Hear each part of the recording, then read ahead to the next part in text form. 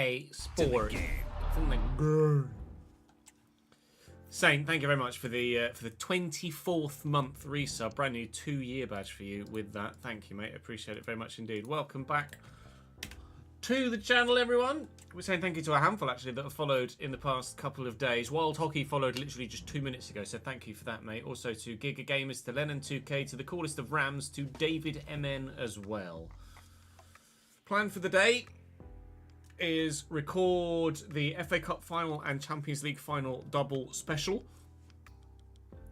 for Leeds. Then we are done with Leeds. Then it is new save prep time, effectively, which is going to take a few days. So the new career mode won't be starting until the middle of next week at the earliest. But we are not far away from it. Yeah, I'm good, thank you, Niche. How are you, mate? Windle, thank you for the second month in a row, pal. Very good of you, dude. It does, ads. I appreciate that. Thank you, mate.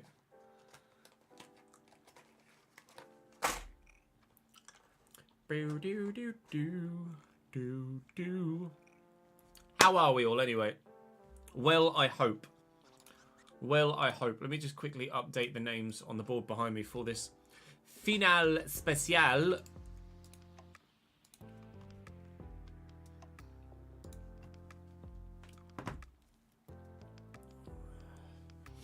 And then we'll see what we can do.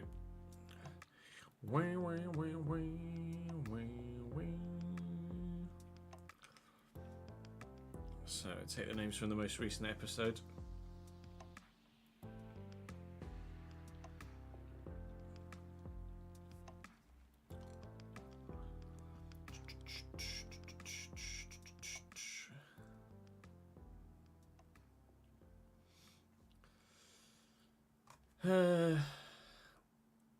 Nick Frohead.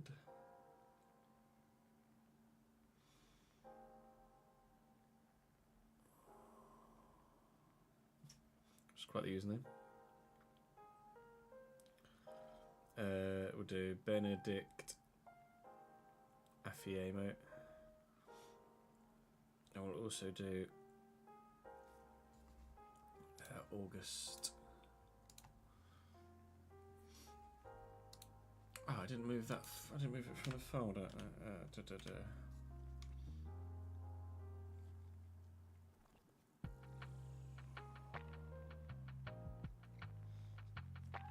Yeah.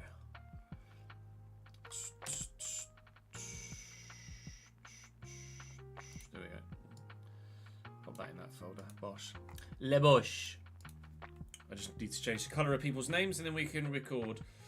Obviously, we are praying to win the FA Cup final and the Champions League final, but we do not have great previous experience of finals in this save, do we?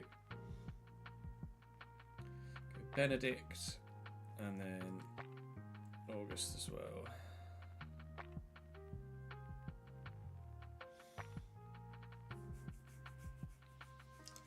Yeah, Vinegar of Hesseling has been recommended a few times.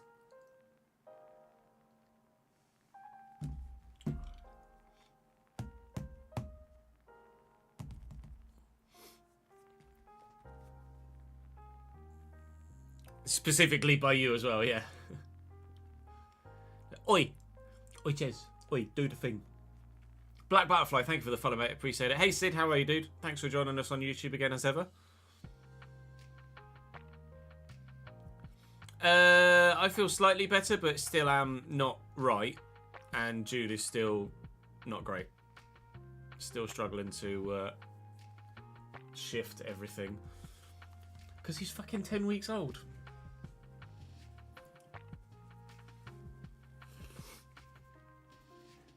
Bless him. Clubs is decent with friends, Sid. I agree. Always good fun. Thanks for the follow, Shani Shu. Welcome to the channel, mate.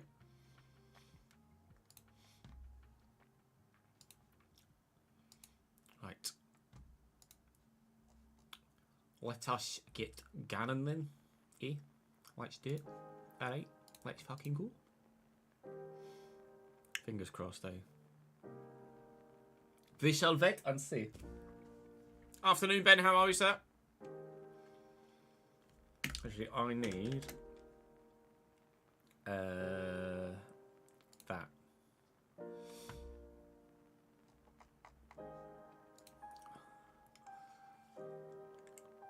A quick save 3 seasons max.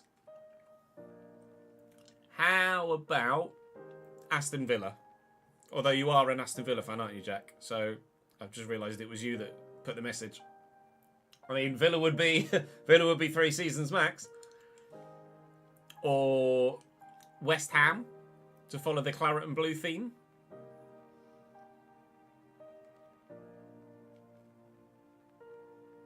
You've got Man City in both, have you, Daniel? What are the chances?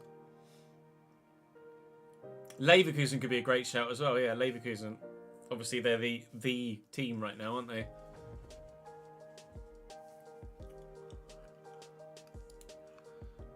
Oh, I need to put the fucking heart rate monitor on. Of all the days to not put the heart rate monitor on, or to put the heart rate monitor on, Champions League final day is probably the one, isn't it? Really. Bear with. Here, you kind of have to put the receptor things on your nips, just because it gives a bit of reading, but it does feel quite weird. There we go. Plug it in. Make sure it's central. We're on. And then I need to open the app. Let's get dressed first, shall we? Godmon boy, thank you for the 2nd month, mate. Appreciate it, dude. Not very well today. Should be at full, but unable to attend. Well, she felt noir, high temp, headache, muscle ache, throwing up, feel lethargic, bedroom window wide open, you're sweating. Feel better soon, pal. In all regards. In all regards. Vitesse are likely to go bankrupt, are they? Yikes. Right, it's opening up.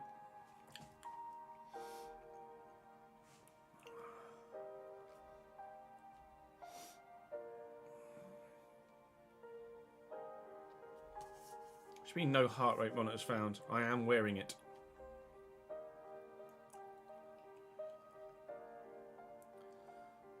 This is going to be the last episode that we record at Leeds, Akash, yes. There we go, we're on. They found it.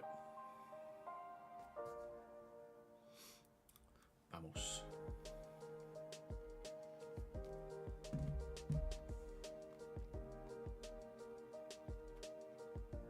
Vitesse only have 2 points this season.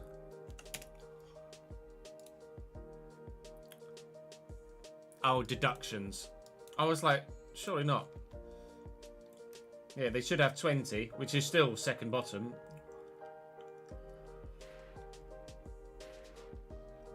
Presume they're financial implications.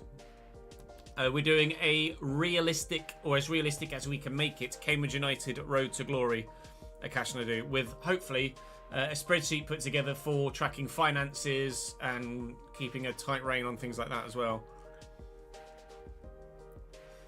We finished in the Premier League fucking second, mate, by a point. By a point.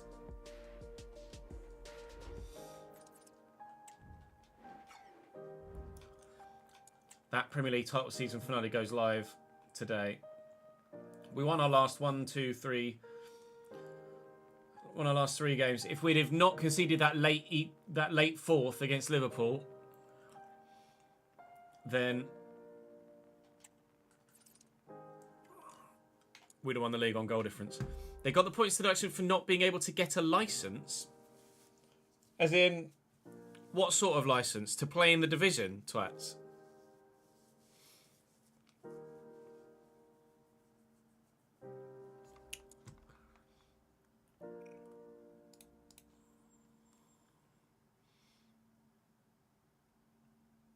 On what grounds?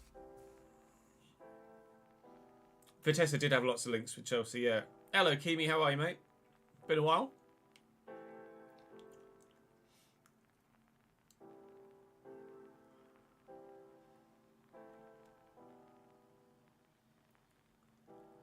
Yeah. Lucas Piazza went to Vitesse on loan a few times, didn't he? Ended your shirt partnership with Macron, hoping you go with Hummel. Hummel UK have stopped trading, Ben, as far as I'm aware. Because Cambridge were with Hummel, and we were forced to go with someone else.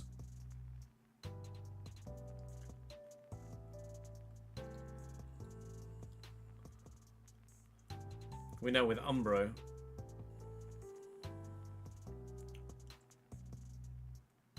Yeah, not the best, Kimi, but glad that you're well, mate. Mason Mount went on loan to Vitesse as well, did he? Intriguing.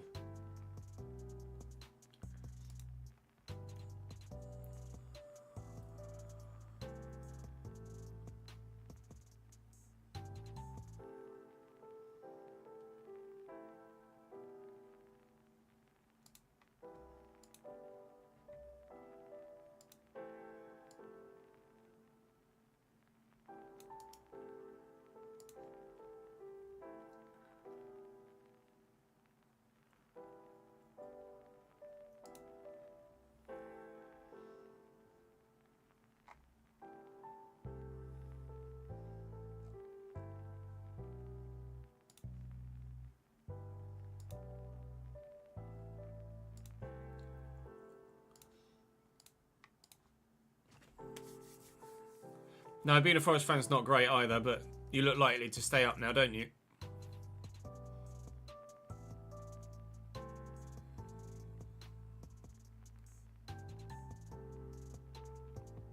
Ah, yeah, that's not great. Summer in Jamaica, hot as fuck. Yeah, I probably would have been able to guess that, to be honest. There have been some horrendous kits over the years, haven't there, for a number of clubs. Right, shall we record the FA Cup and Champions League final specials? I think we should. Let's hit record. This will be tomorrow's episode. Actually, no, what's today? Friday. We might put this live on Saturday as like a bonus, rather than waiting till Monday for just like one video. And then I might put a video live asking for potential rules, etc. I'm not feeling well enough to put the suit on, Kimi. It's too hot. I'm too ill. No. Hello, Doc.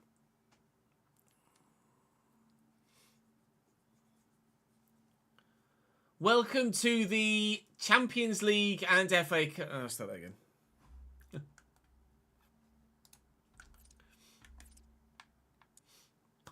Welcome to the FA Cup and Champions League double final special here as our last ever episode of this Leeds United career mode. We finished the Premier League season in the last episode. I think this is probably going to go live as a bonus extra weekend upload on Saturday. So there will have been a video yesterday with that Premier League season finale, the title chase. How well that chase went, you'll have to find out by watching that video. I won't spoil anything for you here, but you can see that 2 of our players got into Team of the Year in the Premier League. And hopefully we can add some trophies to our cabinet with a title win in the FA Cup and a title win in the Champions League, both against English opposition. It's Manchester City we have in the final of the Champions League today. Brighton first. We won't underestimate them.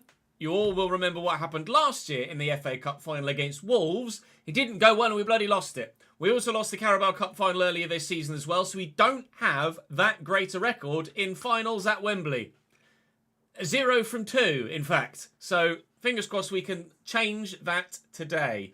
Do drop the video a like if you've enjoyed this save. I'd appreciate it. Let me know in the comment section which way you think the results are going to go without skipping to the end and cheating, of course. There'll be an update video of sorts going live either tomorrow on Sunday or on Monday with regards to what's happening next on the channel and what we're going to do and what we're looking to do in that next save. A lot of you know what that's going to be already, of course. I will divulge more when we get to that little update video. We're going to concentrate on Leeds United today. Saying thank you as ever for your guys' support in the comment section down below for the content. Really appreciate it very much indeed. Today we're saying thank you to Nick, saying thank you to August, and also saying thank you to Benedict as well. August, thank you very much indeed for joining the Patreon at the VIP tier as well. We will have you in the next save when that happens. And of course, any of you that would like to join can do so in the meantime before we set up that new save that will start probably towards the end of next week, I imagine. Right. 2 cup finals. Let's get it done.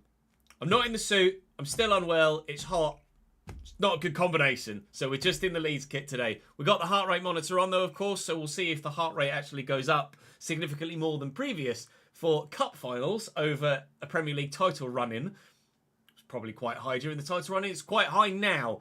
But for the time being, we're going to concentrate on Brighton and make sure that everybody is as fit as they possibly can be and as sharp as they possibly can be so that we get the best results we possibly can, which hopefully will be 2 victories.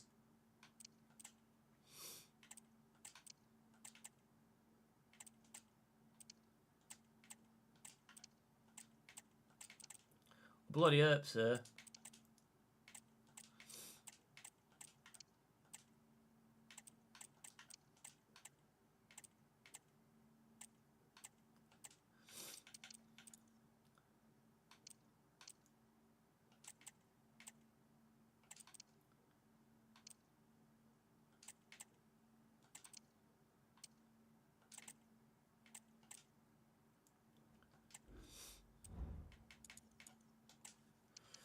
Banksy, thank you very much for subscribing with a brand new tier 1 sub, mate. That's very good of you, pal. Appreciate that, mate.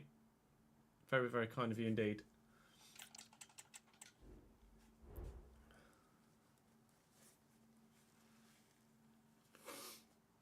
Yeah, what are we saying?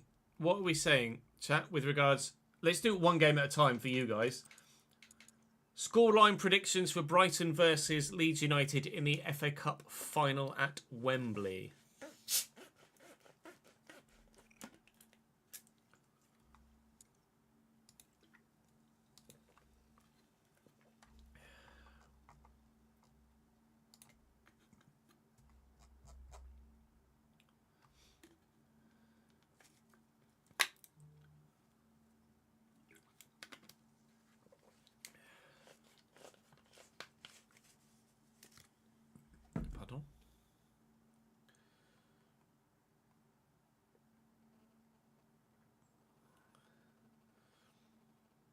Was weird.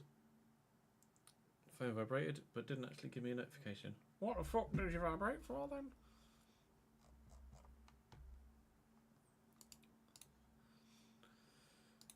Right. 10-10. No, Football South. The Cambridge United save won't start for a few days yet. We've got a lot of prep work to do first. What are our previous results against Brighton?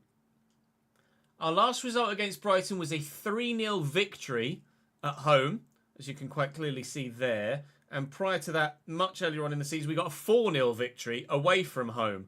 So it looks good on paper with regards previous performances against this side. However, how good will they be on this day? Will they raise their game?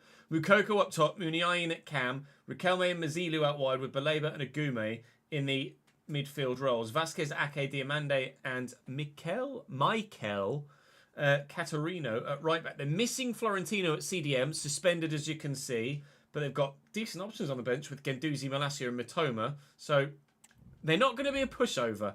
They're probably not going to be great, but we thought the same of Wolves last year, and then they went and won the final. So let's not do that, shall we? We should be able to...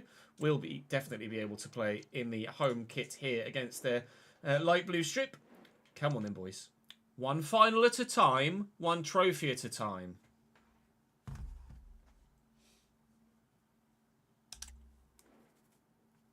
Good, thank you, Davidenki. How are you, dude? I hope we're going to smash them.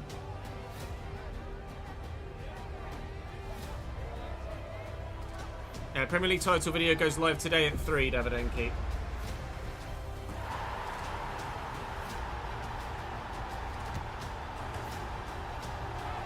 See, these cutscenes don't lag. That's what we're playing for. It's the FA Cup. Leeds United versus Brighton in apparent darkness. Not sure why the lighting is quite so poor. It is loud here at Wembley today. My God. Really, really loud inside Wembley's. I think I remember that, actually, last time we played here too. There's a bit more light this end of the pitch. Don't quite know what's going on with the shadows here in this particular fixture. I apologise for that. Shouldn't be too hard to figure out who's playing for who throughout. But it might be a little bit awkward at times. Alvarez will look for Rafinha and will cut inside. And Rafinha very nearly gives us the best possible start here at Wembley in this FA Cup final. But goalkeeper Draven Hall makes a very good stop to deny us that first one-goal lead.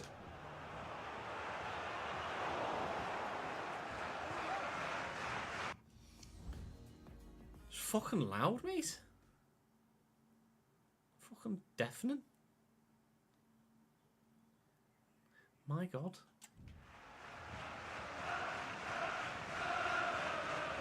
It's nearly as loud as Bournemouth. Martson forward to Somerville. We'll switch it out wide. And Van Evite. Rafinha. Van Evite's going to play Rafinha in again. And for a second time he's in behind. This time we will use support. We won't find it, however. Why is it so goddamn loud? Can you guys hear me over the gameplay audio well enough?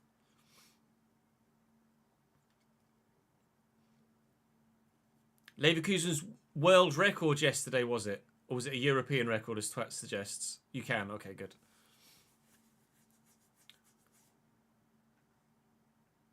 With their 97th minute equaliser, of course. They are doing a madness this year. The amount of 90-plus goals they've gotten this season is actually ridiculous, isn't it? Like, genuinely silly. Xabi Alonso time is better than Fergie time, it seems. JN, how are we, mate? Thank you for joining us on YouTube. They've the longest unbeaten streak in Europe now. They've surpassed Benfica, have they? Wow.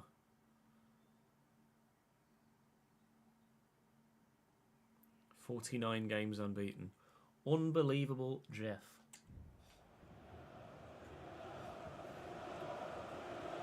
Seagulls, seagulls. Well, hopefully the seagulls won't be flying high come the end of this game. I see Somerville free at the back post. Not free enough. Caterino does well enough. And that's not a great ball looking for Martson, to be fair. Can Archie Gray win this? Yes. Go on, Archie. It would have been a hell of a way to start the FA Cup final. Goal scoring from that range on his week for Alvarez. Wins that header well.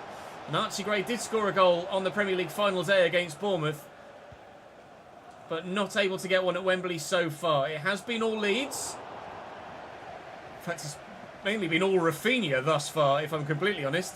He's done everything to this point, apart from getting some good interceptions in, which is what Declan Rice has done there, but still, we haven't found an opening goal here. Yusufa Moukoko is going to be tricky, actually. Well, I don't tend to play against him that often in career mode. I don't know whether you, to be fair, a lot of you guys probably buy him in career mode. He was always a go-to youngster, wasn't he? I'm not sure what his potential is now. He's a little bit older, but certainly a capable striker for this level, for a side of the quality of Brighton. It's knocked down well enough by Alvarez, but picked off well. Muniain and Agume. Declan Rice does what Declan Rice does best, and Rafinha plays it into Alvarez here. I've got Gini Ruter with me. Alvarez going to go again. No, Archie Gray will drive into the space. And Somerville's looking for the ball through the gap. It's a wonderful through ball. It's a wonderful goal. Leeds lead at Wembley. Crescencio Somerville 1-0.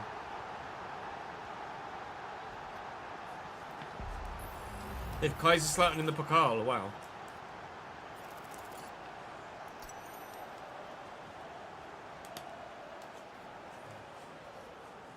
Yeah, you said 4-0, didn't you, Kimi?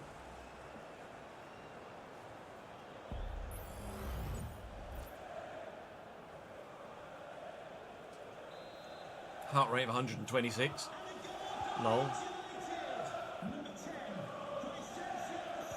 Went in deck. Here's Alvarez. Somerville. Caught on it. Mazilu. Caught on it. Somerville. Just trying to turn away from all of the danger there. Has been very much all Leeds so far. But we've encountered games like that previously and definitely not gotten the results. The Amande's clearance, Archie Gray will win that. Gini gets it under control well and will spread it out wide here to Martson.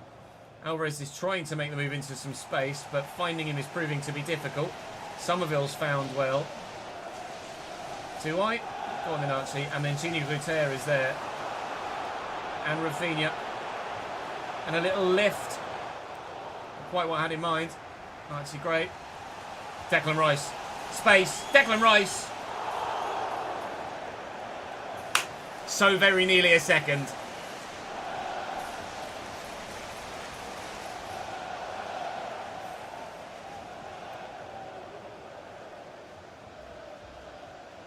Maybe, Duck, maybe.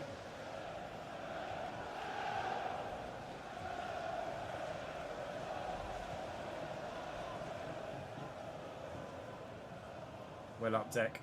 Rice with a good header. And into Rafinha. A ball back. And Van Evite.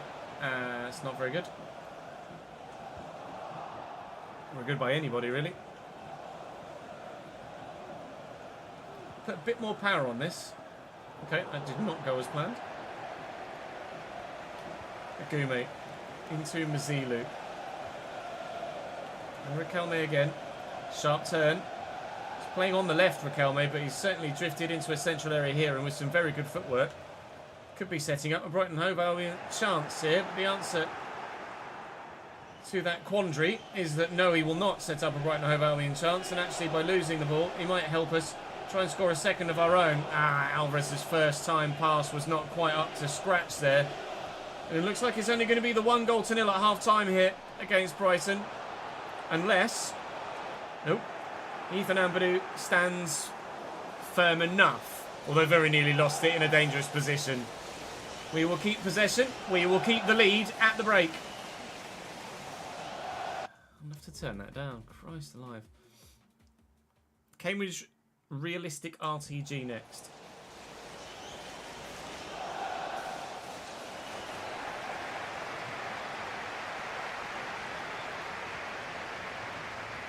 I haven't seen the... Well, actually, no. I saw the Player of the Year nominees.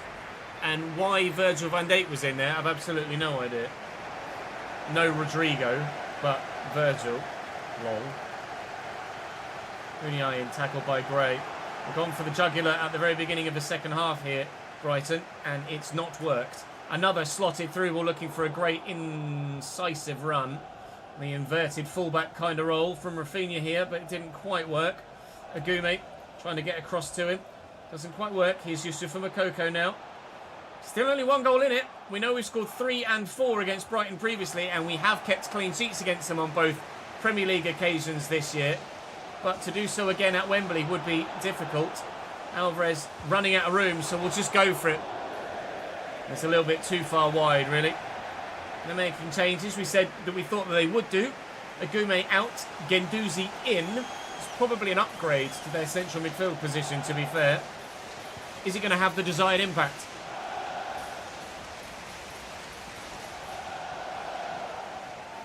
Yeah, Rodrigo. Somerville. Nope, nope, nope, nope. Leave me alone. Oh, I mean, I press pass, but okay.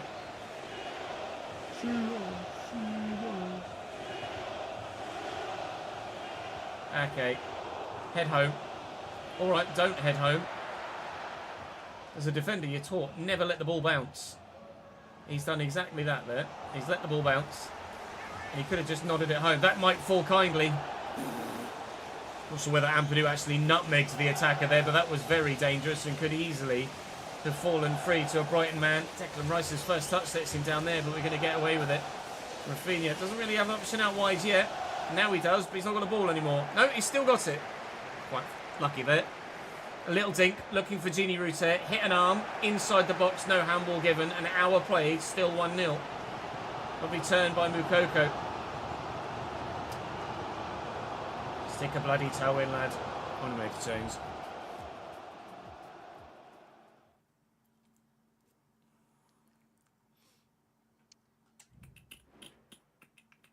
Let's bring Peru on. Alvarez has been underwhelming in this game so far. Rice for Scott.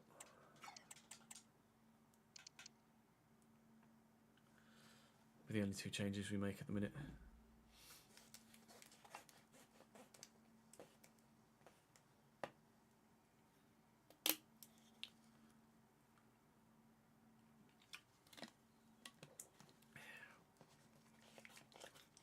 Yeah, we're going to try and keep a realistic control on what money we're spending and how we're spending it, etc.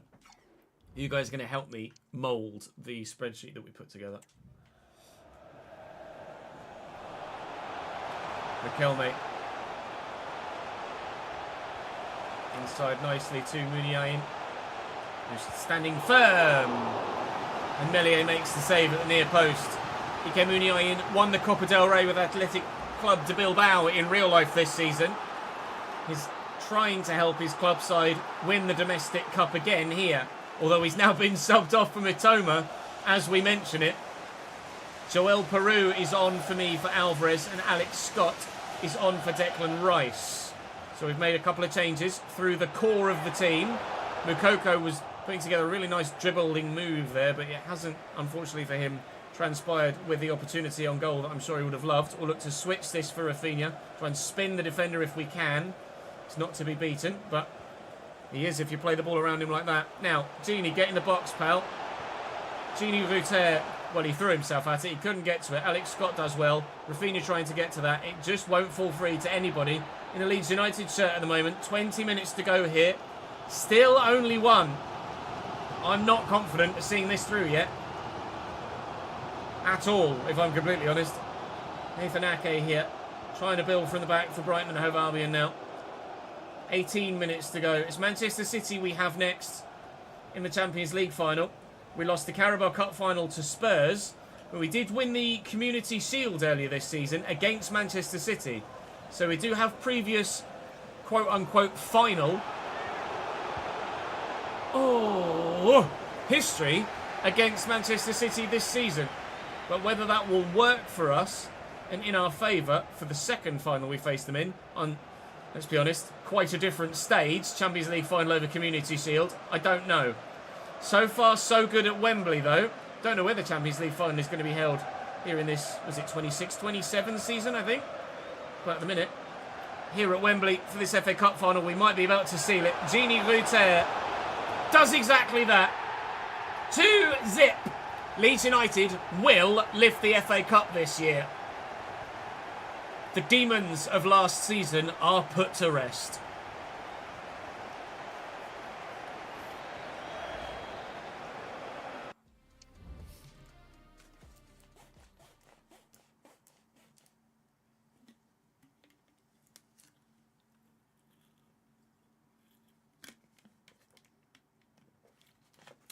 I might disable the first transfer window, Jamie. I'm not sure yet. We're going to, when we do the prep, we're going to put together a list of questions that we want to get feedback from you guys in either live chat or on the YouTube channel. And then things like transfer window open or closed, things like promoted teams up and down that are in the playoffs, things like players that have been released IRL through the club's retained list. What we do with them is to be decided upon by you guys as well.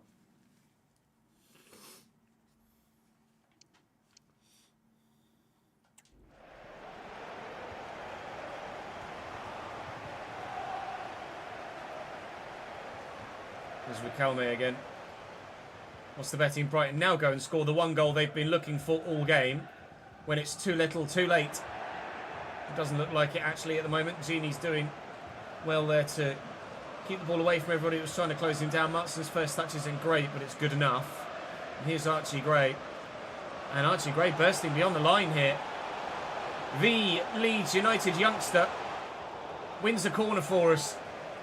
It's not quite had the goal-scoring impact of Jamie Shackleton in the previous Leeds save, but he's certainly been the young Leeds man that's grown particularly well and made a name for himself in this save, isn't he, Archie Gray? And who knows, he might yet have a Jamie Shackleton-esque impact on the Champions League final against Manchester City. How fitting would it be, how poetic, if Archie Gray scores a very similar goal against Manchester City that Jamie Shackleton did against, was it Atletico Madrid in the Champions League final of FIFA 20. This is excellent football that unfortunately won't lead to a third goal to properly seal it, but let's be honest, Brighton aren't turning this over now. Leeds 2, Brighton 0. The Seagulls have had their wings clipped at Wembley, and it will be the Whites, not the blue and whites, that lift the FA Cup trophy this season. After losing by a goal to nil to Wolverhampton Wanderers last year in particularly frustrating circumstances, we've picked ourselves up, we've gone again, and we've built another cup run. In fact, we've built 3 cup runs. Getting to the final of the Carabao Cup, but sadly losing to Tottenham, thanks to, let's be honest, a wonderful free kick from Pedro Porro. Relatively straightforward start to the day here. Brighton weren't at the races. It was the closest game we've had against them this season. 4-0, 3-0, 2-0 in that order. But they aren't, nor did we expect them to be, at our level. Apologies for the frame rate issues. It's the game chugging the PC, not my PC. It's just that poorly made on PC, that poorly optimised. Ethan Ampadu will lift the trophy here for us. And we hope, as we said at the Community Shield final, it's not the last one he lifts for us this season. When he lifted the Community Shield, we said we've got plans to win more this season. We have now won more this season, but we've plans yet further still to lift more today. Ethan Ampadu lifts the FA Cup Let's get out of there so that everything starts to smoothen out again, shall we? And then it's time to head now to the Champions League final against Manchester City to try and do it all over again.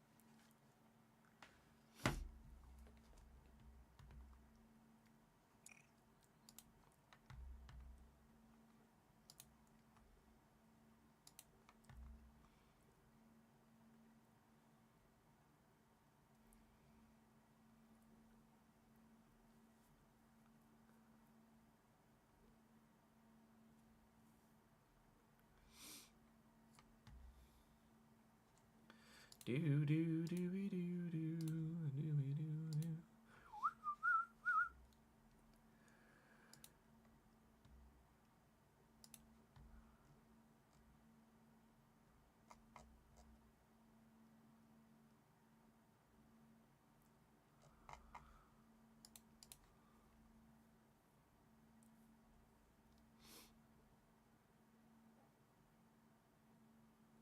It's mad, isn't it?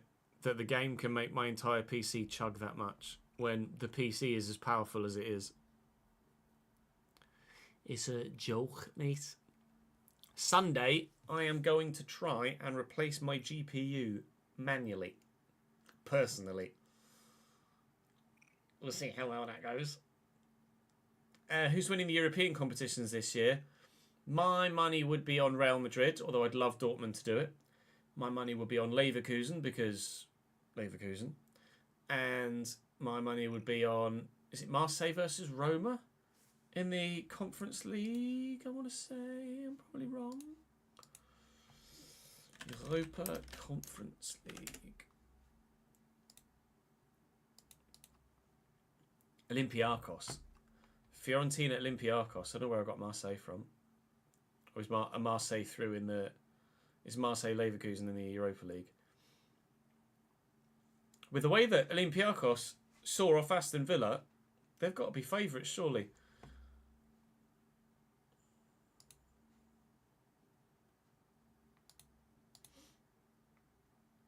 Oh, Marseille and Roma were the teams losing in the Europa League semi-finals. Fair enough. Atalanta Leverkusen. There you go.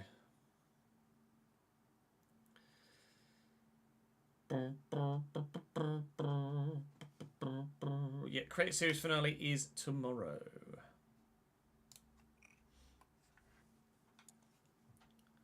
So with the FA Cup won, we're about to head to Germany, to the Veltins Arena, FC Schalke's ground, to try and win another trophy. You saw there that Inter Milan have won the Europa League.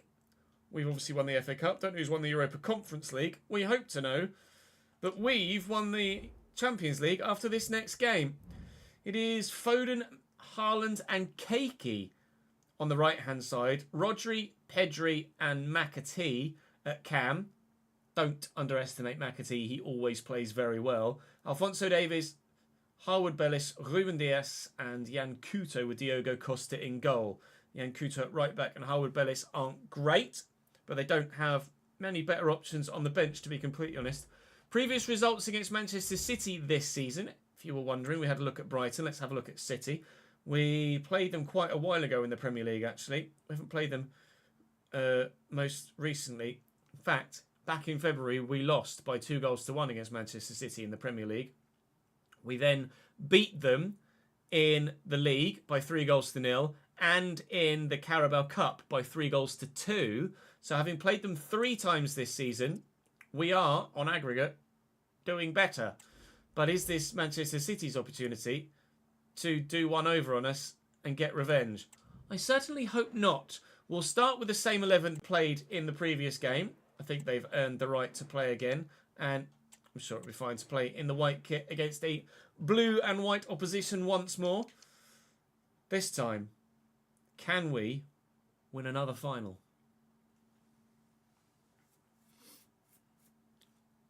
Score predictions, score predictions, score predictions.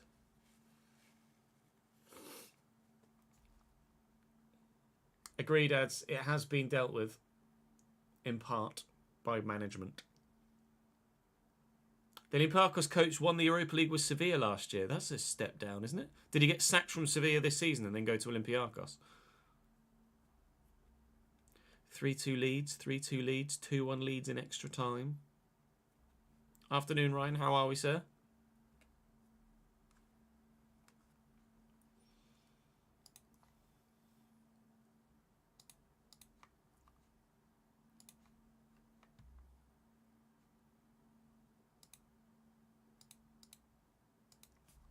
Do-do-do-do.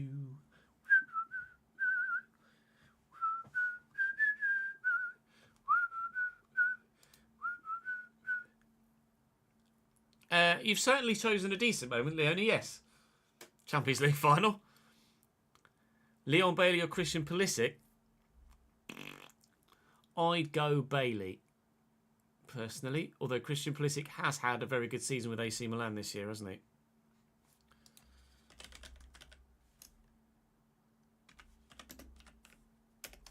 Christian Pulisic. Let's have a look. Scrolling, yeah. 13 goals this year for Christian Pulisic, which is the best return of his entire career in Serie A for AC Milan. Moved for €22 million. Or it will be worth a maximum of €22 million once all clauses are met, if all clauses are met. I wonder what bias that could be, Nola Bear.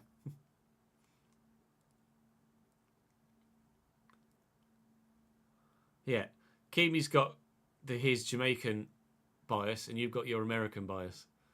So they cancel each other out. That'll be alright, won't it? The kits will be fine like that, surely.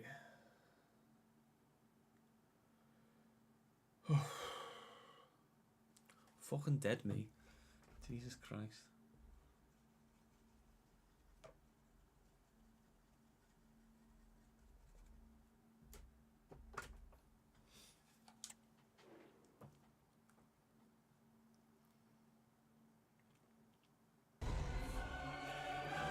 Oh no, don't copyright me, please.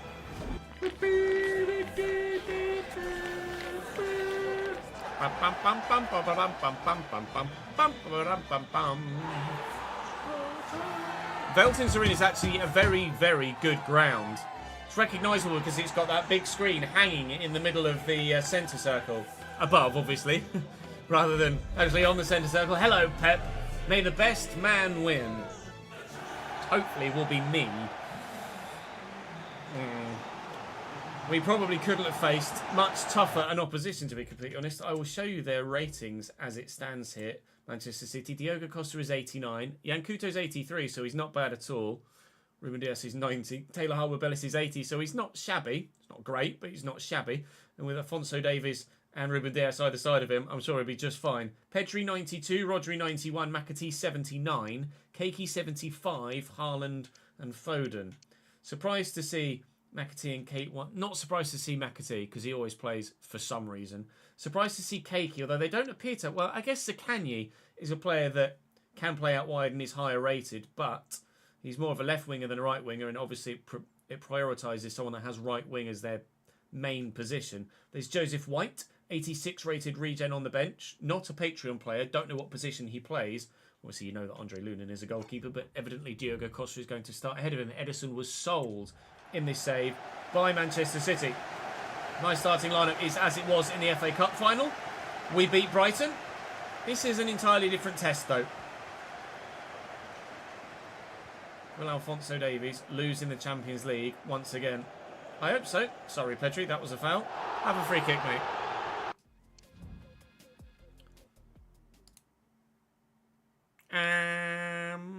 Not for me.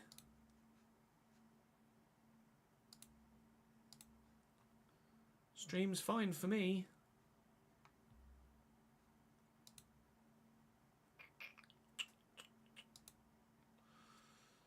Tawonga, thank you for the 18th month subscribed, my man. Appreciate that. Welcome back to the gang, my man.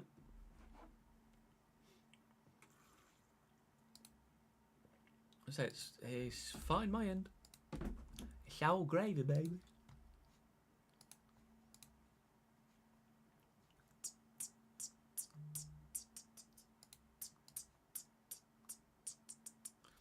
It was the pause menu, lol, probably.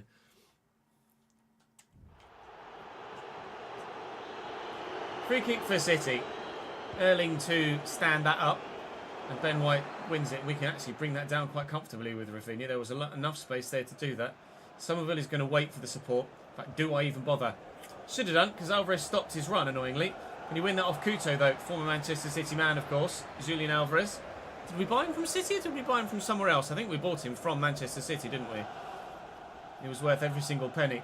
So he might not have been City. I can't remember. You guys will remember. I'm sure someone in live chat will remind me throughout the course of the game. Rodri out wide to Phil Foden. They've got such good players, Manchester City.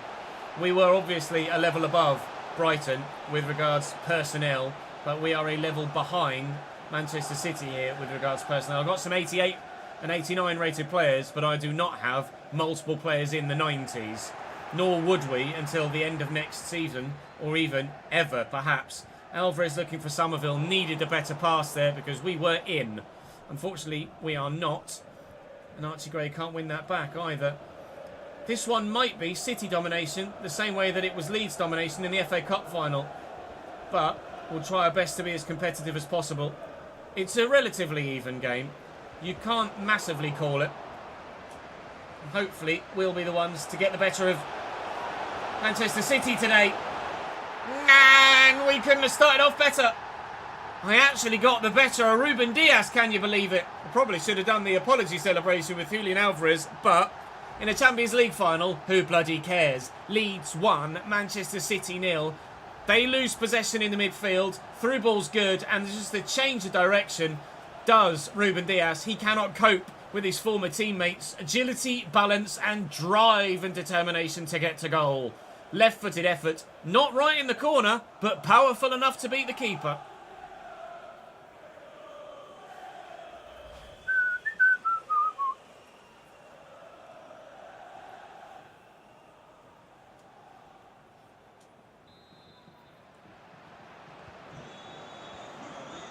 Glad you like the heart rate additionally, and it's good feedback. Thank you for that.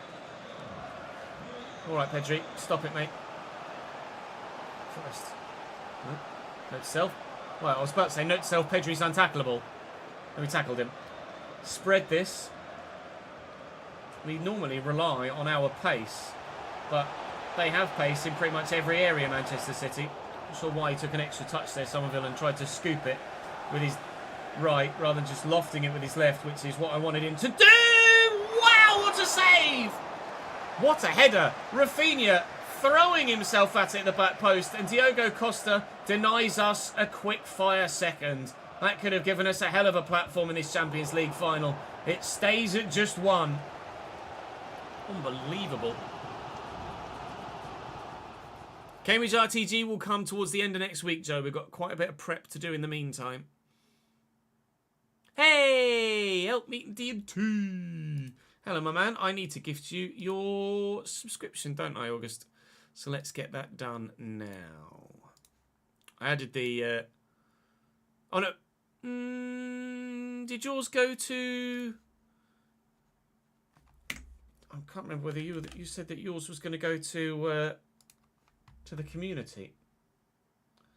I will have jotted it down. Yes, yours goes to the community. So we did do that. I did gift it to the community. I remember now. It was indeed done. But seeing as you're here and you don't have a subscription of your own, I'll gift you yours as well. Because why the balls not? We said that, in fact, you're on the ball behind me, look. We said thank you to you in the opening part of this Champions League FA Cup final special double header.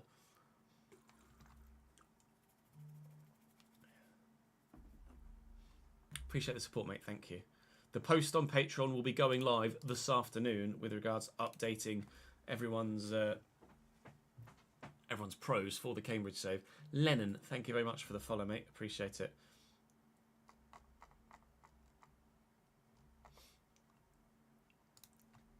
Afternoon, Jordan. How are we, mate?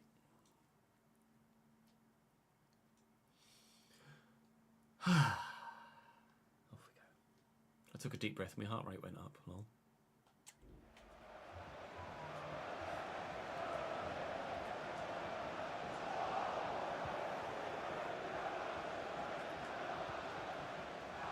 Right. Oh, it's a dead touch by Van Evite, expecting the City press to present itself even more offensively than it usually does, especially now that we've had that 1-0 lead. Should have maybe played that to feet rather than trying the through ball. That City press is there, look, so we're going to have to be wary of it, be prepared for it and play around it. Sometimes it works very, very well, sometimes it does not. See which one it is on this occasion. That's a lovely ball into Declan Rice. I'm just going to keep going down the line here.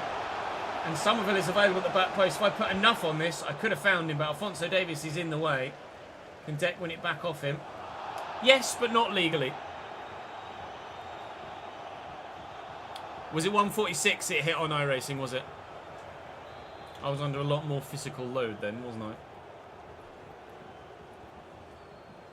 Here's Rodri. And into Philip Foden. Nominated for Player of the Season in the Premier League this year, IRL. Justifiably so.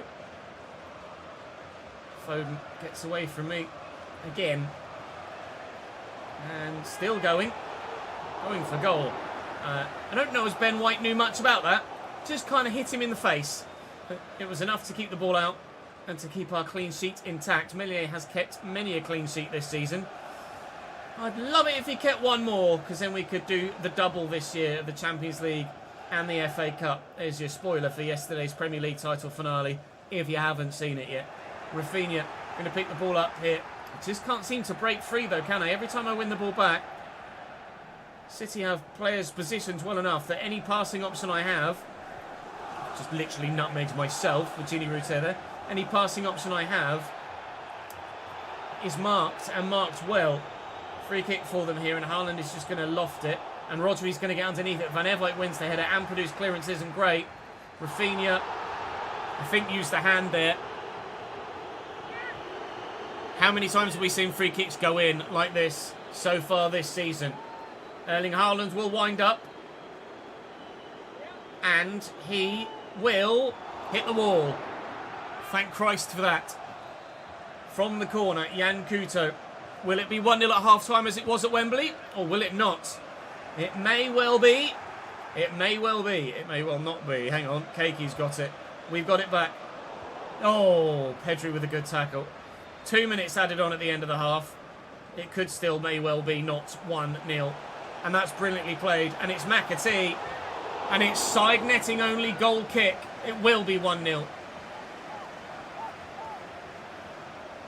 You would imagine, Leone, wouldn't you? Yep. Good game, good game.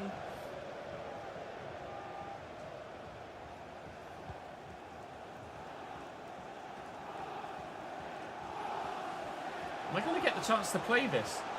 No.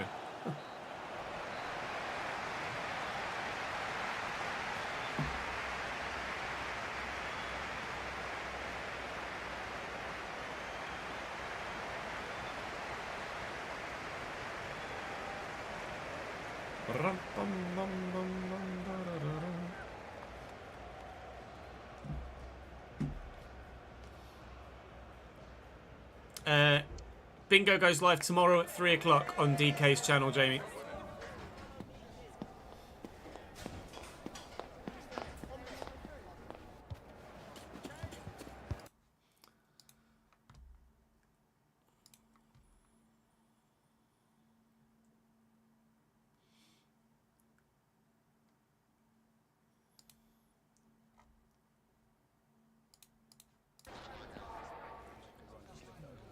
Recorded it yesterday. Yesterday? Yeah, yesterday with DK. It goes live at 3 PM UK tomorrow afternoon. So we will be live for it whilst we're streaming Open Lobbies on F1. So I'll do a community post on YouTube for it.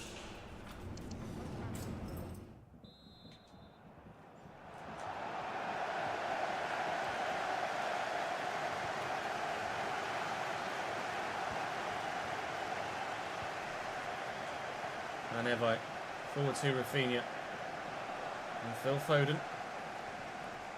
Declan Rice trying to win it back. Foden's done really well. Foden can get this back inside. City starting the second half, how they ended the first in my bloody half. Alphonso Davies on his right foot. We've seen that in the Champions League before. Goal kick only though. Not quite the same sort of ending there, was it? That would be Zaccagni coming on for Keiki. It will sub on a left winger at right wing. It just won't start a right winger. Sorry, a left winger at right wing if there is another right winger in the squad. Doesn't really make much sense, but what does in FC these days? Van Evite. Rafinha wants to make that inverted winger run again, and we've slotted him in nicely and cut this back to Julian Alvarez. Oh, and this time Ruben Dias does deal with his former teammate. Gini was there ready and waiting to score the second goal in a cup final again. But he's denied by the Portuguese.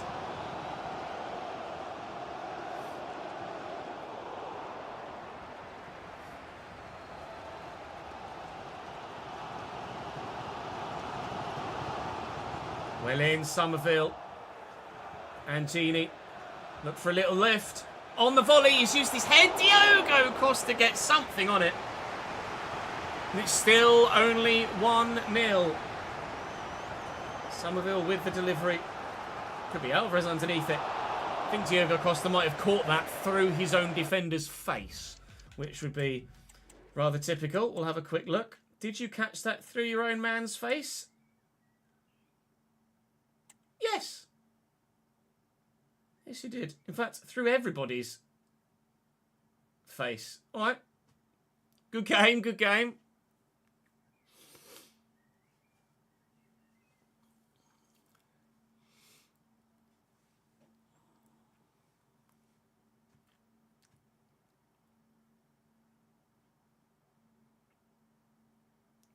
Everton have withdrawn their points deduction appeal. Have they done that because they had the same appeal as Forest and Forest lost theirs, so there was no point? Maybe. Rather than it being a sign of guilt.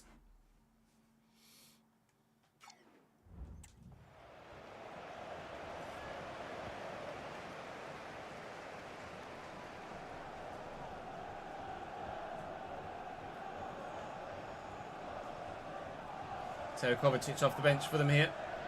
Into Pedri. Floated well. Van Everijk and Foden both underneath it. One missed his touch, one didn't. Rafinha. Nice. He's done that really nicely. Alvarez has just loitered there, which is annoying. And now he is forward. Spins away from Rodri. And Rodri finds... Sorry. Alvarez finds Archie Gray. Oh, fuck it.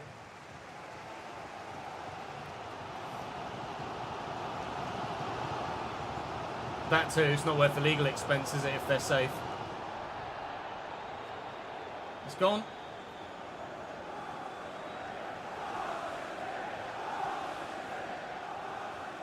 And Purdue and White. As time goes on, City's players will fade physically because of that high press. They will have to rely on multiple substitutions to keep themselves as competitive as they want to be in this game. It's a lovely touch by Gini Ruter. Is he about to seal it for Leeds? No. Jack Clark wants to come on. All right, let's do it then. Why not? Jack Clark can come on. Let's bring Peru on for Alvarez again. Current match winner as it stands. I won't make any other changes outside of that at present. We could even get Peru on the end of this from the corner if Diogo Costa wants to stay on his line this time. That's the plan. That's exactly what happens with his first touch of the game. Joel Peru might well have just sealed the Champions League for Leeds. Ah, Christ the Redeemer.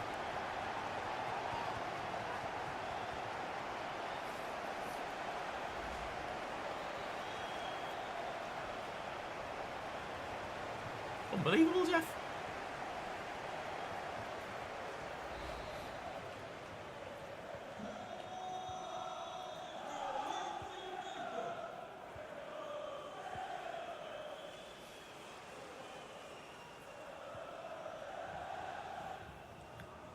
Kovacic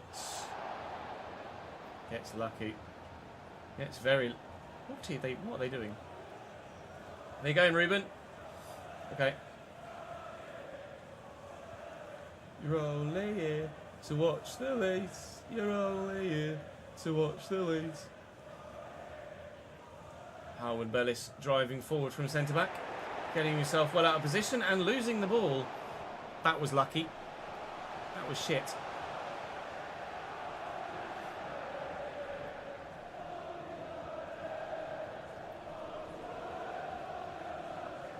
And Couto. It's probably a foul, isn't it? Let's be honest. 5 fouls to their 0. Very clean from Manchester City today. In most regards. But they cannot deal with our offensive play. Oh, it's gorgeous. He's offside. It's such a shame.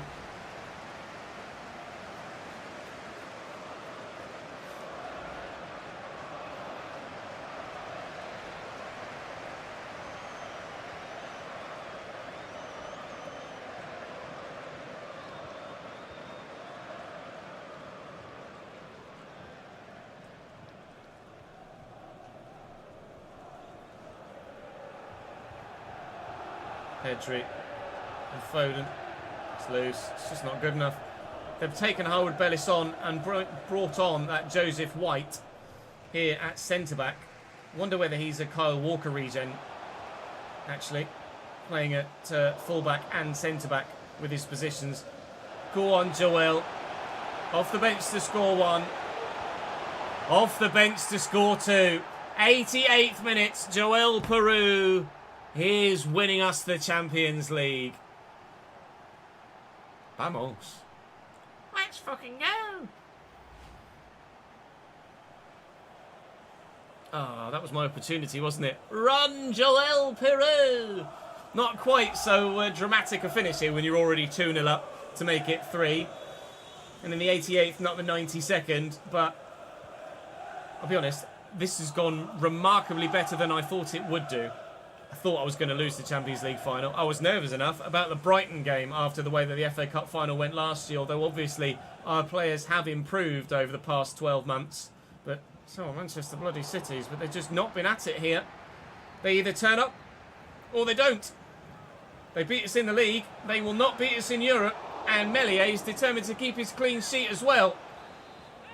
With the definitive last action of this Champions League final and of this Leeds save, Meslier makes the stop.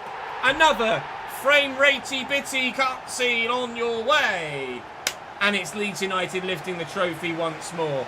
A double for us then here today to round out this Leeds United career mode save. We will drop back to the menus as ever, have a full season and save roundup, and show you everything that happened in this save and who won what, etc., and how everybody got on.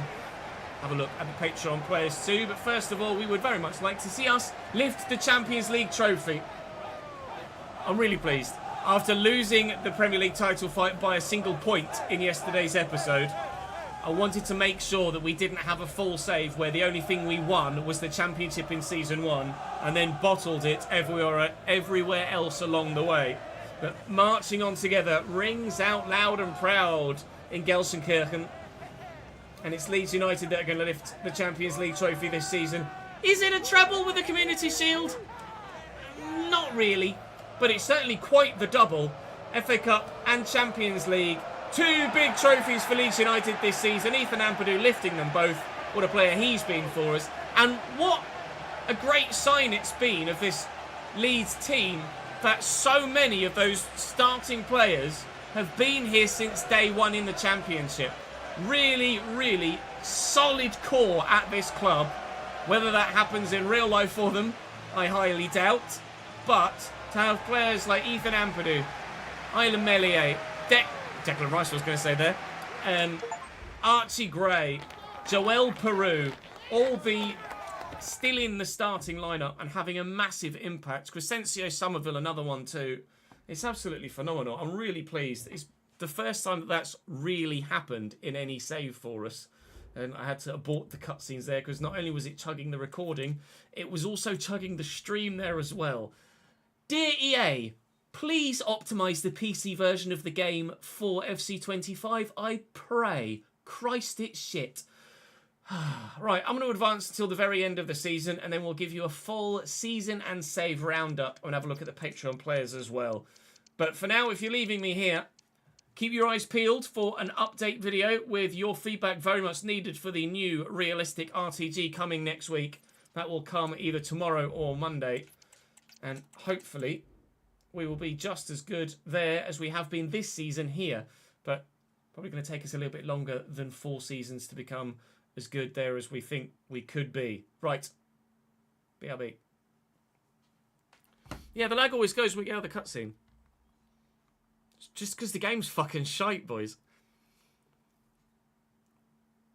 It's unbelievably shit, Jeff.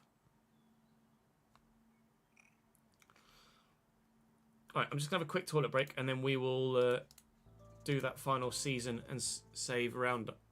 I will BRB.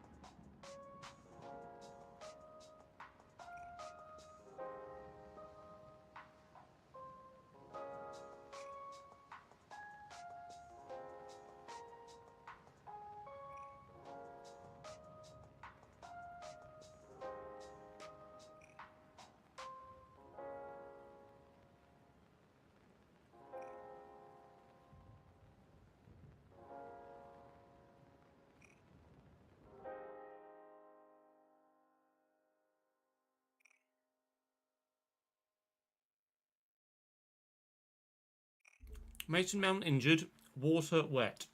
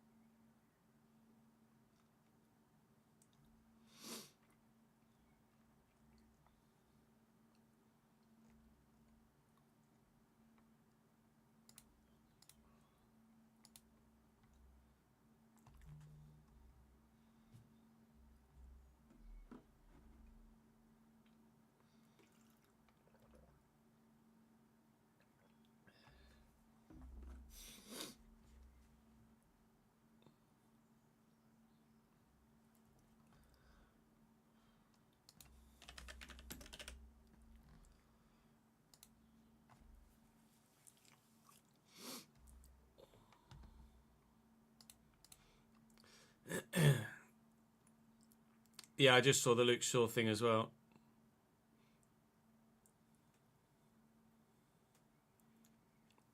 Bruno, McTominay and Rashford all trained, did they? You weren't great against Palace, no.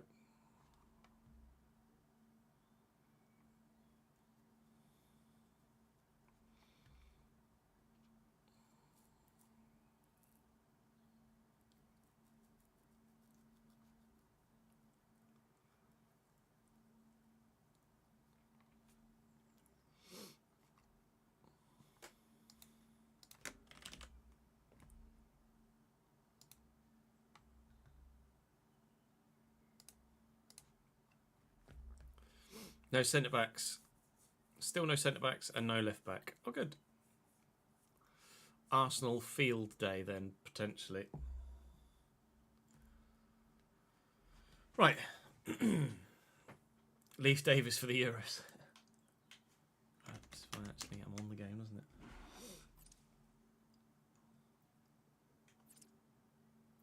So let's have a look and see who did what this year. We already know, obviously, that we've won the Champions League and FA Cup this season, and yesterday we found out that we did not win the Premier League in this Leeds United save. Third last season, second this season, and only by a single point. Single point that we lost in the last 5 minutes of the most recent game against Liverpool in a 4-3 defeat. Thriller. Pretty annoying, that, isn't it? Pretty annoying indeed. City and Chelsea third and fourth, Spurs in fifth. Relegated were Burnley, Bournemouth and Forest. Everton survive. The Community Shield, obviously, we won by 2-1 against Manchester City. The FA Cup, we just won against Brighton. Carabao Cup, we lost against Spurs. So we had the chance to win everything this year, and we very nearly did. We could quite easily have done a quadruple. Napoli won the UEFA Super Cup. Obviously, the Champions League was won by us. We know that Inter Milan won the Europa League. It was against Liverpool, though. Unluckily for them. No Champions League football for Liverpool next season in this save because they were outside the top four in the Prem as well. Lazio beat Ajax in the final of the Europa Conference League here. Liverpool were 5th or 6th? 7th, in fact, for Liverpool in the Premier League this season. Really not great there for them. With regards player stats, if I can actually get to the right tab, our very own Joel Peru wins the Golden Boot with 26 goals in 34 games. There's also Julian Alvarez there with 16 in 27 and Ruter with 15 in 36. Peru did not start a lot of the latter games, so he must have been on one hell of a goal-scoring season before being dropped for Alvarez, who went on to one hell of a goal-scoring streak of his own. Any other Leeds players in the top 25? Not on this occasion. Anthony Gordon, joint top creative player with Alvarez, Pirou, Somerville and Amdouni at Burnley, who got relegated. Alvarez with 9 assists in 27 games. I was about to say, so maybe he should get it. But no, Amdouni, 9 in 25 games. So let's let them share it, shall we, the silver boot. More Leeds players on there, and Archie Gray with 8, just 1 behind. Ruter with 7, Rafinha with 6. Any other Leeds United players in there? No. Clean sheet-wise, Meslier bossed it. 14 clean sheets in the Premier League this season. He did very, very well indeed again. I think he won the Golden Boot last... Golden Boot. He didn't win the Golden Boot, I tell you that much. The Golden Glove last year as well. Coming up from the Championship would be Wolves and Middlesbrough, and one of Norwich, Watford, Southampton and West Bromwich Albion. Getting relegated from the Championship this season would have been Charlton, Portsmouth and Derby County. Portsmouth and Derby just promoted in real life. Promotions and relegations is something we're going to talk about in that pre-RTG video over the next couple of days. Plymouth promoted back to the Championship, as well as Barnsley, who were through against Bolton. No, out against Bolton. Out against Bolton, I think, in the playoffs in real life. Peterborough, Rotherham, MK Dons and Wigan are in the playoffs in save. Cambridge survive, up the Yellers. Wimbledon, Bristol Rovers, Stockport and Notts County back down to League 2, whereas Fleetwood, Shrewsbury, Northampton up to League 1. Carlisle, Tranmere, Forest Green Rovers or Swindon Town will join them. And were it in the game, Crawley Town are in the playoffs, IRL, and Newport County would have been relegated to the National League. In France, you're not shocked. In Germany, a little bit of a shock actually. Leipzig, top of the table by a point from Bayern Munich, from Leverkusen, both on 71 points by a single goal difference there. So a single point or a single goal. The difference in Germany. Dortmund only 5th there, which is probably the biggest shock of all of it. Serie A, Napoli win the league again by 13 points from AC Milan. Inter Milan finishing the Champions League spots and won the Europa League. So definitely a Champions League season for them next year in this save. Juve only 4th. In the Eredivisie, it was PSV for FC Twente. Ajax only 5th. In the Portuguese league, it's Porto from Sporting. In the SPL, it's Rangers from Celtic by 2 goals only. Wow, very tight there on goal difference. And in La Liga, it's Barcelona from Atletico Madrid. Real Madrid 6th. Can you tell me when the last time Real Madrid finished 6th in La Liga? I bet you can't, because I have absolutely no idea when Real Madrid last finished that lowly in the Spanish tables. That's quite the turn up for the books. So how did our players do this year, all told, and how did they grow? Obviously, Meslier has grown quite 64 games he played this year.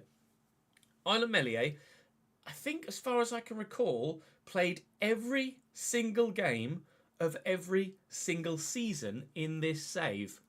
I'm pretty sure. Unbelievable from him. Martson played 61 at left back, to be fair, which is very, very impressive indeed. When you go all the way in all cup competitions, you end up playing quite a lot of football. Maybe Jurgen Klopp is onto something. With regards to goals, though, Joel Peru got 32 all told for the season. Alvarez with 29. Ruter with 24, to be fair to him. As much as I complain about his finishing, he certainly had his best season in a Leeds United shirt this year. Somerville with 12 and 15 assists as well. Nice to see that from out wide as our highest rated player at 89. Rafinha came in and made one hell of an impact. 17 goal contributions in 32 games is very, very pleasing indeed. So, delighted with that. How many goals came in the Champions League for us compared to Barcelona? I don't know. But regardless, 11 contributions in 16 Premier League games since his arrival says that he made a difference to the starting lineup. Jack Clark with 9 and 5. Neto did well for us as well, but some of those might have well been for Wolves as well. Of course, Alex Scott did well, but some of those might have been for Bournemouth. Archie Gray with 12 assists to go with his 3 goals as well. Up for an 88 rated for him this season. Declan Rice with 7 assists. Rice I would have hoped for more from, goal scoring wise, creatively as well. Only 3 in the Premier League. So, not quite as good as he could have been. Alexander Morton got a goal for Brighton in the Premier League, so GG's to him. But not massively impressive in the lower reaches of the squad, but certainly the better players performed very, very well indeed. The last time Real Madrid finished 6th in La Liga was 1969-70. 54 years ago. That's how long it's been since Real Madrid had such a poor season in La Liga, according to Football Manager, apparently, says Ben. And FM is, of course, a very trustful source of footballing information. Sommelier up 2 to 87 this year. Martson similarly to 85. Sorry, Ben Davies. He's going to Le Havre as a much worse player than when he started this season. Only up 1 for Ben White and for Ethan Ampadu. Pascal Struijk up 2 as well, despite not playing too much this year. A lot of players peaked, as you can clearly see from the little yellow symbol this season. Cresswell up 1 as well. Hunter up 2. Fernandez up 1. Kirali up 12, but that's with a position change, obviously. Van Eyck up 2. Riley up 3. Vanderson came in and played some football, but didn't grow at all for us. Declan Rice didn't grow. Archie Gray up 4. He's still got potential to be special, so one imagines that he will just continue to grow next season as well if we were going into it and would smash on towards the 90s. Jack Clark up 1 to 85. Scott up 1 to 81.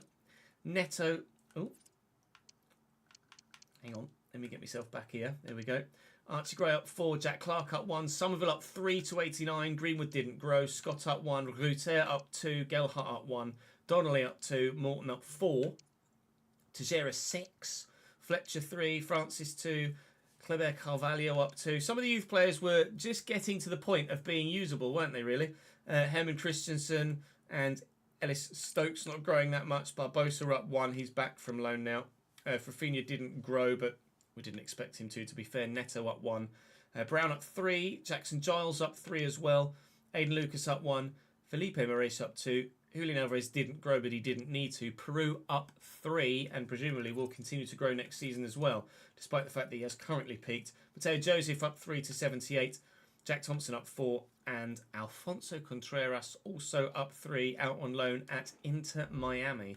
We will be obviously making the most of the youth system in the realistic Road to Glory save, which will be the save that follows this with my very own Cambridge United. We'll have a lot of rules and stipulations in that realistic RTG though, so plenty to come on that front over the next few days, and the save will start as soon as I can get it to you. Once I've got everything prepared, we'll have the first episode go live as a premiere, so you guys will be able to see that all together all at once. So you'll know exactly when it's coming because it will be scheduled in your sub box a couple of days ahead of time of it actually going out. So keep your eyes peeled for that. For those of you that are interested in the Patreon players, stick with me. For those of you that aren't, thank you for watching this Leeds save. Thank you for your support on this channel, and I'll see you in the next one. Patreon lads, let's have a look at you, shall we? No, obviously further transfers at this stage. Do feel free to have a pause if you'd like to have a look at your overall rating or a little bit of a closer detail at anybody. You'll notice that I don't believe actually anyone has got any more transfers at this stage. No one's signed a pre-contract anywhere else, I don't believe. Some have obviously moved this season, but there's not any more upcoming transfers that I'm aware of. Nobody's running out of contract anywhere. Some have reached the 80s, some have not. In the RTG, we're going to lessen the potential from 97 to 93 or 4, I think, just so you guys don't get massively OP. But because it's going to be a realistic RTG and it's going to probably take a significant portion of seasons, you guys will be starting much lower down in terms of your ratings. Rather than being 63 to or 60 to 65 rated, you'll be starting kind of 50 to 55 rated. And I haven't yet decided whether to make you all free agents or whether to give you the choice of club as you previously have had. I'd be leaning perhaps towards free agents, but I'll give it a bit of a test first before we definitively make a decision. And when I put the Patreon post live, you guys will have a choice. In fact, as you see this, the Patreon post will already be live because I will have put it live yesterday afternoon. So do keep your eyes peeled for that on Patreon. Of course, not everyone that's on this list is still in the Patreon, especially Bernardo Silva. So if you'd like to resubscribe to the Patreon to make sure you're in the next save, then now is the time to do so. If you're not in the Patreon and would like to be, now is the time to do so. If you're not asked, then obviously don't. It's entirely up to you. But a number of you growing very, very well indeed. Obviously, anyone that's at Cambridge for this save won't be at Cambridge for the next save. I don't have Patreon players at my club. It would be unfair to prioritise some over others when you're all paying the same fee to be in the save. for some of you to get more screen time than others purposefully would be unfair. Obviously, I can't do anything about where you go and whether you get played against me or not, but I certainly can have a say on what's fair about who's in my team and who isn't, and ultimately none of you are in my team for that reason. If there was less than 24 of you, I could probably do a Patreon player club, but because there's like 60 of you, it's quite literally not possible for you all to be at the same club, so it's not something that I'm able to do. But that's a good thing. It means you guys are loving the content. You're very much supporting the channel with a Patreon as well, and I can't thank you enough for that. Makes a massive impact, especially at this time of year where obviously views are down, ad revenue is down, and the Patreon becomes one of, if not the biggest earner of all of my various different income streams: YouTube, Twitch, Patreon, brand deals, etc. So thank you very much for your continued support throughout all of this Leeds United career. Whether you're in or are not in the Cambridge RTG save, I hope to see you there watching on day one when the first episode goes live. Similar colour scheme to Daz at Elfsborg, but obviously we're going to be in the amber and black, not the yellow and black. Looking forward to that. You guys know how much I love doing the Cambridge saves. I know you guys enjoy watching me do the Cambridge saves as well, so I hope to see you there. Will be a couple of days yet still, so keep your eyes peeled on the sub box, of course. The streams will continue. We've got lots of Formula 1 content to make before the new game comes out. We'll obviously be doing all of the career mode stream prep for the new save as well. But for now, here on YouTube, that is me until you guys see the kind of help me figure out what the hell to do with some rules and decision making, etc. video that will come over the next couple of days. That's all for me for now. Thank you very much for your support as ever. Bye.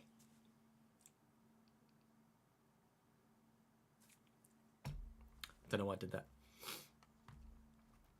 Oh, Red Dead Redemption is my favourite... Well, rephrase. Red Dead Redemption was my favourite game, Jamie, until I played and finished Red Dead Redemption 2. And then that became my favourite game of all time.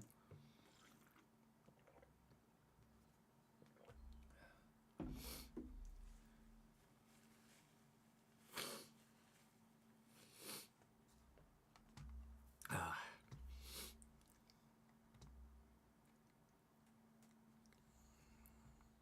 95-96 season was the last time Real Madrid finished 6th, was it? Let's have a look. Real Madrid seasons.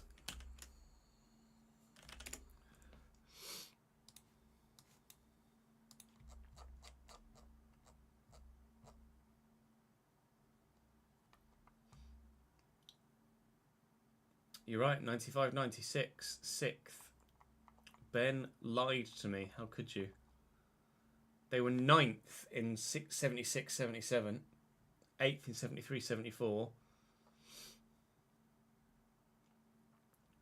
Puskás, Puskás, Puskás, Puskás, Puskás, Puskás, Puskás. Bit good then, weren't they?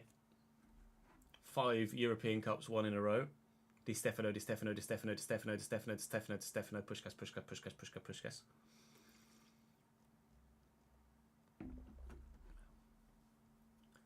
Raúl, Ronaldo, Ronaldo, a Benzema, Bellingham.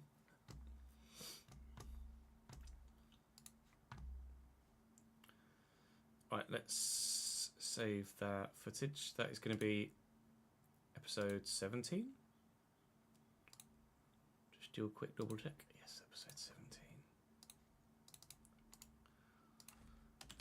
Please for 17.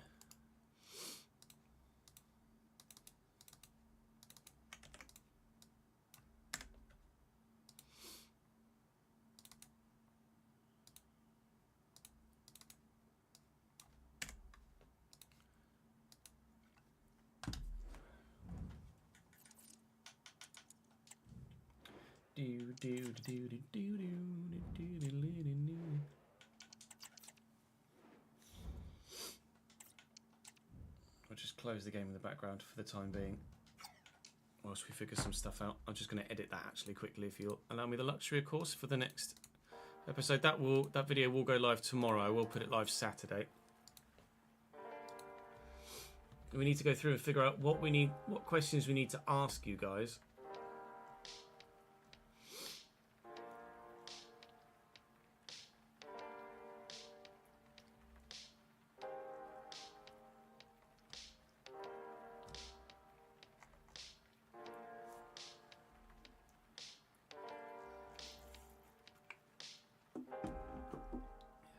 A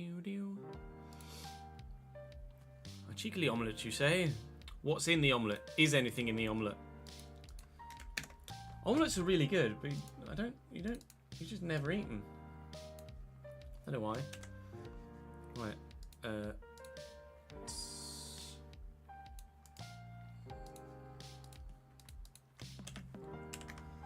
Champions League. Oh. And FA Cup final special.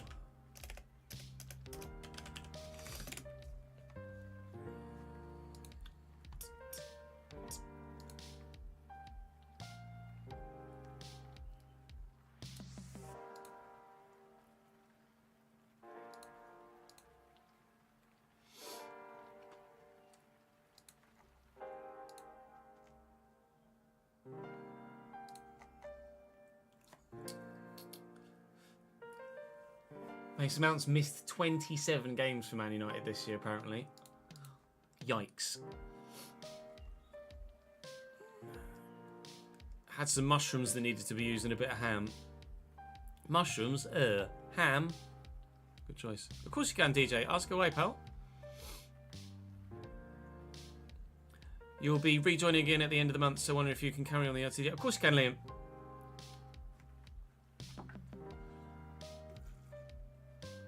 I'm going to go through and prune all of the Patreon stuff before starting the new save. But if you've every intention of rejoining again at the end of the month, then obviously I'll put you in. And if for whatever reason you're not able to, then I can always take you out again, can't I?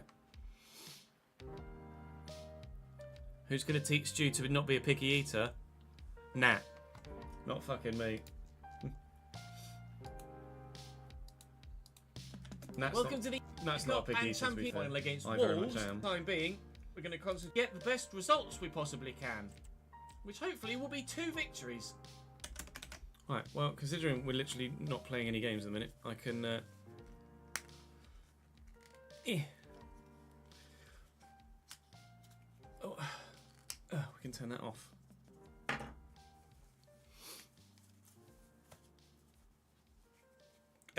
If people are at the VIP tier on Patreon, Ruwari, then they are able to be in my saves, yes. Mushrooms can indeed get in the bin. Thank you, Ads. Glad we're able to agree. I always knew you were a good man.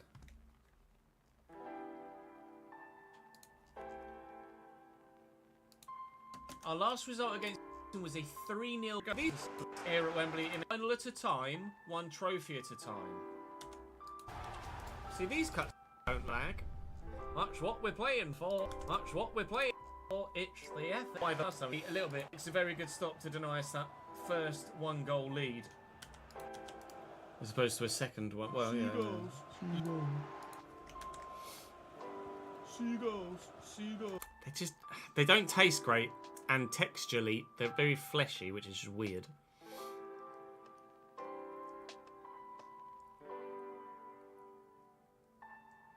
Well, hopefully the Seagulls won't be flying high come the end of this game. To see Somerville free at the back post.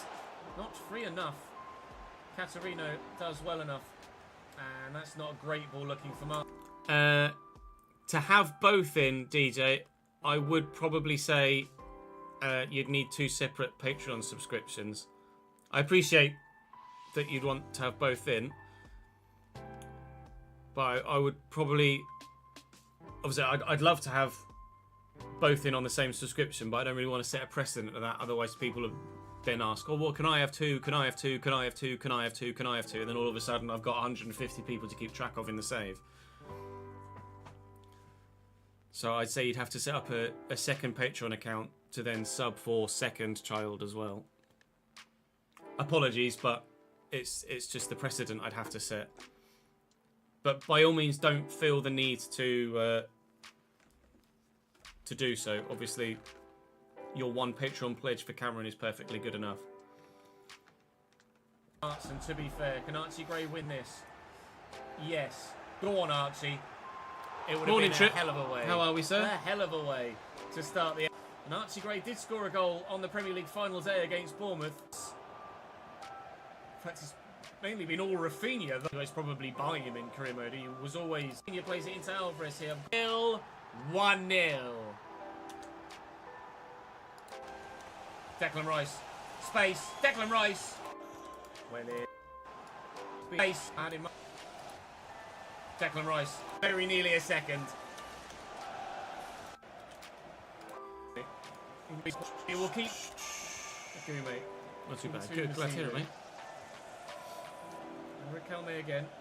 Sharp turn. He's playing on the left, Riquelme, but he's certainly drifted into a central area. Against, we'll keep possession. We will keep the lead at the break.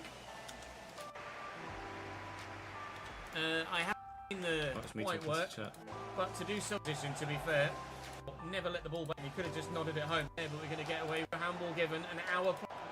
Riquelme. First to Muniain, who's standing firm, and Meslier makes the save at the near post. The creative player certainly could incorporate both names. Absolutely, ads. I don't know whether DJ has a, whether they have a name for said new child. You could always, yeah, as ads suggests, DJ, you could always, rather than having it as like, obviously at the minute you've got Cameron Maxwell McLeod, if say you're having a boy and you name them Boris, you could have Cameron Boris McLeod or Boris Cameron, or you know what I mean. Incorporate them both into the same name, and it would save you 18 quid a month. And Meslier makes the save at the near post. Ike Muniain won the Copa del Rey with Athletic Club de Bilbao in real life this season. He's trying to help his club side win the domestic cup again here, although he's now been subbed off from it. And it wouldn't need to be Chloe to make a Patreon account and subscribe, etc. You could just set up a second email. As we mention it, doesn't actually physically have. You could have like 7 different Patreon accounts if you wanted. He's on for me for Alvarez and Alex Scott. Doesn't necessarily have to be individual person. So we've made a couple of changes through the core. Yeah, I can always edit the name after it's created or once the name is decided. Absolutely, because we're using the live editor, so I can do that on the fly. The team, Mukoko was putting together a really nice dribbling. You never had spaghetti hoops. You've not lived. Transpired with the opportunity on goal that I'm sure he would have loved. We'll look to switch this for Rafinha. Try and spin the defender if we can. He's not to be beaten, but he is if you play the ball around him like that. Now, Genie, get in the box, pal. Genie Ruter. No, I wouldn't imagine so, Trip. Or maybe. I don't know, actually. Because if it's a separate account, then it shouldn't matter, right? You can have 2 Amazon accounts with the same payment details. I'm not sure. You call spaghetti hoops soup horns, lol. But he threw himself at it, he couldn't get to it. Alex Scott does well. Rafinha trying to get to that. It just won't fall free to anybody in a Leeds United shirt at the moment. 20 minutes to go here. I think so. Still only 1. I'm not confident of seeing this through yet. At all, if I'm completely honest. So like, say you had an Amazon account you couldn't remember the password for and you set up a new one and still had the same bank account, then you could still set a new account up with the same bank account, couldn't you? Nathan Ake here. Trying to that is at least something, yes. Now. 18 minutes to Hoops go. is a Pontins dinner for you, is it, Gareth? In the Champions League Love final. that. We lost the Carabao Cup final. I've not had spaghetti hoops in Spurs, years, though. Or alphabetti spaghetti. It's a very unique taste, isn't it? So very unique taste. Quote-unquote final. We might be about to seal it. Genie Ruter does exactly that. The demons of last season are put to rest. Thank you for joining, by the way, Gareth. Appreciate it, mate. Hope you're well. Spaghetti hoops on toast with cheese. Ryan just took it up a notch. What's the betting? Brighton now go and score the 1 goal. They doesn't look like it actually at the moment. Genie's doing well. Not quite had the goal-scoring impact of Jamie Shackleton. Wins the corner for us. The Leeds United and Archie Gray bursting beyond. And Archie bursting beyond the line here. 0-2, shall we? And then it's time to head now to the Champions League final against Manchester City to try and do it all over again.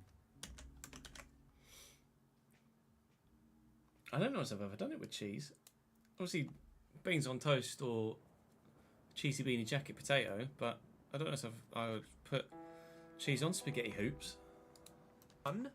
We're about to head to Germany. So with the FA Cup 1, which is trying to play in the white kit against a blue and white opposition once more. This time, can we win another final? Yes. Oh no, don't copy. Oh no. There was a lot. Velton's Arena is actually a very, very good ground. Velton's actually a very got that big. We probably couldn't have faced much tougher an opposition, to be completely honest. Big lump of cheddar works well on anything. Stands here, Manchester City. Diogo Presumably grated. Yankuto's 83, so he's not rather than bad just. Ruben Dias is 90. And then wait for it to melt. He's 80, so he's not shabby. He's not great, but he's not shabby.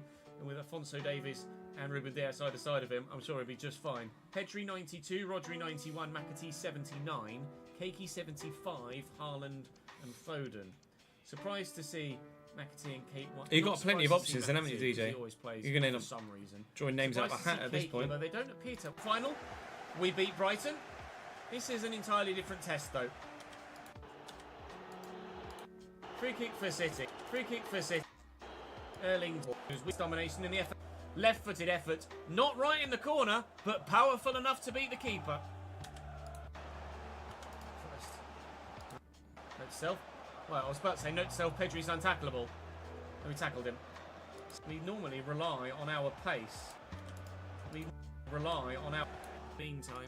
Here's a quick fire second. It stays at just one. Hello, Callum. How are you, mate? What's my go-to McDonald's order? I am the boring guy that goes double cheeseburger, chips, and a Coke. Because why not? And a triple chocolate cookie because they're fucking gorgeous. McDonald's cookies are some of the best cookies ever. If you haven't had one, get to know. Right. Oh, it's a dead touch by Van Ever. Right. Oh, it's a dead.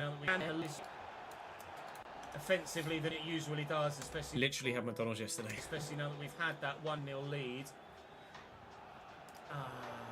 Should maybe have played that to feet rather than trying the through ball. That City press is there, look. So we're going to have to be wary. He's in the way. Can Deck win it back off him? And still going.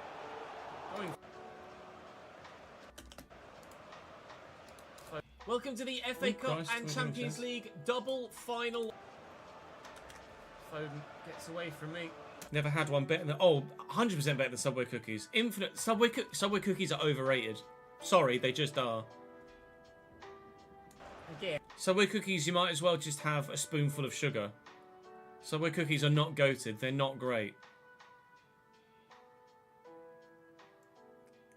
Honestly, genuinely, McDonald's cookies are so good.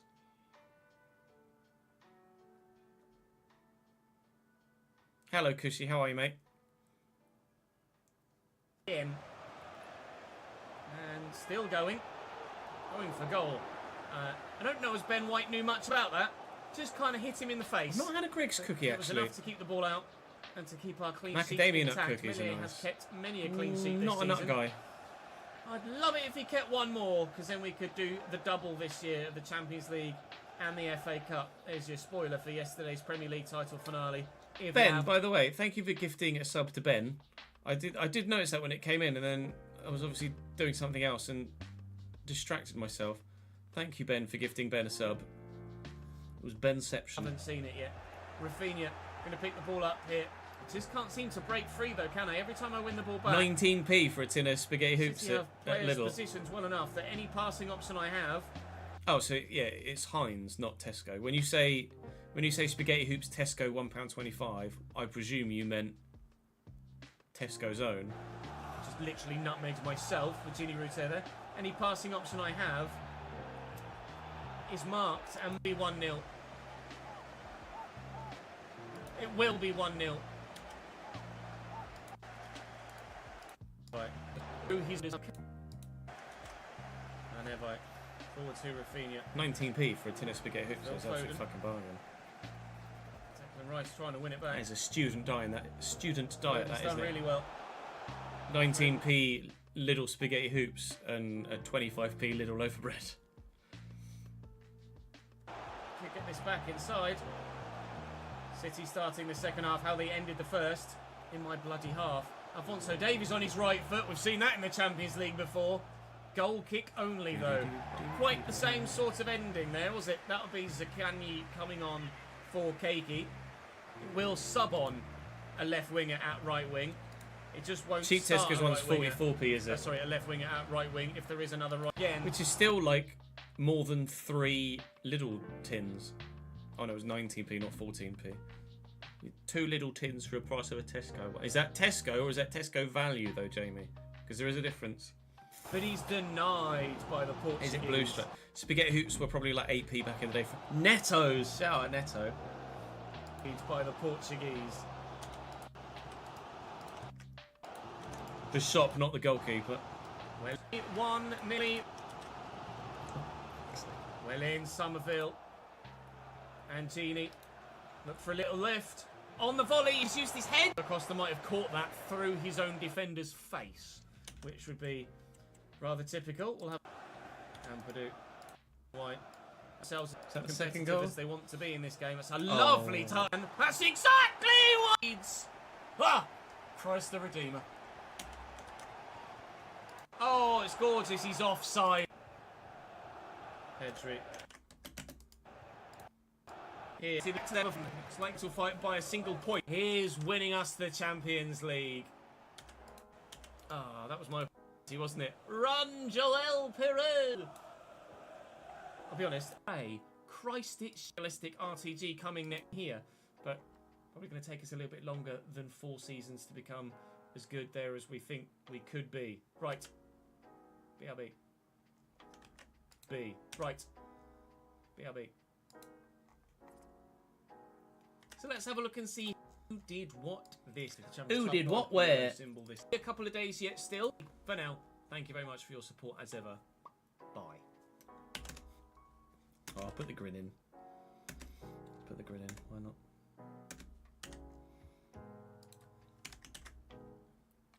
Oh yeah, you definitely used to get bullets. Kids are fucking brutal, man. Like, parents are just trying to make good financial decisions. And you're there at school getting bullied because you've got Tesco value crisps or like a Netto plastic bag, not a fucking Waitrose one. Like, doesn't fucking matter. But kids give a shit about that stuff, don't they? Thanks for the follow, Thomas. Welcome to the channel, mate. Like, everybody used to want Ben Sherman shoes when I was at school, but he used to have like hush puppy shoes and get the piss taken out of you. Welcome to the FA Cup and Champions League double final special here as our last ever episode of this Leeds United career mode. We finished the Premier League season in the last episode. I think this is probably going to go live as a bonus extra weekend upload on Saturday. So there will have been a video yesterday with that Premier League season finale. But they aren't, nor did, as we said at the Community Shield final, it's not the to lift more today. Even Amber today. To lift more today. Ethan Ampadu lifts the FA Cup in bits.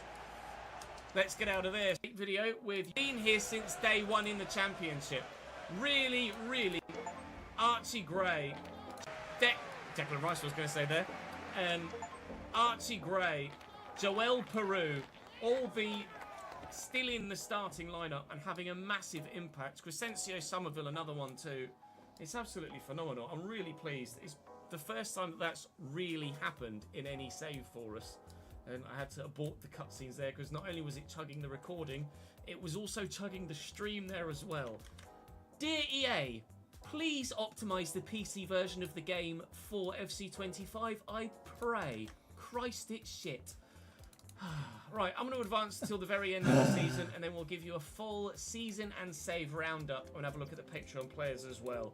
Less than 24 of you, I could probably do a Patreon club.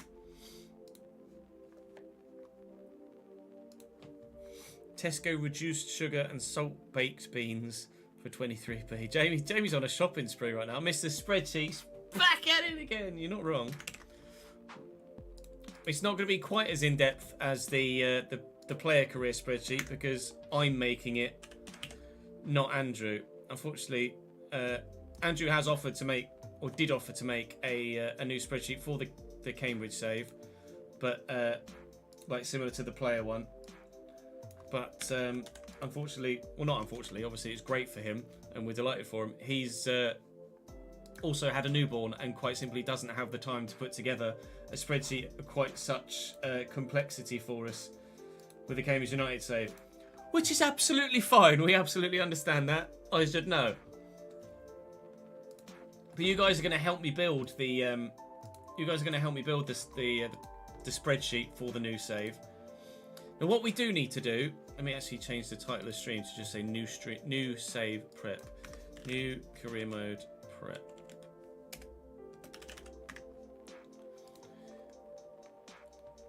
Two collaborating bappers. You're not wrong. I did just mention it as well 7 minutes ago. Thank you for the guy. I did apologise in the moment when I noticed it or re-noticed it to mention it. And Ben did also say thank you in chat because he hadn't noticed it either. Ben, it was Benception all over again. How are we? God Christ, it's Ben on YouTube. Hello Ben, how are you, mate? Too many Bens. Where have all the Bens come from?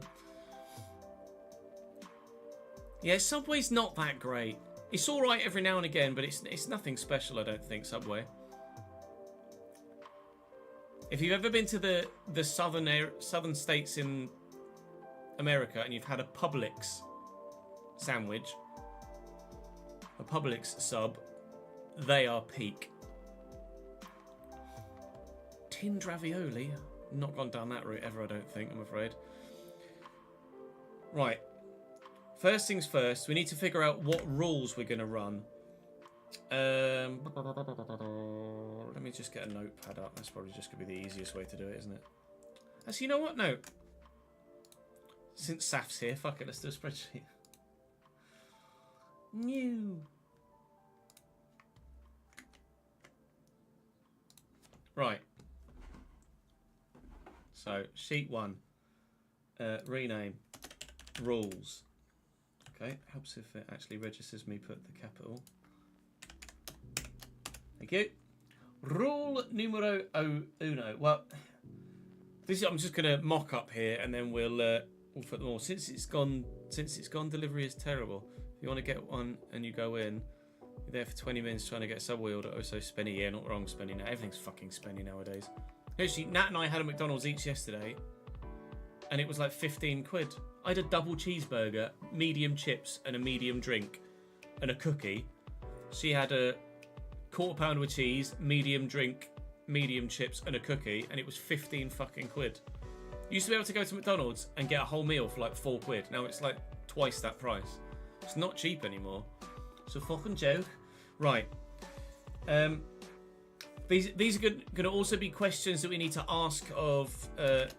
questions to be asked of audience. And then we'll also have questions... rules set in stone. So... opening transfer window. Yes, no. Real life released players. Release. Opening. Window.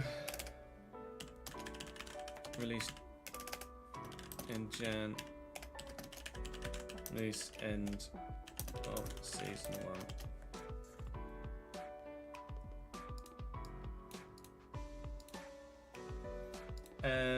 Then hang on. No. Invoices? Why would I want to save it to fucking invoices, you stupid twat? Browse, where's my browse? Browse, where are all my other ones? I don't even know where the other ones are. Gonna be in here? There we go. Cambridge. Just fucking Cambridge.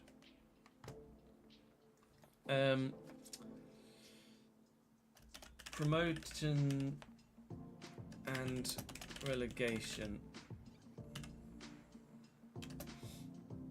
Auto teams up. Yes, no.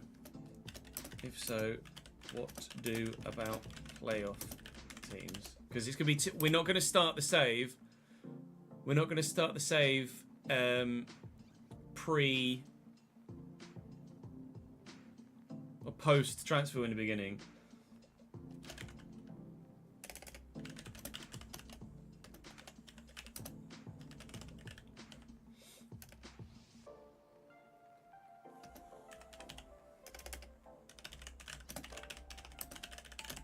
Because if I do that, it's gonna basically. I'll give you an example, so you've got a visual representation of what the shit I'm talking about.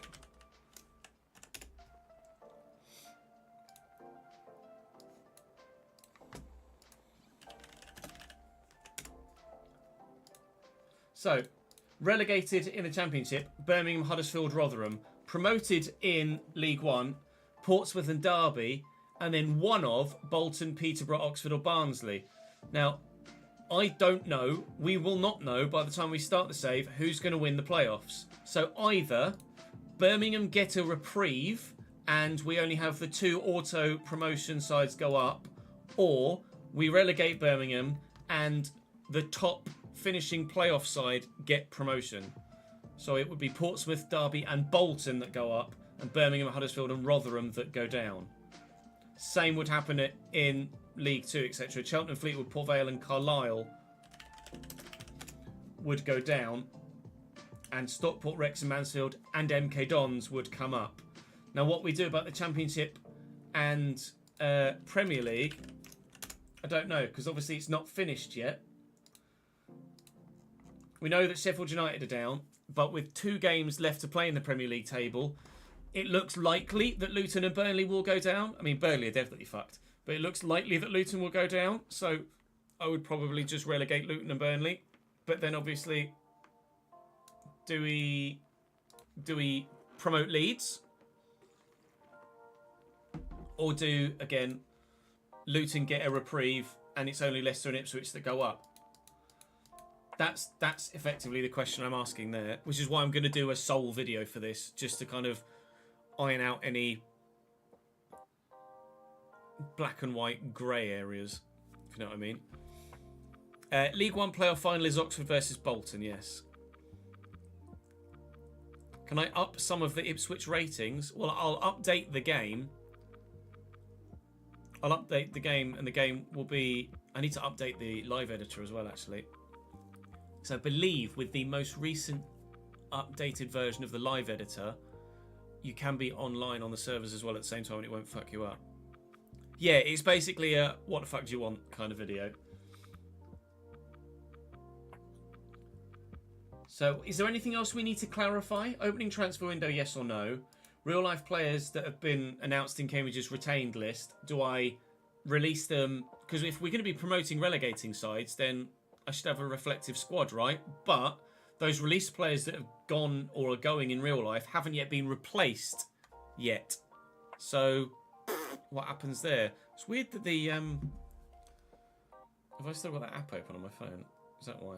The heart rate... Yeah, the heart rate thing needs to just disappear because I've actually not got it turned on anymore. That's weird. Well, my heart rate is consistently 110.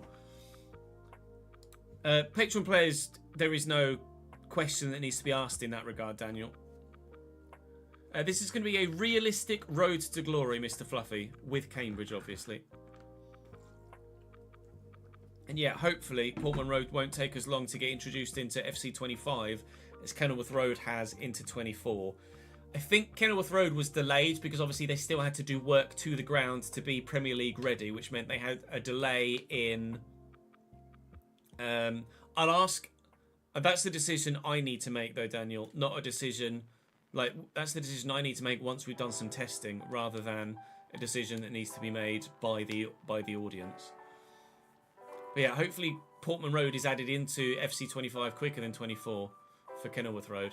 We will do an Ipswich Town in the Premier League save on FC25. It just obviously won't be at launch because the ground won't be in, and we'll wait until Portman Road is in the game before we do that save. Can you think of anything else that would need to be clarified before we make a definitive decision? I can't think of anything else that needs to be clarified.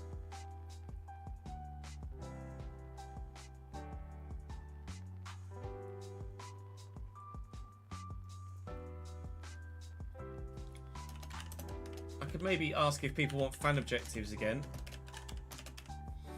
Yes, no.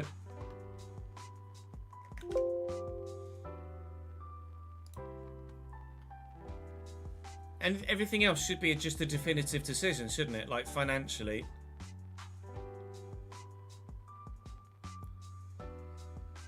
The free agents were all signed in our Leeds save in the end. Sometimes it takes 3 or 4 seasons, but they do eventually get signed. All were signed in the 3rd season at the latest. Because some started at clubs and didn't actually move. Like, wasn't Cassidy at Wellington Phoenix? It was Jordan at Wellington Phoenix. Stayed there the whole fucking save. And there are a few others that did that as well. What do you mean by loans, TT?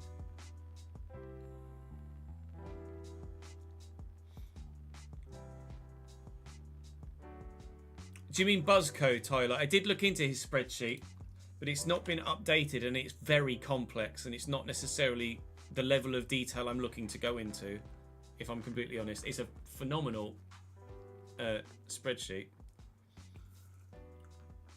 To be fair, who'd want to leave Wellington? Are you a Kiwi, Thomas?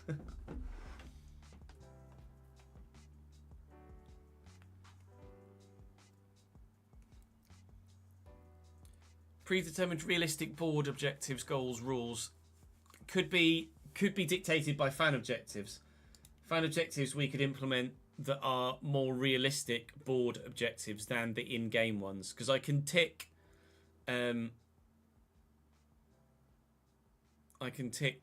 unsackable. Oh, Flickify. Has Flickify got... It was Flickify that... Sorry, it was Buzzco that had a spreadsheet. Flickify, I don't know, has a spreadsheet.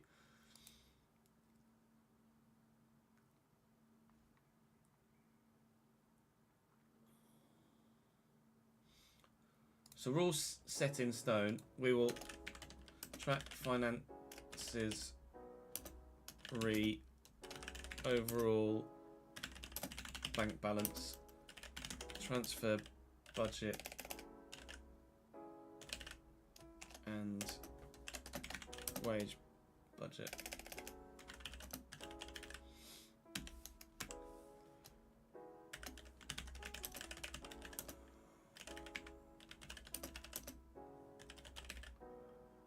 Transfer revenue from player. Let's type player sales. Transfer revenue retained from player sales. Full budget set to 75%.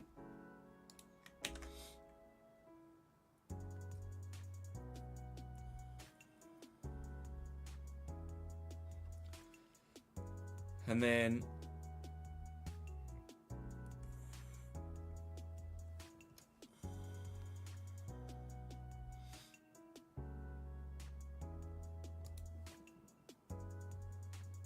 true, so maybe that would just be, you are right, Ads, I'd have to have the squad numbers.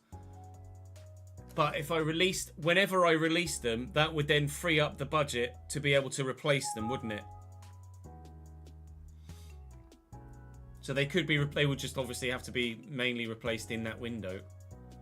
But if I release them all at the end of season 1, that would at least give us a full season to replace them.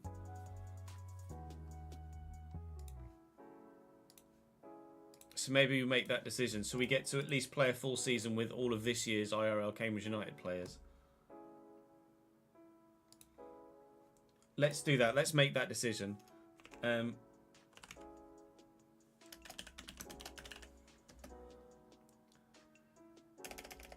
Real life released players. Real life retained list.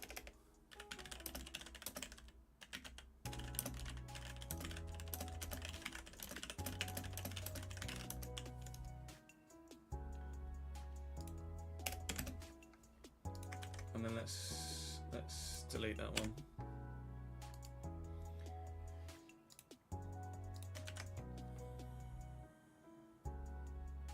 No, there's a lot of Cambridge players that are in the current in-game FC squad that you haven't seen me play with over the years.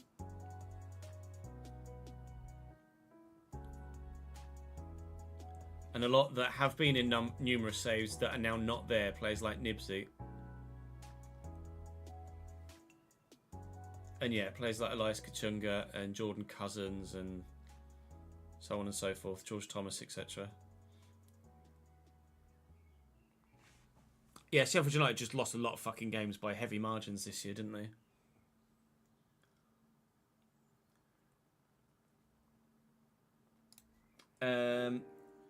Transfer revenue retained from player sales for budget set to 75%. That's fine. Now, what my wage budget is, because it's set arbitrarily each season on Football Manager. Well, my initial... let me just insert.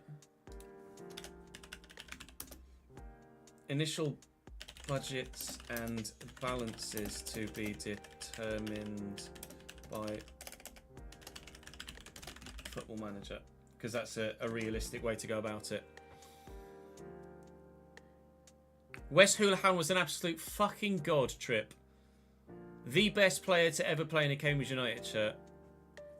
Fact.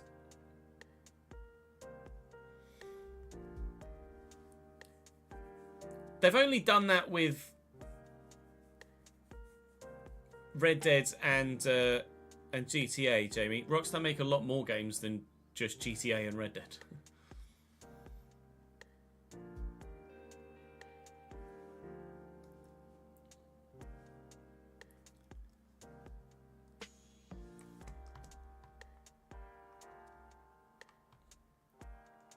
He might well be scum for you as an Ipswich fan, Staffy, but it doesn't make any difference to his footballing ability. You can have whatever opinion about a player you like, so long as it is objective with regards to their actual ability. You can't be a Manchester United fan and say Erling Haaland's shit because he plays for City, because he's fucking not. They have milked GTA for 10 years, but when a game is that popular, why not? Just because it's a multi-release previous franchise, like WoW has release after release after release of expansion packs, but WoW is effectively still WoW. GTA is still GTA.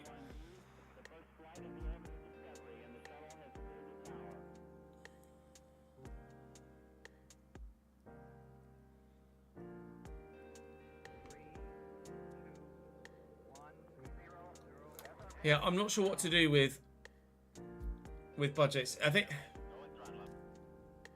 it depends on whether the overall bank balance goes up or down, TT, I think. If the overall bank balance goes down, then perhaps the wage budget should be increased. If the overall bank balance goes down, then maybe the wage budget should be decreased. If the overall bank balance goes up, then maybe the wage budget should be increased.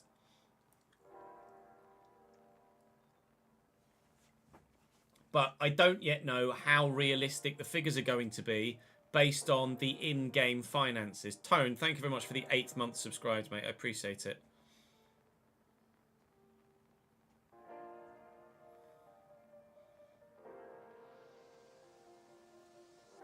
In fact, I can switch to that so that you guys get the notifications now. Yeah, the fact that GTA 5 was on 3 separate generations of consoles is pretty nuts. And what the transfer budget is each season. So, transfer budget.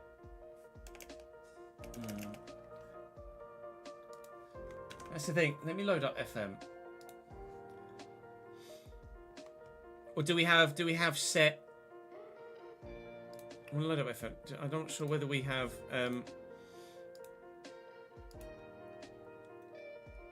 set transfer budgets each year. Like if our transfer, I want to just see what the comparison is percentage-wise between bank balance and transfer budget on FM.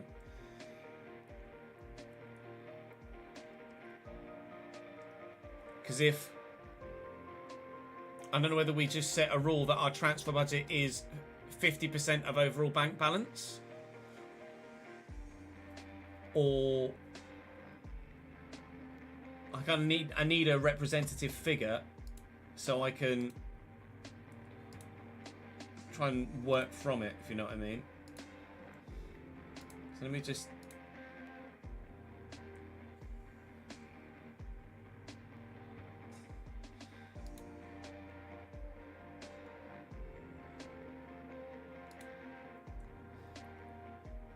we can kind of extrapolate from there.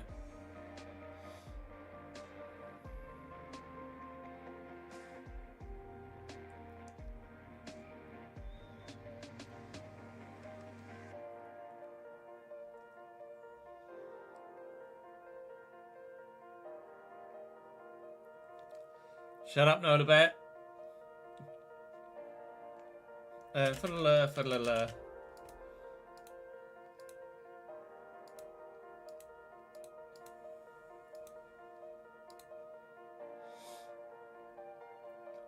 Cambridge United hire. It's just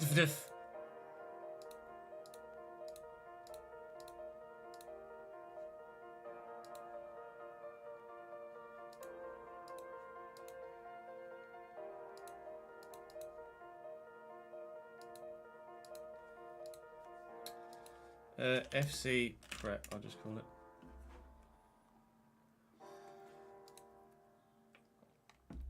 See, look, transfer budget is 10k.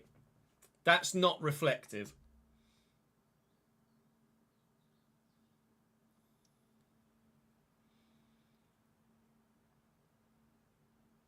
But up to 100% is available at 9.3 million. So we might need to create our own percentages. Because the wage budget is currently spending 60, wage budget is 72. So if I go scouting, it means skip. Oh, I said skip. Whatever. So shall we say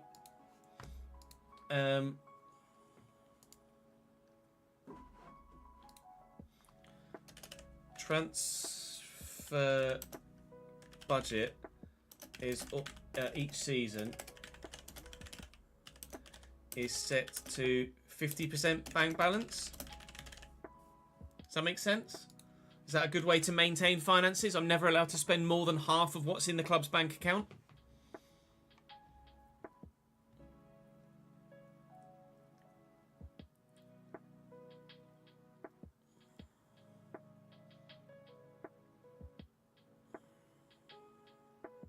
Burning money's fine because I can just adjust stuff with a live editor. I literally could just change the values on the fly. That's not a problem. We're obviously just we're gonna track with the spreadsheet what our finances actually are.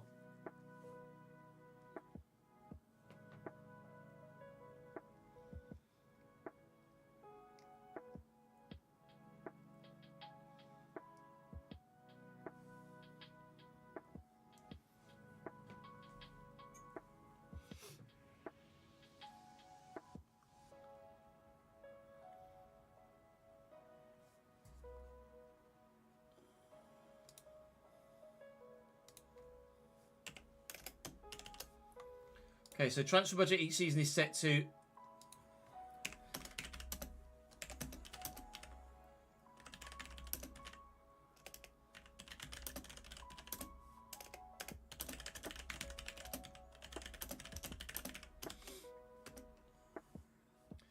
Uh, 30%, 50%, 75%, or does it depend on league?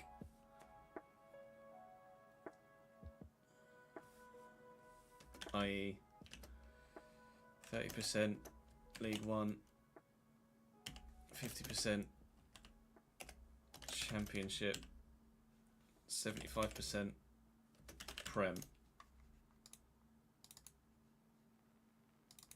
that make sense? That makes sense, doesn't it?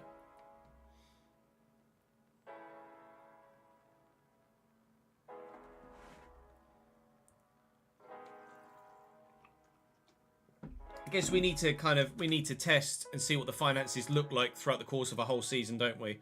To figure out whether that's a viable option to have a set percentage, or whether we just do it on the fly with the overalls.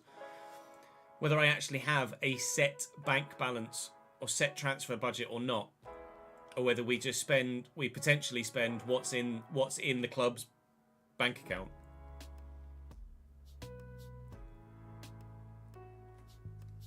Stadium changes we can do on the fly, Jordan.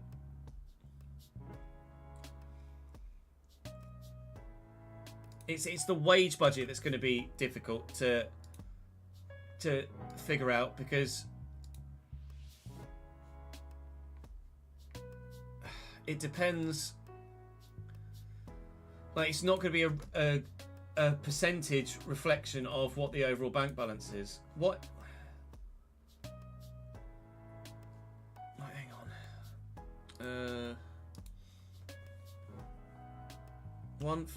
Hang on. 72,260 times 52. So the wage budget currently is divided by... Oh, hang on. Wait, 1,498,419. The wage budget is currently 2.5 times what the overall bank balance is, which isn't doable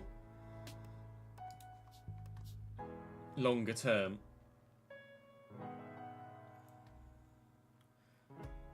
Unless we have a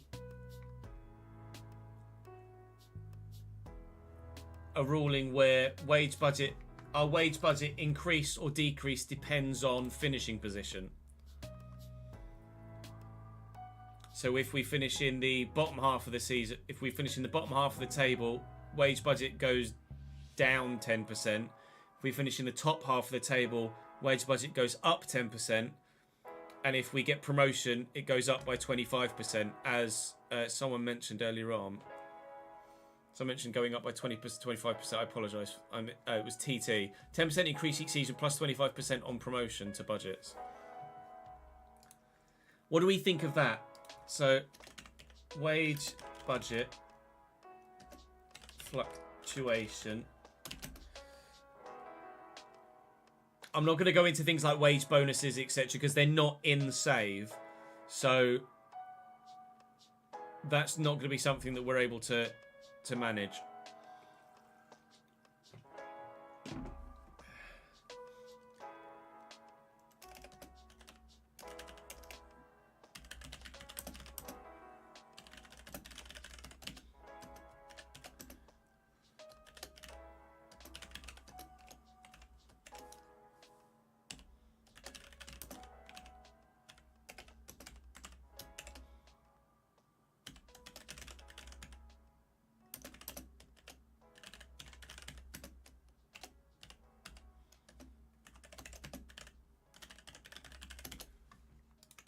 Yeah?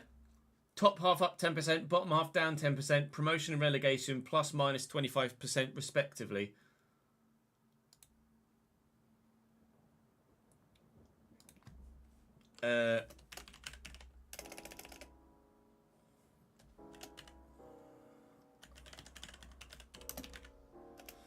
unsuccessful playoff run plus 15%. Does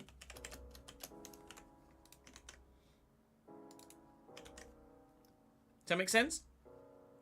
So if we finish top half plus 10%, but if we finish top half and in the playoffs, but aren't successful in that playoffs, then we should at least have a little bit more of a boost to our financial situation. I agree, Ben. That's absolutely one that we will set in stone. No signing anyone over or higher rated and current highest rated player. Now we need to test the growth.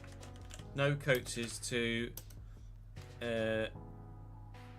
make player.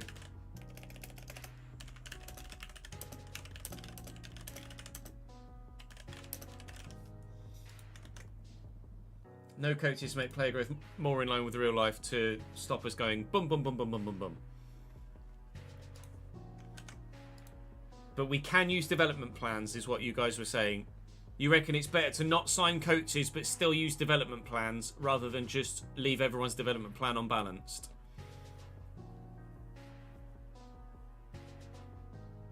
Yes, it is. Reese. Need to use development plans, but no coaches will slow the plans.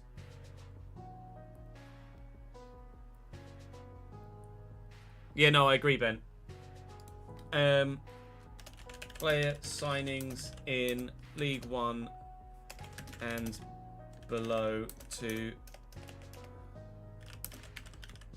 remain domestic. I think we might get fucking relegated. Who knows?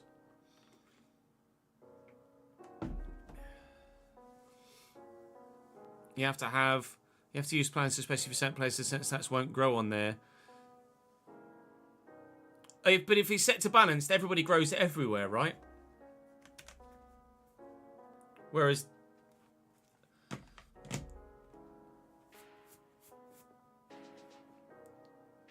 you have to use plans, especially for certain players, certain stats won't grow, which would be key for their position. But if it's unbalanced, every stat grows unbalanced, right?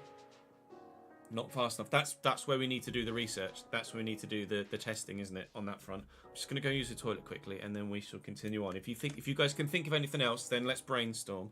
BRB.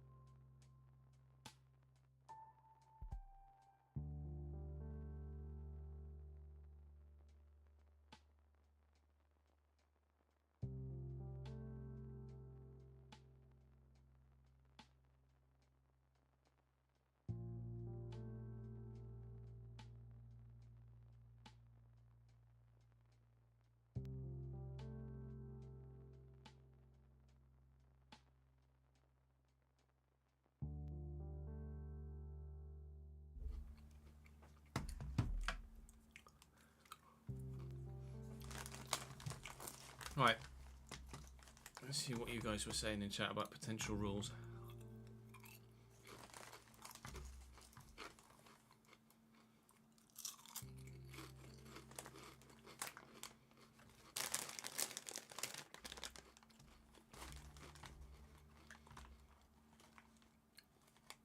Okay, like most youth players have such low dribbling.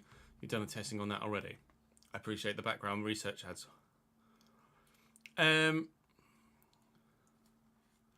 Do whatever the rule is in real life. Another thing you can find in FM. It's going to be really hard to track in some regards, though, isn't it?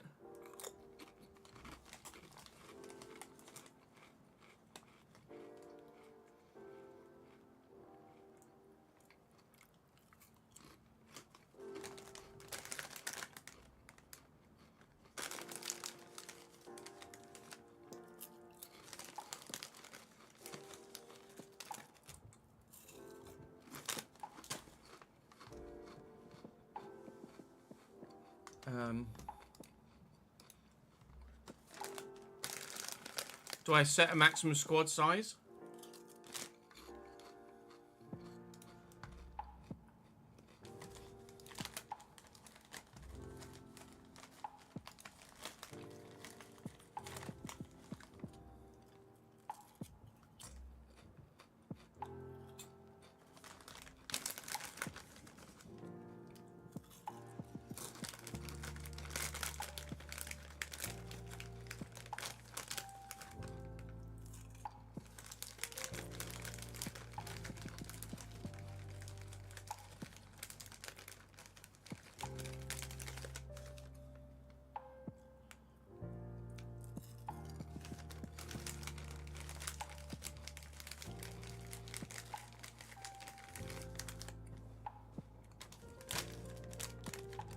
It doesn't mention any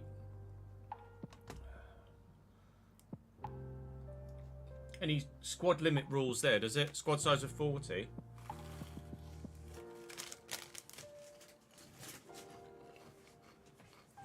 Thing is,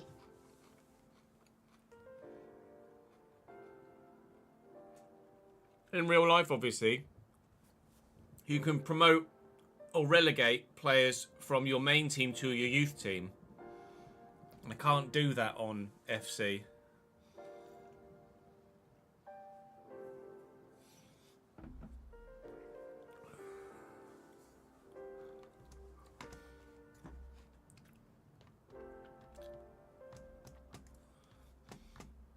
I could say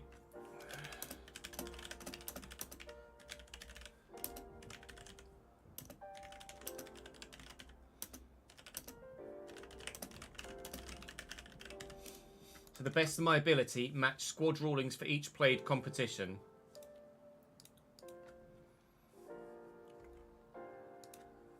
E.g.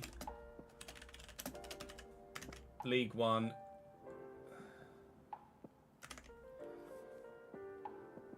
No more than 5 loanees in matchday squad.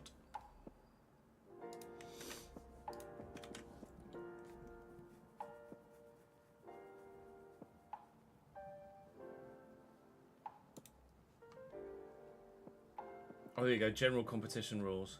Trialist rules, eligibility rules,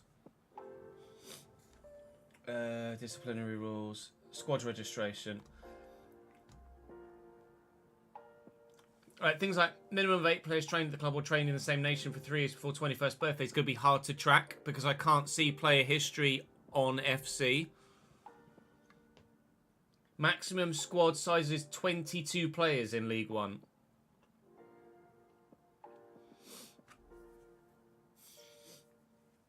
But that's registered players. That's registered. I could have more than 22 players. I could have more than 22 players at the club. I just can't register more than 22. So what I would have to do is in the reserve section, I'd have those that are registered for that competition be at the beginning of the reserve section and those that are not outside of the reserve section. Then I could create team sheets. I could create team sheets per competition in FC. I could create separate team sheets and squad sheets per competition. And that would be the default go-to for the ruling. So if I can have... there is no under 21 rule. No, I don't believe so. Or that... No, yeah. Rules. Under 21 players are automatically eligible to play in all matches. So if they're under 21, they count. And they can play in all games. It doesn't matter.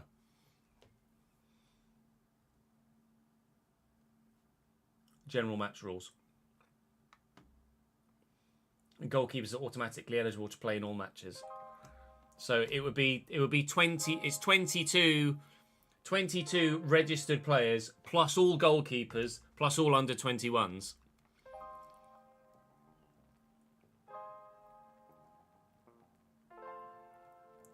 So when we set separate rules up for each league, or for each season, we'll have a separate sheet.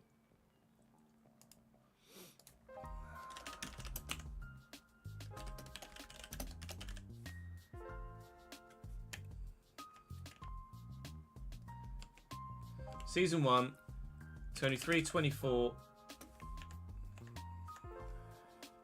23 to 24, League 1.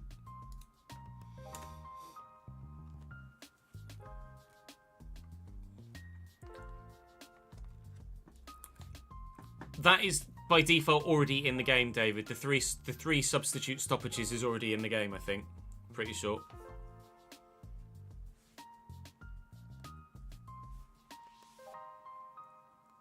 That's just part of the general rules of football, not necessarily specific to any given competition. And we can use Football Manager as a reference for all of that.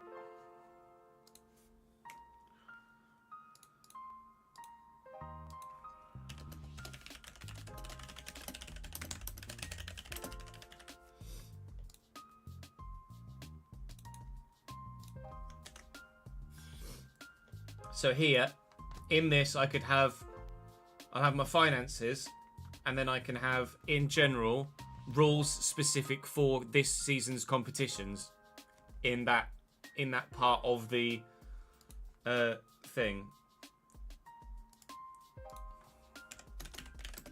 Save rules, season 1. And we'll get all of this set up so I can give chat, or give the YouTube audience a visual representation of what it's going to look like. Oh. Thank you, Mike.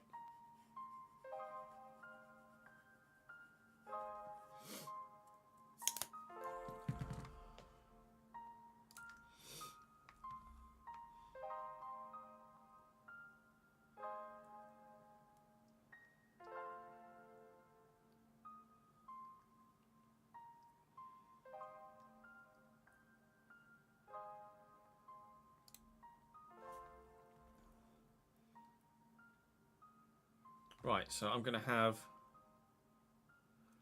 Keep thinking of different rules, by the way. Players. I'm going to have a players section.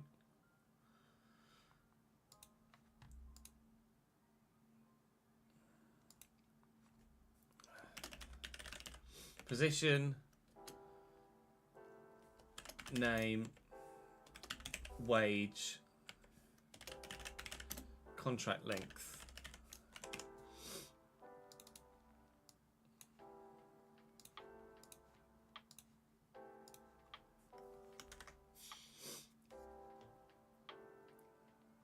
And then I can have a total wage budget at the end. Then finances.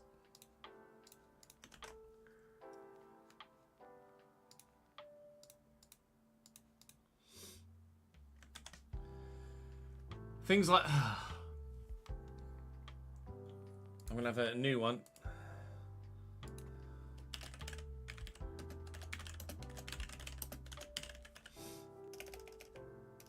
Overall bank balance. So this is going to be quite simple here. Money in, money out, overall balance.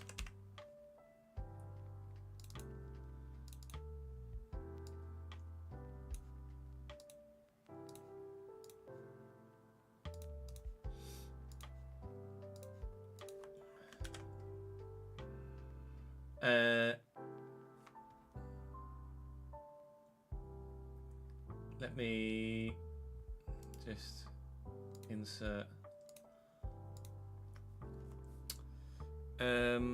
What would you call it? Say you have money in, money out, and then it would be the actual thing that it is, if you know what I mean. What would you characterize that? So it would be either player wages, or it would be travel costs, or ticket sales, or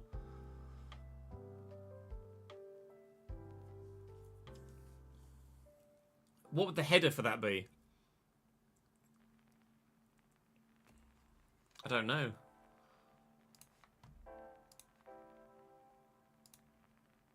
Item. Let's just call it item. Use FM as a reference again.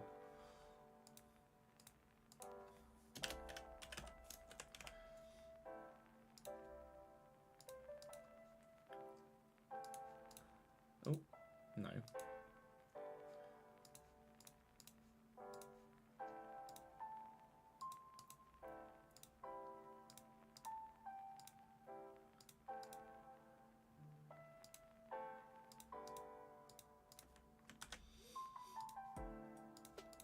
Overall balance.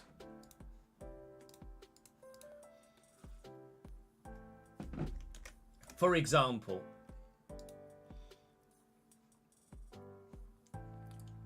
starting item. I'll just call it starting balance.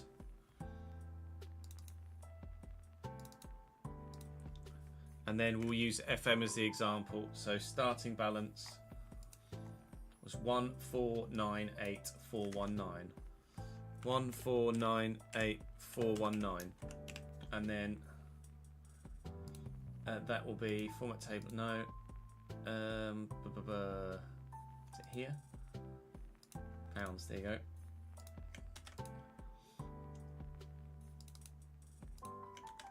And that would be in green because it's in the positive. Actually, format cells. New rule.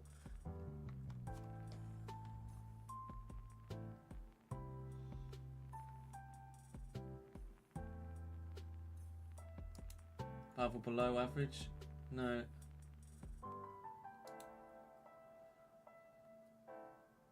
No.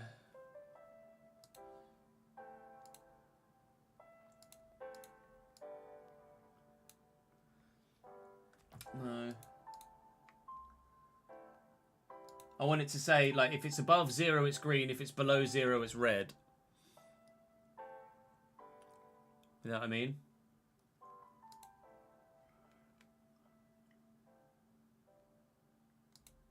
Between 0 and 100 billion, format, fill, green. Okay. Okay. Didn't actually want to do that because there aren't actually any thingies in there.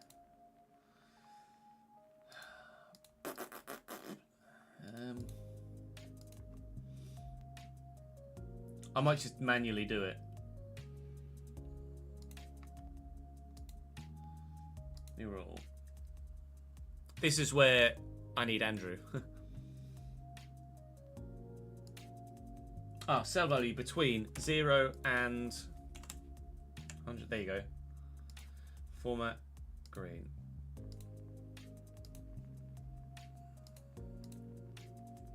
Here, British. Minus 100. Okay. That's fine, but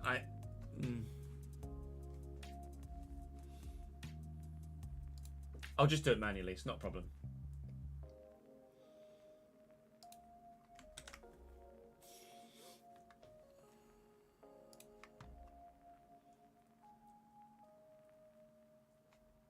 So finances. Transfer budget.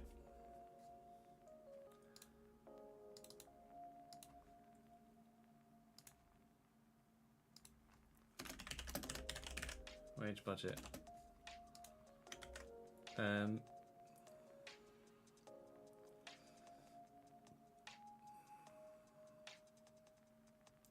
Put transfer budget remaining.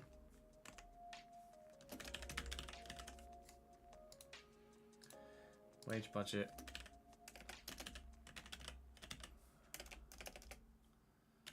Remaining.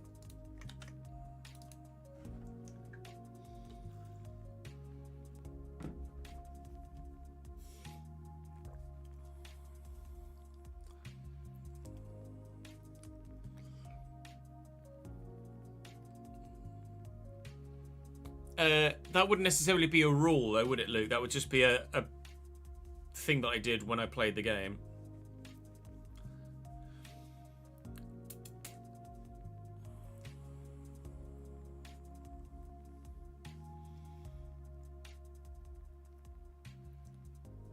You're right, it does add variation to the gameplay, and we could do that, but that would be maybe something that you guys help me decide game by game whilst we're recording live.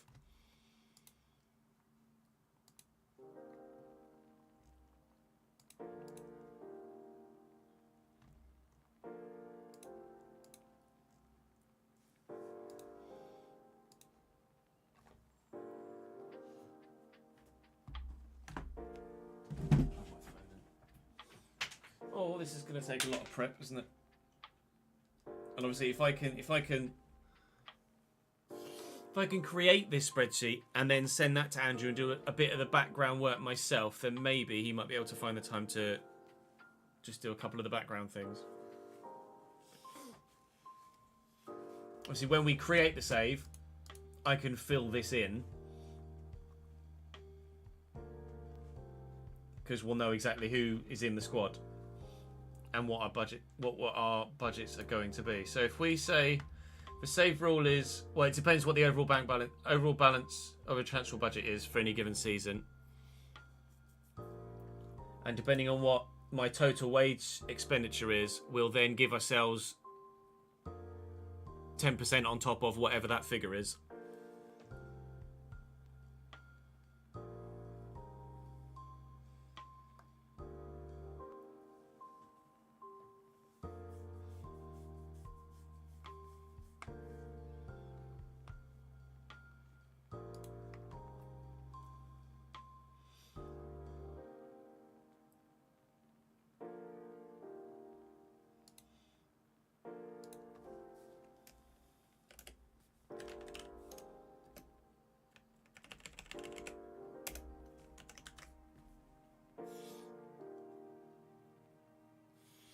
Sure, any injuries, player sales, or other competitions would lead into formation changes. Normally doing lower. Yeah, no, that's fair. Yeah, you guys would help me determine that game by game.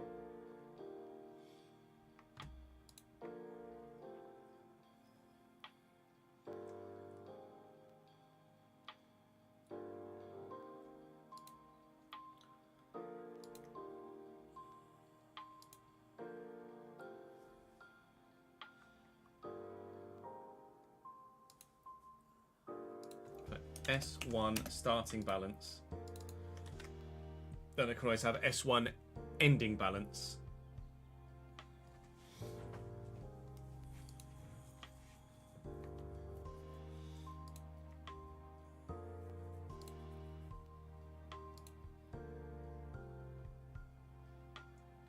But do I factor that into here as well?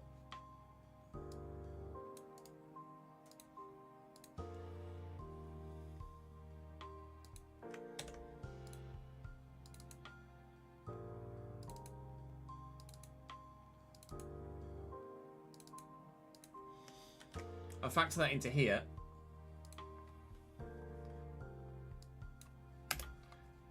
And then we can That'll be the overall one for the whole save, and then season by season we can see whether we're making any profit or loss.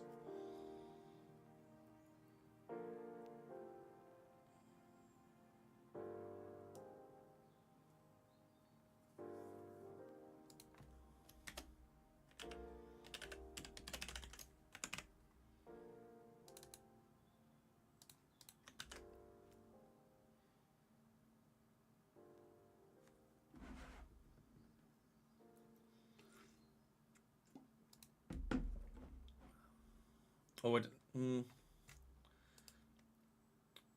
I'd just do that at the bottom, wouldn't I? At the end, just be season overall profit loss. Like I could do starting balance, ending balance, overall. No, we're not starting it today, DG. I could do starting balance, ending balance, and that would then generate a profit loss for the season. But I don't yet know whether this is going to work based on what the in-game finances, in FIFA finances system looks like. I don't yet know.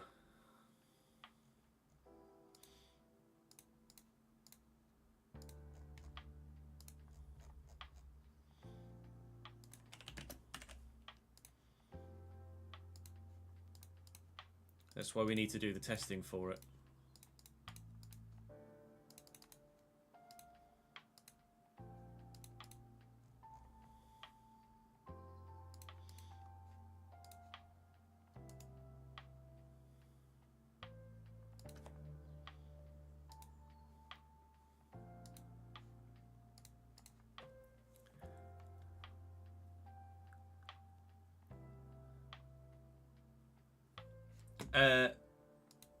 I have that somewhere here. Player signings in League 1 and below to remain domestic, Ben.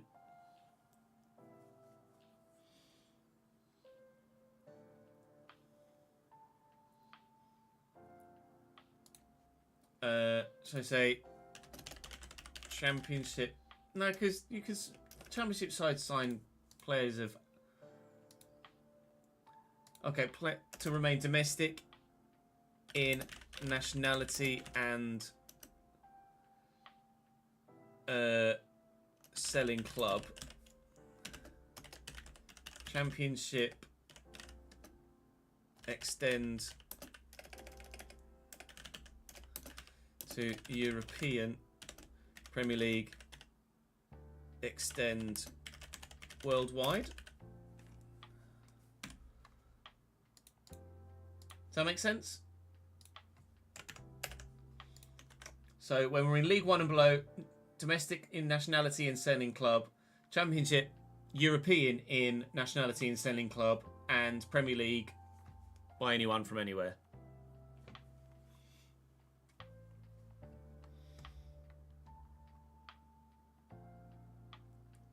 Oh, nice. You're going to get a new badge tomorrow, are you, Clem? Decent, mate. Decent, mate.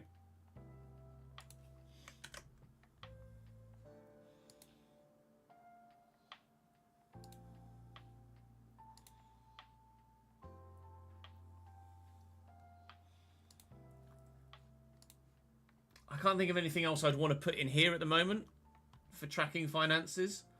We're just going to have a transfer budget and a wage budget, and we know what the remaining figure is going to be, and then based on what we take out, we can... Like, what my transfer budget is depends on what people decide what the percentage is going to be, and what my wage budget is initially will just be 10% higher than what my overall wage current expenditure is. Or maybe 15%, depending on what the figure is.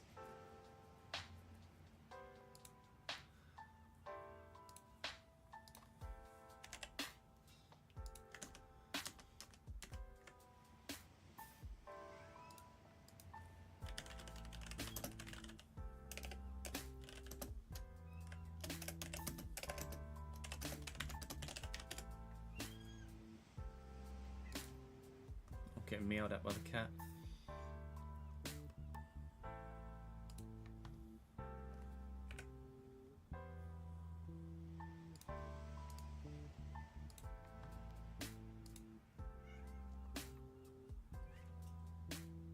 Give me a sec. What's up, Rolo?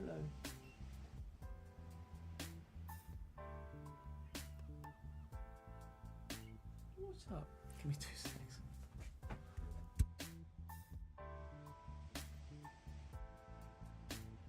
You come say hello to everyone.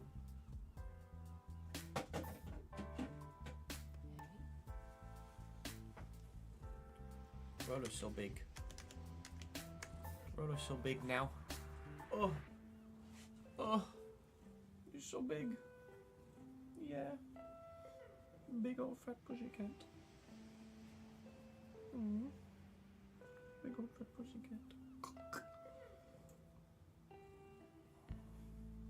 Oh, I'm not going to go into visas and work permits, etc. We're not going to go that deep.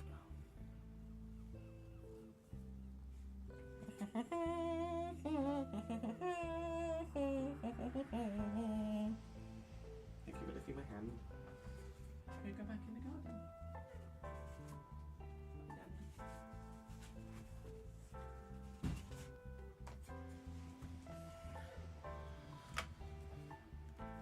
Put the week off when F124 comes out. Good lad.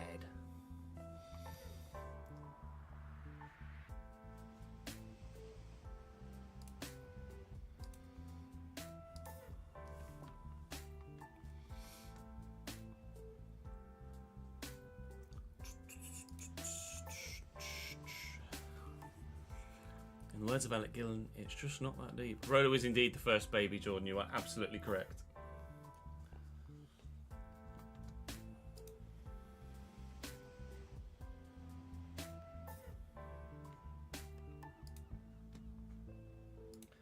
I don't think I need to track much else in here, do I really?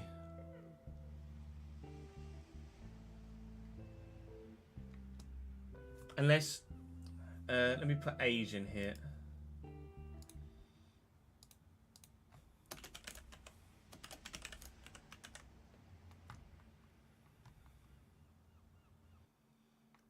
Position, name, age, wage, contract length.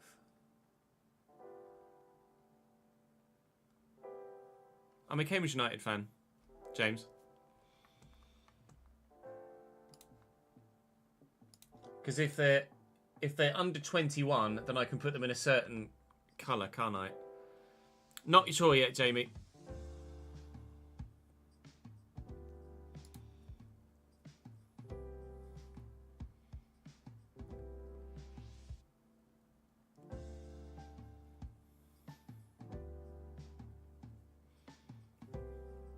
Nationality's not going to be important, I don't think, Adam. Not for just tracking stuff like this.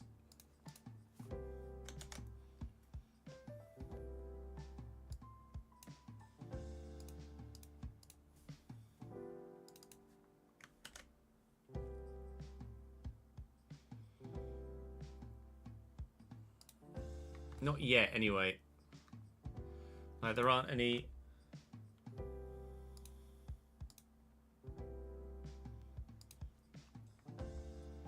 There aren't any rules about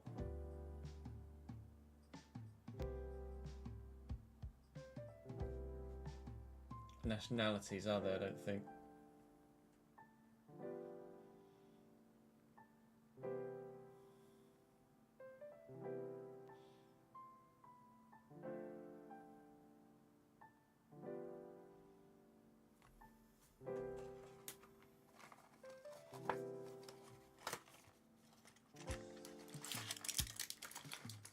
No, I don't think that's fair, Jamie.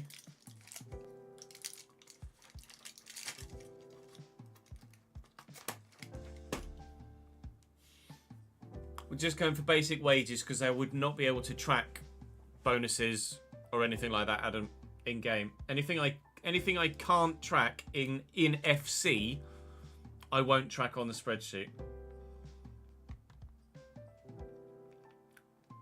In that regard.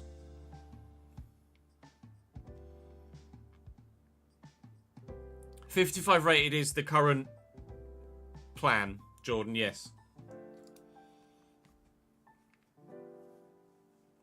55 rated is the current plan.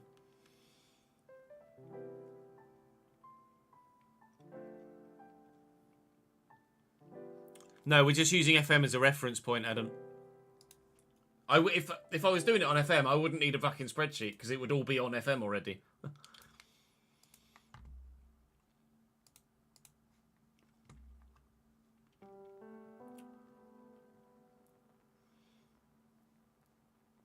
Oh, I'll have a read through that ads.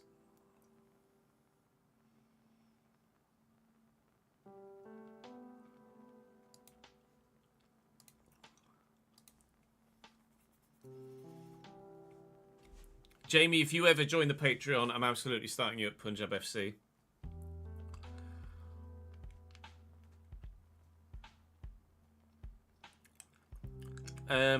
One youth academy player either on the bench or playing. Potential. But that's not necessarily a realism thing, is it? That we're wanting to create a realistic save, not a FC save with crazy rules.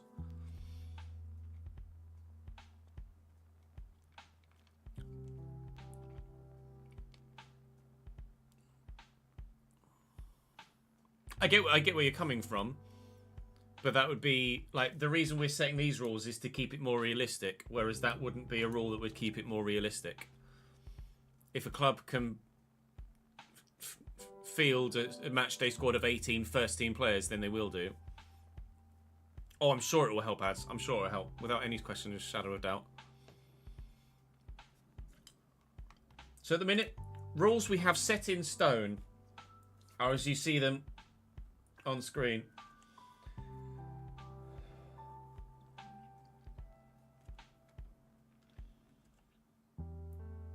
Transfer budget each season set to blank blank because that needs to be decided. Once the audience have decided all of these, then we'll remove that and we'll just have the rule set.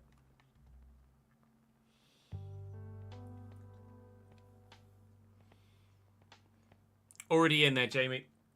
No signing anyone higher rated than the current highest rated player. This is going to be on PC, Glenn.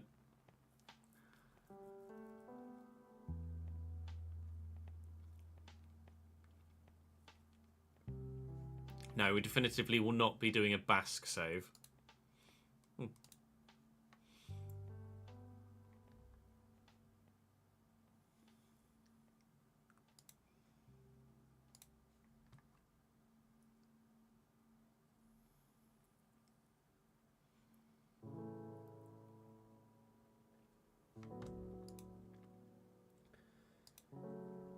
Can we think of any other rules that would help us keep things realistic?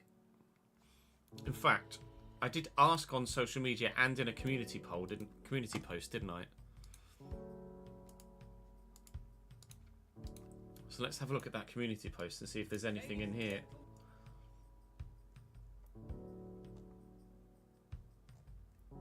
Was this one? So, sort by newest first. So using free agency a lot is obviously something we're going to do. Be strict with squad roles offered.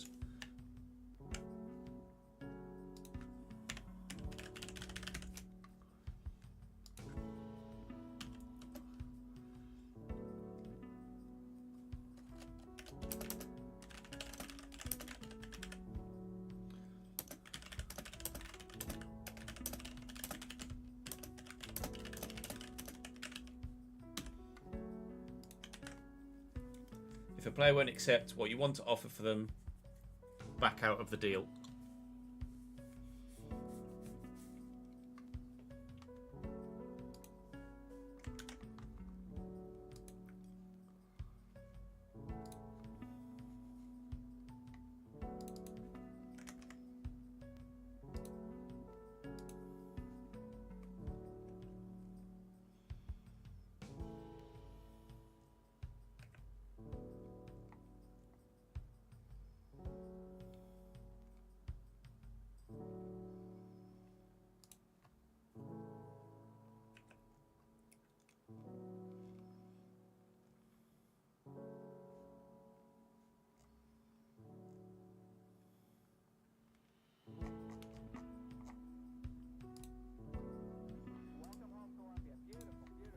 Beautiful, beautiful.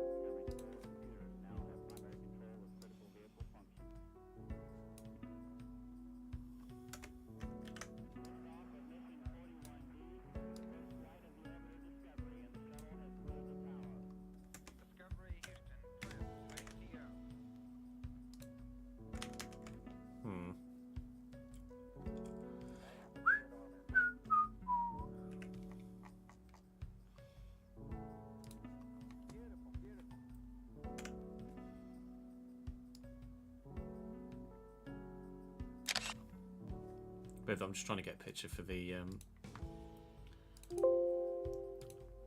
finale thumbnail. Although, like, FA Cup and Champions League finale thumbnail.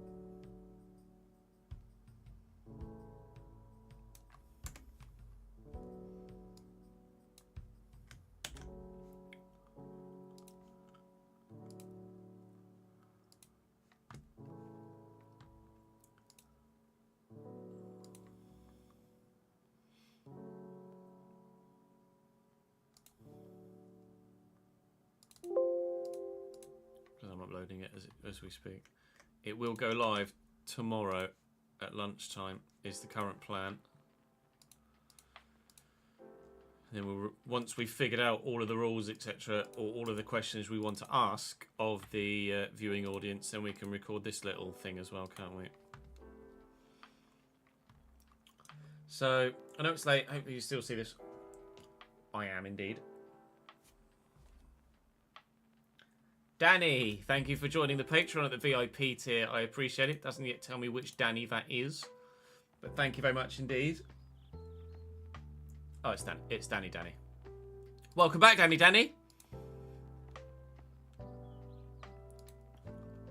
I'll get on that in a moment when we get to the Patreon side of it. Stadium upgrades taken from total budget just isn't feasible, Glenn, I don't think. I mean, I could, but in real life they'd take a loan out, etc., wouldn't they? We could discuss taking a loan out and loan repayments, etc., if that's something that we feel like is doable. I just saw it, Danny. Thank you, mate. Very much appreciate it, dude. I think you're still on the list, to be fair. I didn't realise that you'd cancelled it.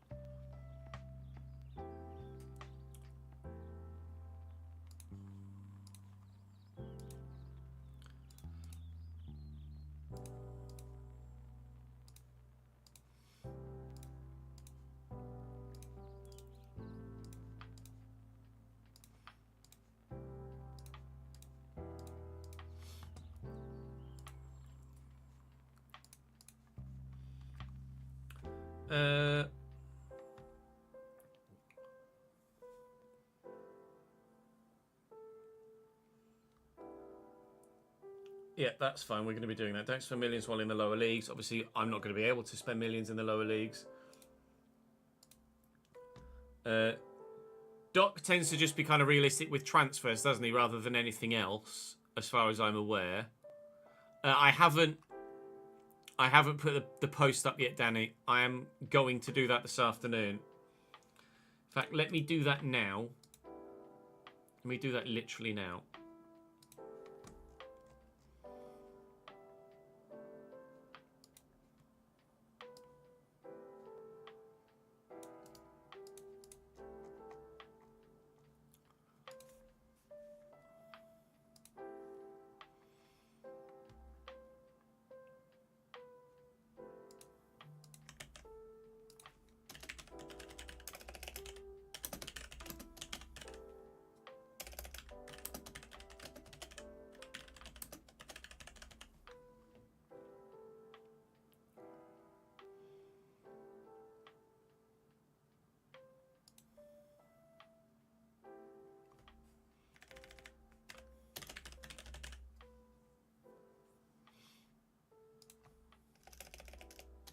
I'm literally just copy-pasturing the previous fucking thing. Let me get a Cambridge United badge.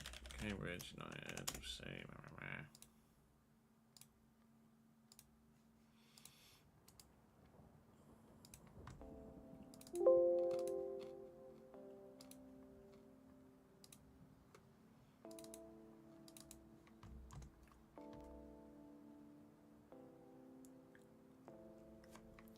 Thank you all paid to replace the password drill, although all days are replaced, just updates your previous scores, so we start from scratch.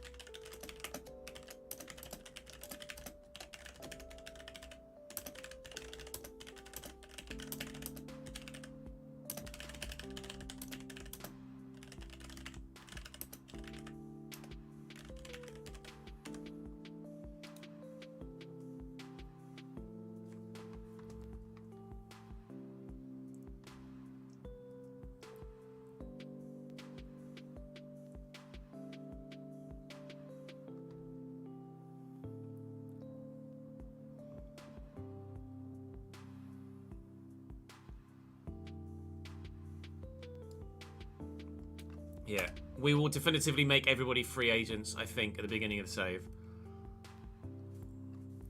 If this, upon testing, proves to be undoable,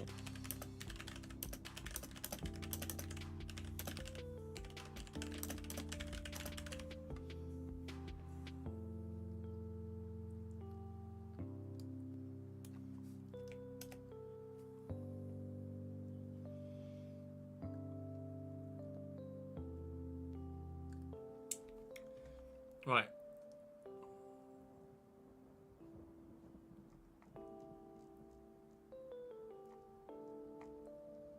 That makes sense.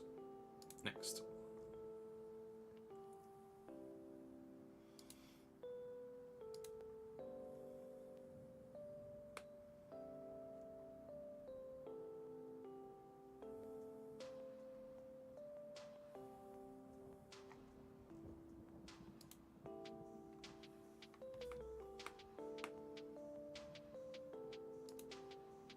Right, that post is now up. Cambridge United post is now up and live.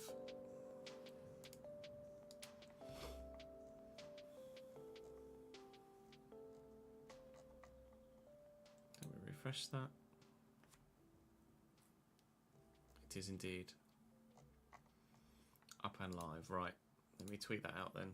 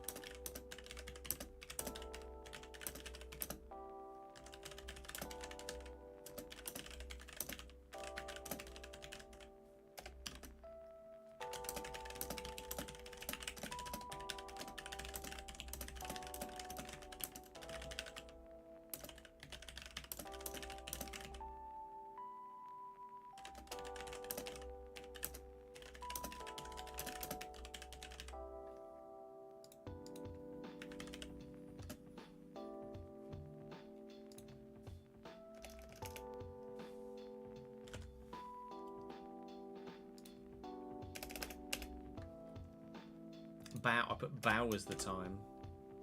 Bow was the time. Bow was the time.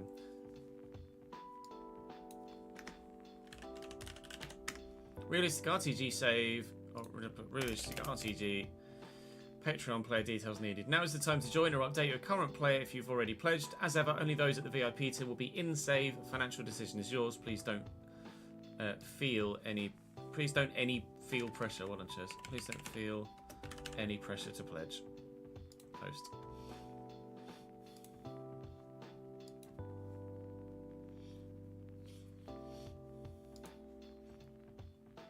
Ads is still going. My guy, my hero. Appreciate it, Danny. Thank you, mate. Very good of you, pal.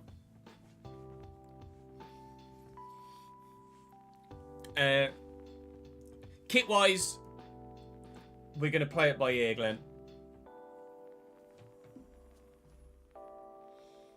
Nathan's already left his player details. What a hero.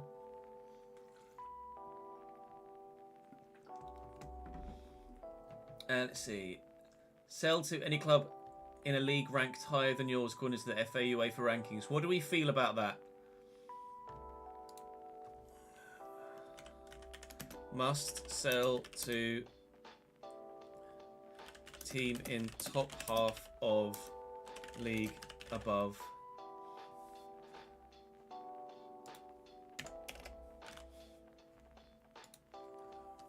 If bid comes in.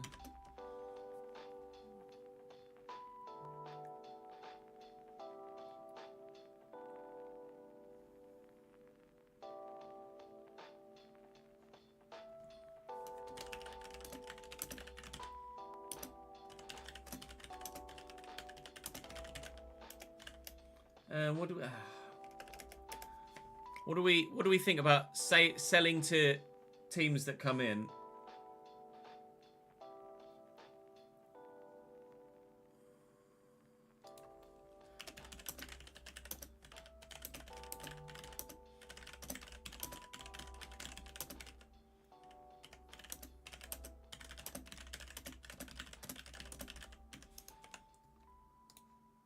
So if a team from the league above bids and they're in the top half of that league above, we must accept. We must sell.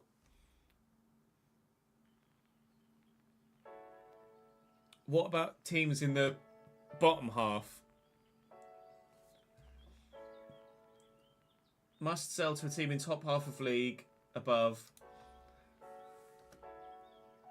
for anything over value. So, for anything over value if bid comes in. Bottom half teams must be 20% above value.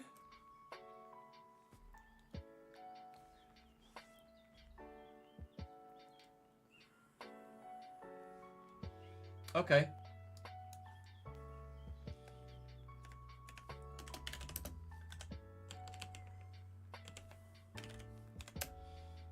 When selling to a team,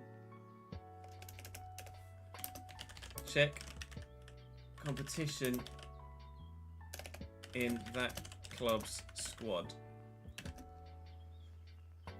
Decide likelihood of leaving based on that factor plus bidding club's stature and league position. Absolutely spell leave incorrect, doesn't it, Chaz?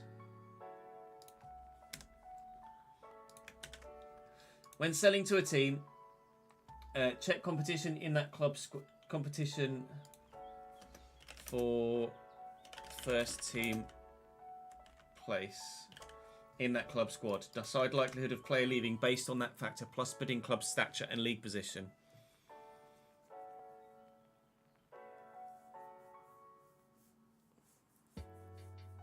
Yeah, must sell is unrealistic, perhaps. Yeah.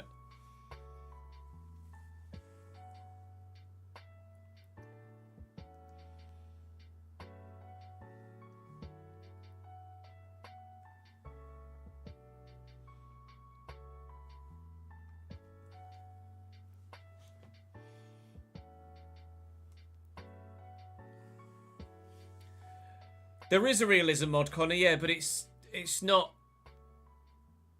When the game gets updated, I'd need to wait for the guy to redo the realism mod and re-update it, so that would break it.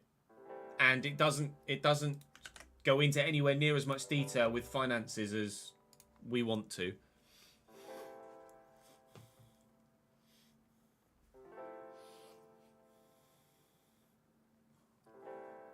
Like, the amount of time left on a player's contract will dictate what we do with that player as well. Plus putting club stature, league position, and players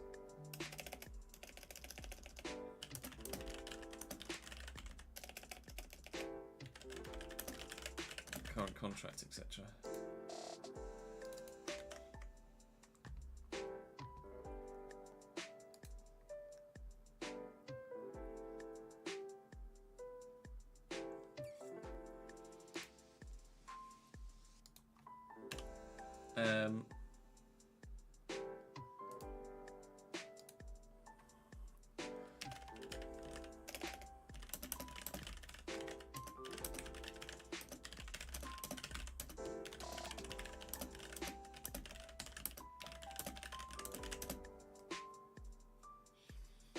Only within the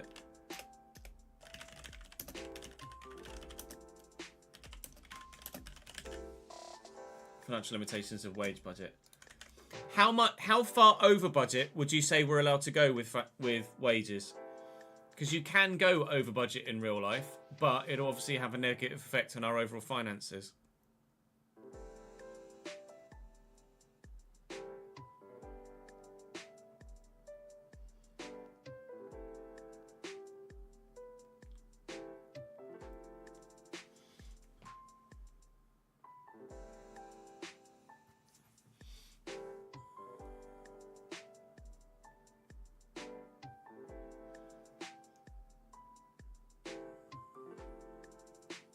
I will use my own discretion, but I will also try and be as unbiased as I can be.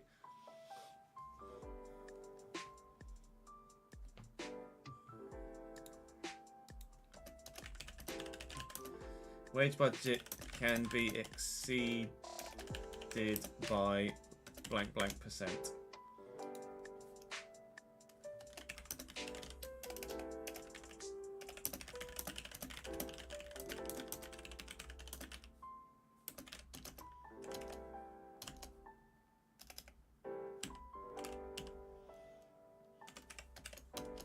Five, 10, 15%. I can go up to 15% over wage budget.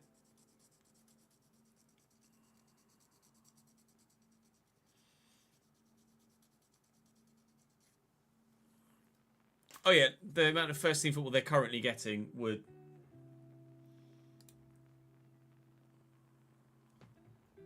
current play time and contract, etc.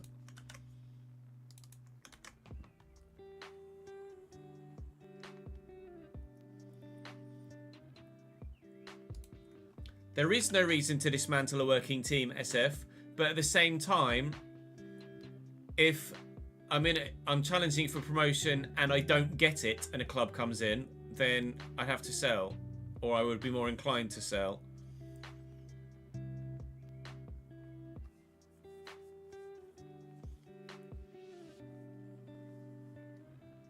I know what you mean. I know what you mean, Naz.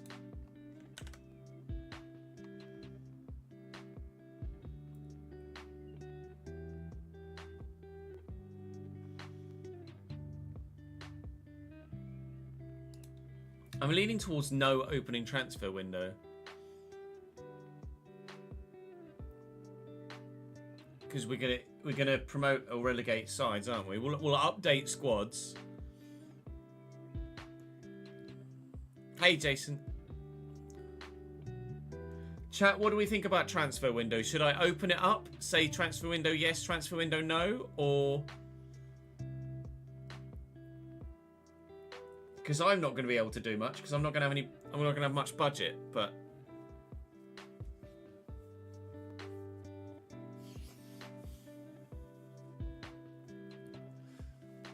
I'm not making a mod. No, Jason, I'm just making a set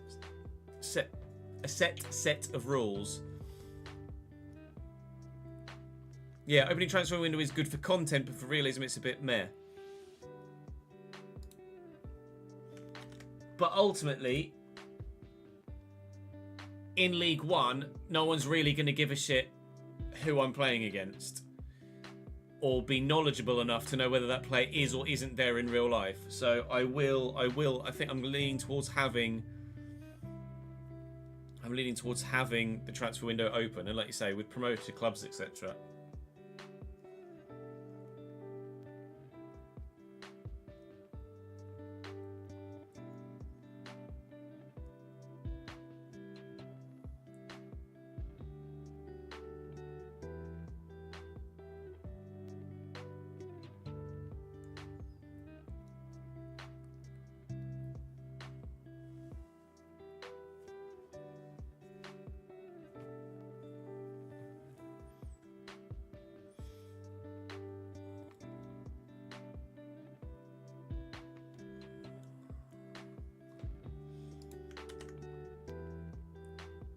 No, we'll be starting at Cambridge, Jason. So we'll be starting in League One.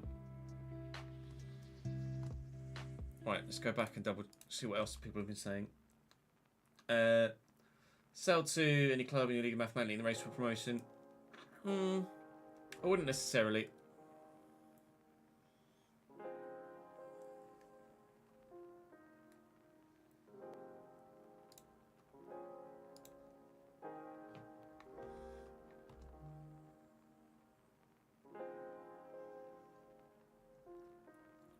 True squad rotation, change camera angle.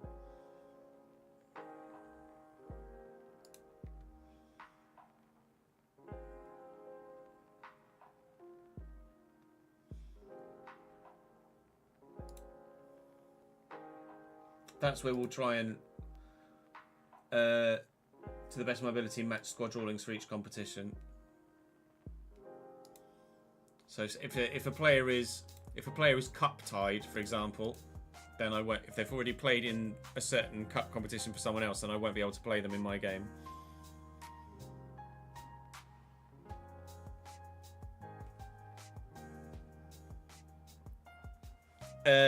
I can change budgets in the live editor. Yes, Connor, I believe so.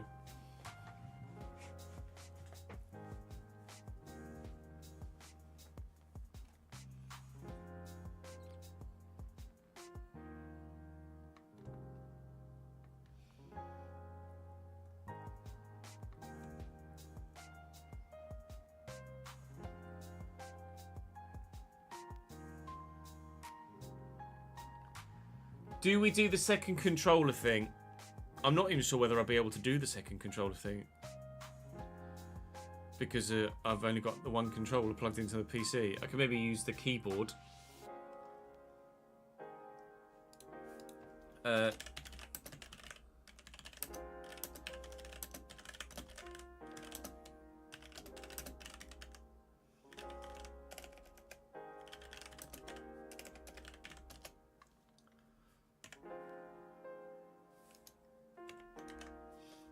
Do that.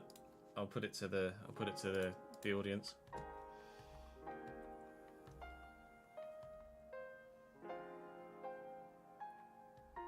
Avoid signing ugly looking generic face players.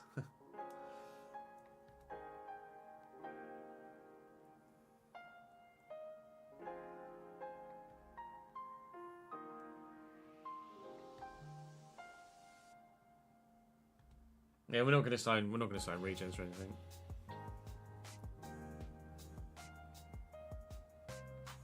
I could probably go select size and then use the keyboard as I think, but would have to have a look.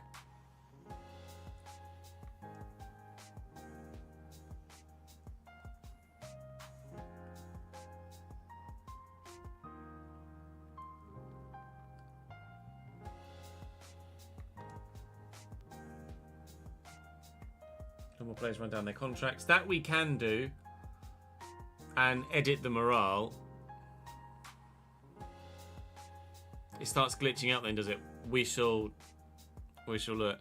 Oh, the game doesn't like when you go from controller to keyboard. But I wouldn't be...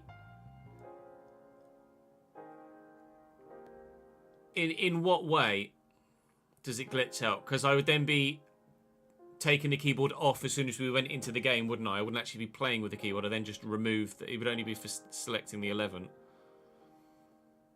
I'd have my controller for my team and then the keyboard for the opposition and then just remove the keyboard as the input.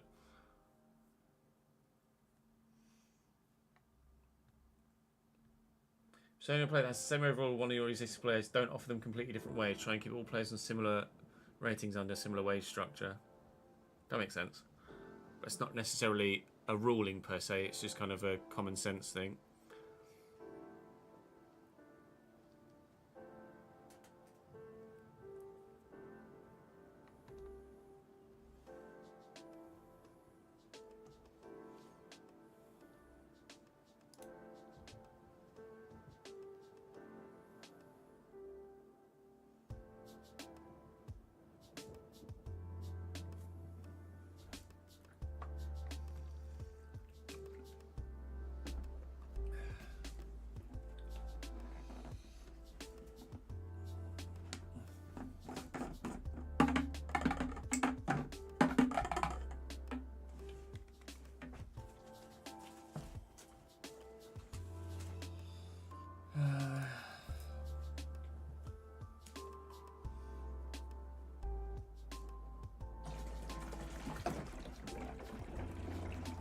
Limit to 10 youth players a season scouted.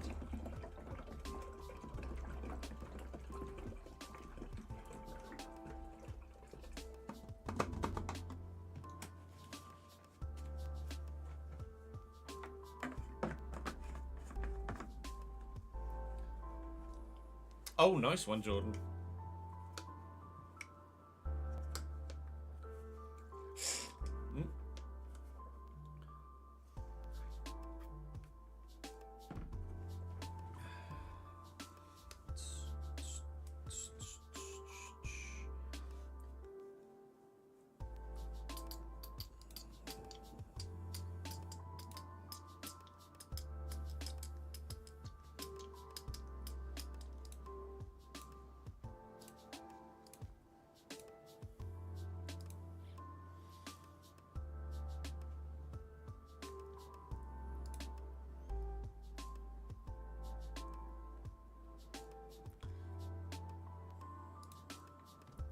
Patrick Kelly, are you here in stream right now?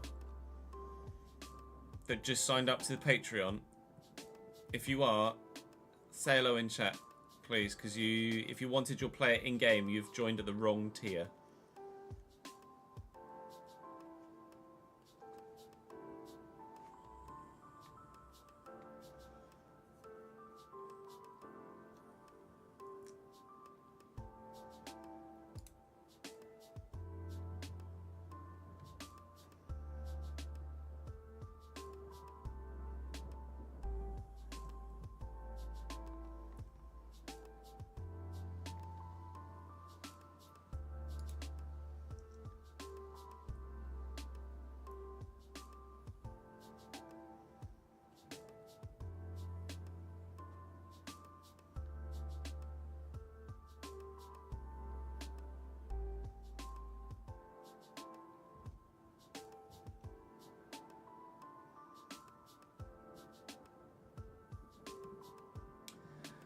What do we do about release clauses? So I presume with the live editor I can edit their contracts, can't I, and add in a more realistic release clause. Can't test yourself, but recall it being mentioned on Reddit before. Game doesn't want control schemes to change while the game is running. We'll just have to find out, sorry.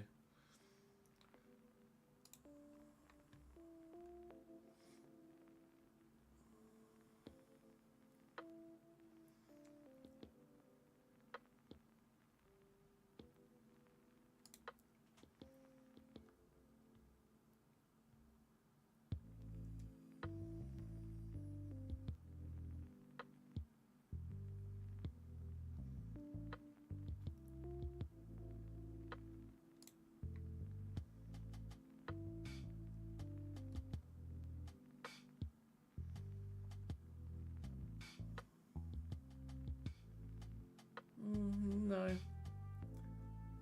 Home nations only is what we're going to do.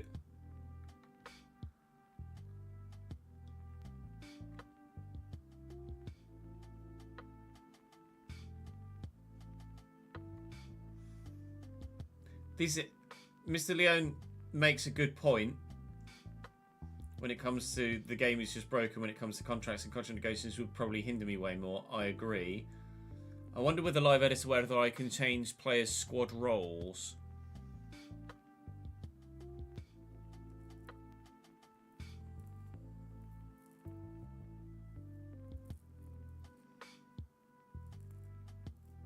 Video goes live tomorrow, Elite. We recorded it earlier today. Video goes live tomorrow.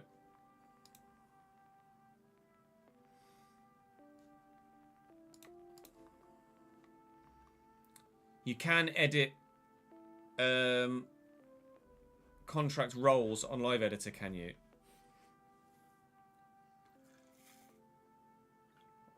So if we feel like it's unrealistic that the game is not allowing a certain player to sign a certain role.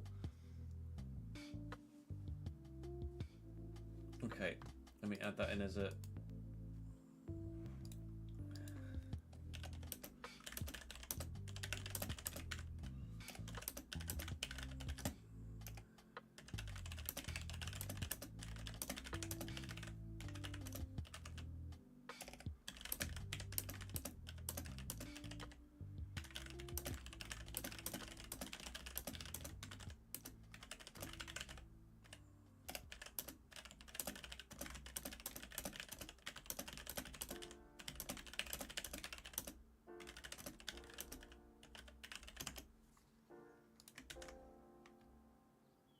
So is it be strict, realistic with squad roles offered.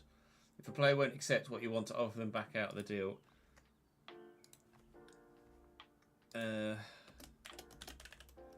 See questions to be asked of audience for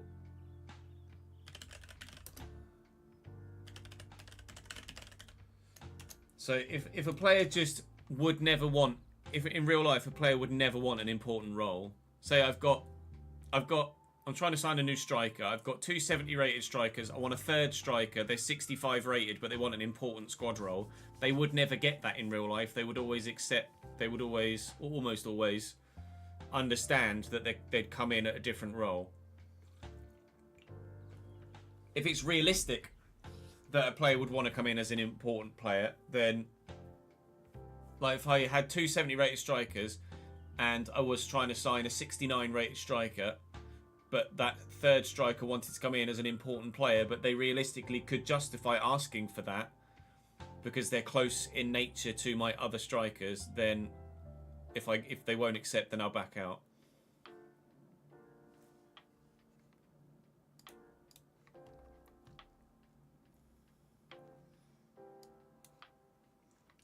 Yeah, that's fine until our first transfer window.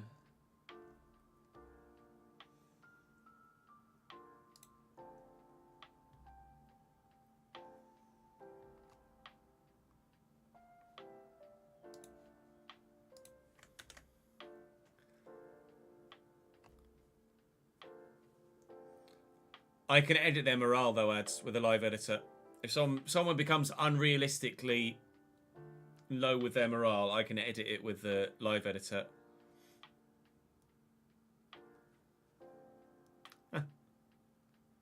I saw your tweet earlier, Connor.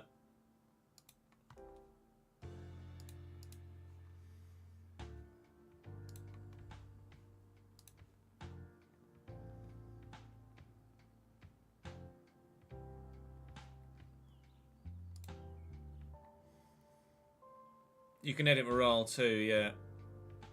Excellent.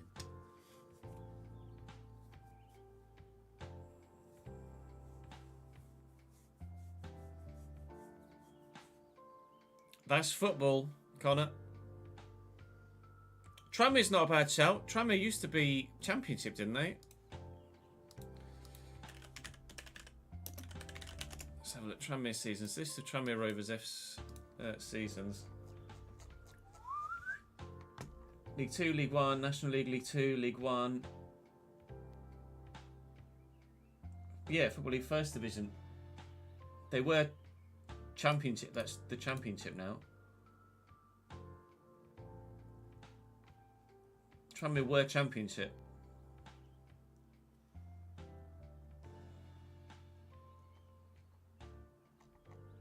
Back in the day.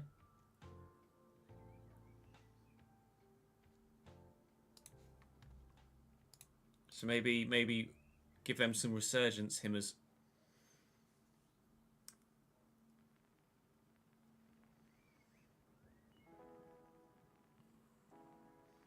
Edson Morale and the 4 ticks will be very helpful then for some potential negative outcomes you had in the testing notes you sent me. Yeah, do you mind if I like screen grab the things you sent me and then go through them on the stream?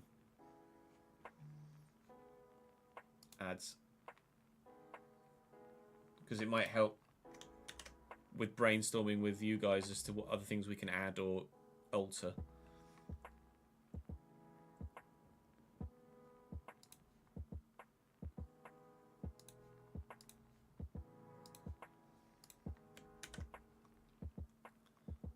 Are there any things... They're the same with the question. Yeah, that's fair. Can anyone think of anything else that we would probably want to have set as a rule and or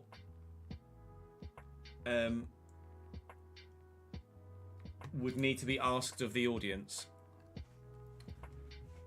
Have a quick pop of that in chat whilst I go for a quick toilet break, and then if there's nothing else that comes to mind, then we will have a look at the feedback from ads and then start moving on to the next step, BRB.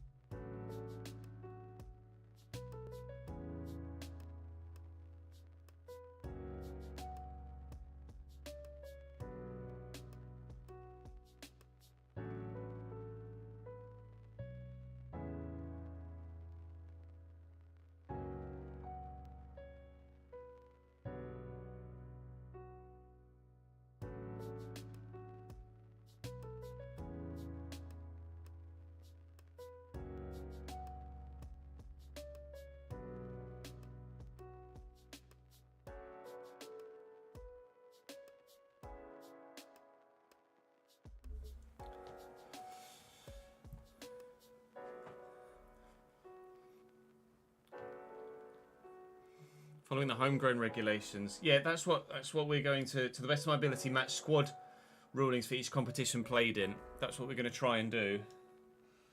Homegrown stuff is a bit different.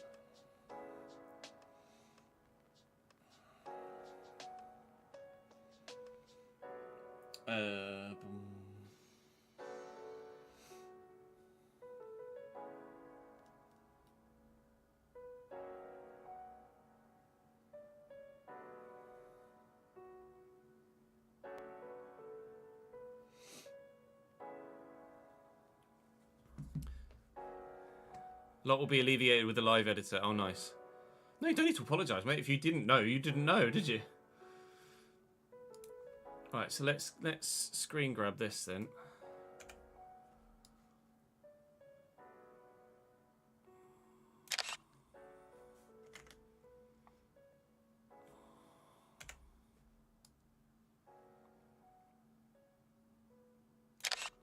And then we can show these on stream.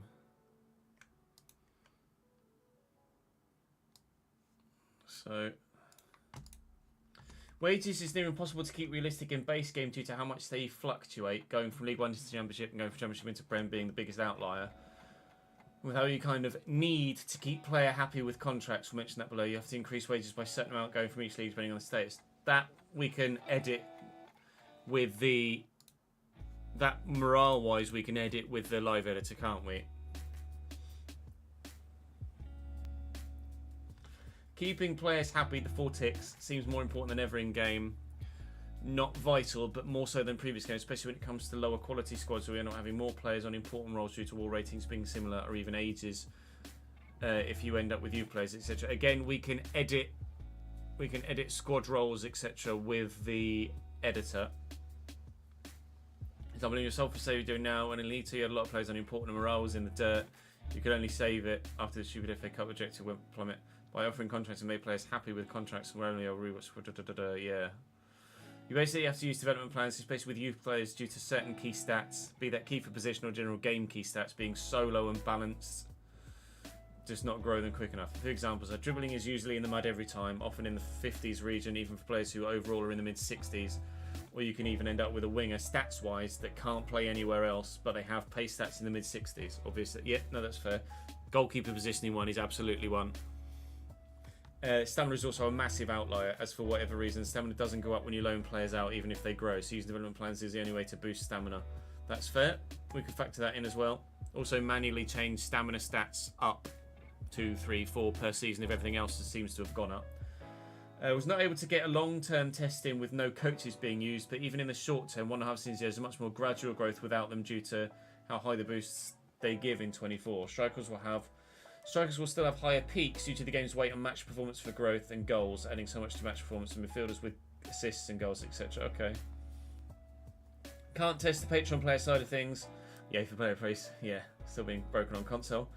But as a note from what I noticed from your save, with how you mentioned you wanted to make them also have a more balanced progression, it could be a shout to make sentences such strikers and cams start lower overall ways, so grow vastly compared to other positions. Yeah, okay, so we could have strikers start at 52 or 3, and strikers, cams, etc. start at 52 or 3, and wingers, but fullbacks, centre backs, etc. maybe start slightly higher. Agree. This is a random one I cannot test it myself, but it came to mind. It might be an idea testing changing finances, especially wages, when in the Prem, with how the game determines wages and overall budget now. Don't want it to balk out and play wages get changed, whatever, if you find a way to do it. That I presume would be live edit stuff as well. Changing in finances would just change the finances and how they look in game based on our spreadsheet. Correct? Tested free agents available in Season 1, see if they will be available to fill squad Season 1, match Cambridge overalls and don't grow, etc. If you were to release players to match IRL, but I won't make the list longer. All the names, because I think you said earlier, keeping them Season 1, yeah, just let me know if I'm wrong. Yeah, no, I think we definitively made that decision, didn't we? Real life retained list players will be released at the end of Season 1, so we will end up having to replace them in the squad. Release clauses are a near impossibility outside of the Prem, Don't know what you can do with a live editor, but even without using coaches, young players, say, go from 19 to 20. They also go to 71 rated. They'll get a massive increase in their value to selling calculators. Yeah, that we can alter. So we're going to be relying on the live editor a lot to try and keep things realistic.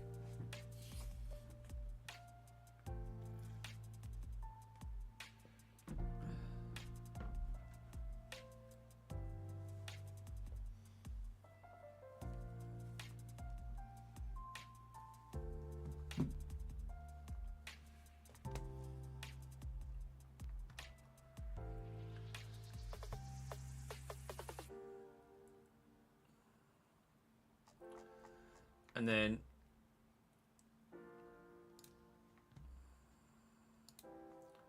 this we're gonna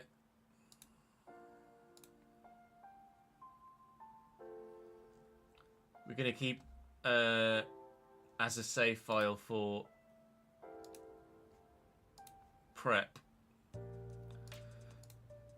So is that are we happy with the rule set we've currently got? The live editor is gonna be really helpful, yeah. I don't even know what the limitations or options are in the live editor to its fullest extent, as to be honest, personally either, so don't worry. So, initial bank balance to be... Opening transfer we were going to just do, weren't we? We were going to say yes for opening transfer window.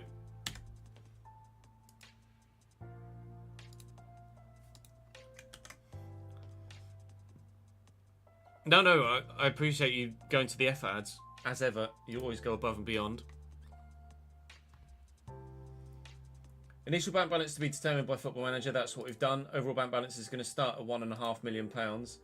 We'll track finances, like overall bank balance, transfer budget, wage budget per season. Let me do that.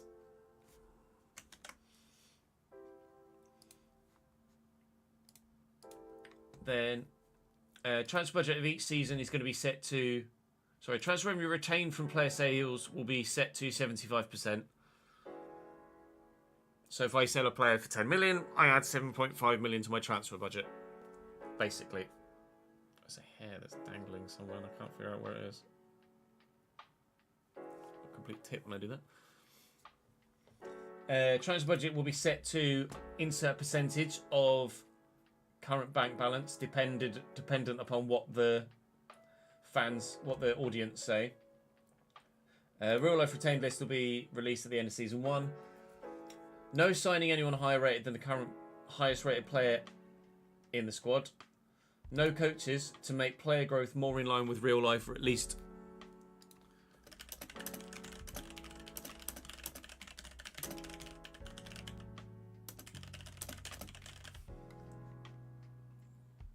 for more realistic progression through the leagues. Player signings in League 1 and below to remain domestic in nationality and selling club. Championship extend to European, Premier League extend to worldwide. To the best of my ability, match squad rulings for each played competition. League 1, no more than 5 loanees in matchday squad. Football Manager used as a reference point. So I would have a colour code thing here that I will then add in here. We'll have like a fill colour code here that we can add in.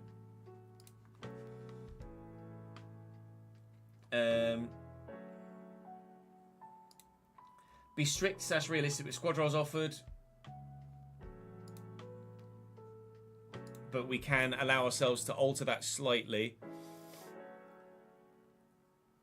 When selling to a team, check competition for first team place in that club squad. Decide likelihood of player leaving based on that factor, plus bidding club stature and league position and player's current play time and contract. I.e., if someone is first team for me every week and is a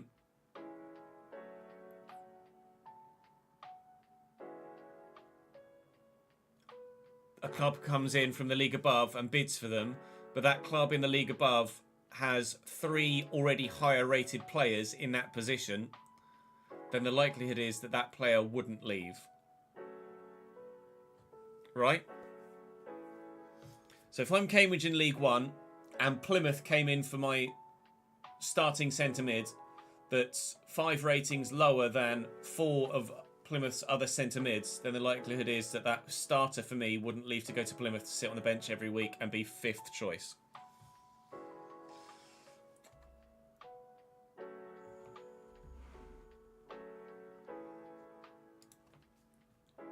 Can be decided upon deal-by-deal basis with feedback from live chat. Offering a new contract to entice a player to stay is allowed, but of course only within the financial limitations of the wage budget. So if a bid comes in for a player and I want to offer him a new contract to stay, then I can do so before I accept or reject the bid.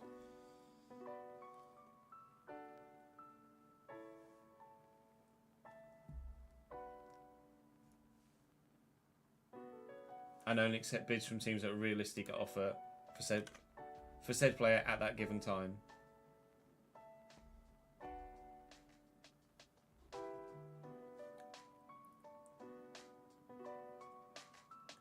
You can also check if the buying club is selling / might be selling one of the current players in the same position but searching for said player individually, and it would say if they're approached, etc. That's a good point.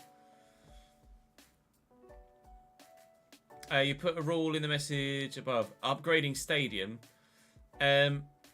Minimum capacity. The minimum capacity thing is intriguing, but I don't think that's going to be an issue for us until we get to the Premier League. And then the thing with stadiums is, what do you do financially for that? Because in real life, clubs will probably get loans. We're probably not going to have the bank balance. And how do you put a price on what it's going to cost to add 10,000 seats to a stadium? You can't really. I can't exactly go and get quotes from.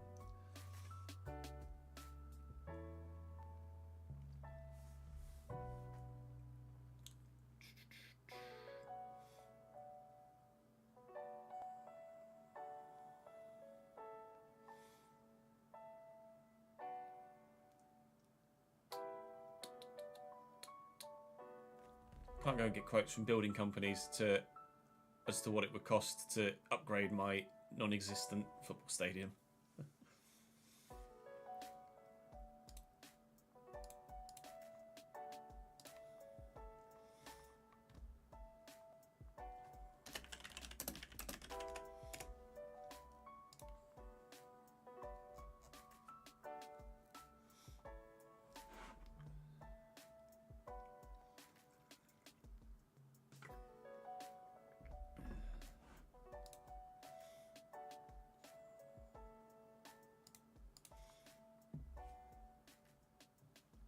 And then what we're asking the audience before we set the save up is, with regards to promotion relegation, do we, as we would normally do with a regular summer save, do we promote the top 2? All 3 in League 2's example? If so, yes.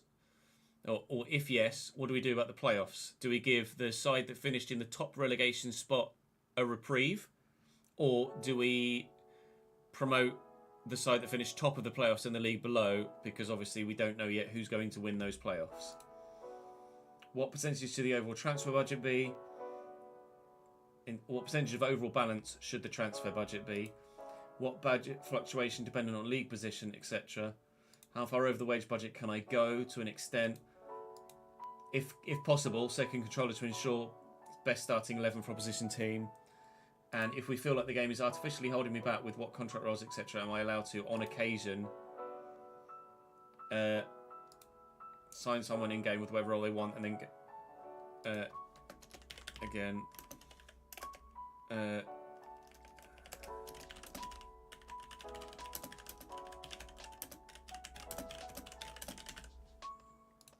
Can be decided upon by live chat, perhaps.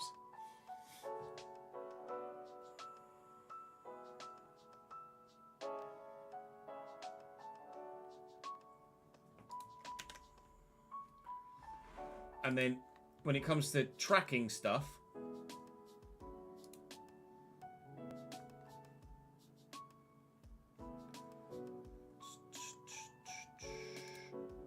don't think there's anything else we want to track, really, at this stage that I can think of, other than player details, transfer budget, wage budget, and then an overall bank balance. There's not really much else we can do, realism-wise, is there, in terms of stat tracking. There's fuck all I can do about Bromley and Chesterfield, Recon. Unfortunately, I can't put teams in the game that aren't in the game.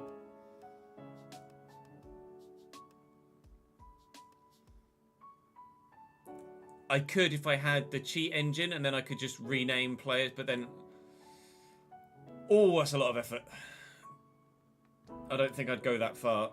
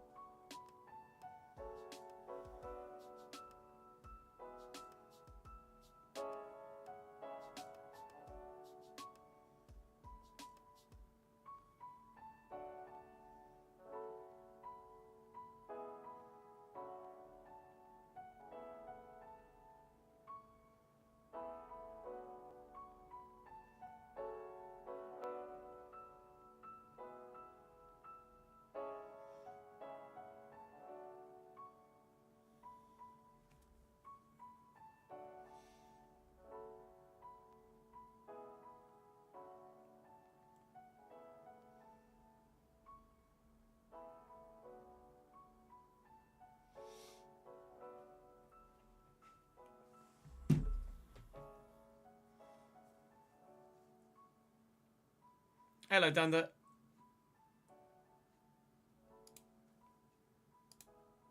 So let me now... The game is already... Actually, let me keep FM up for now. Now it will be a case of... updating the game and the Patreon players, etc. And the live editor, actually. I need to update the live editor.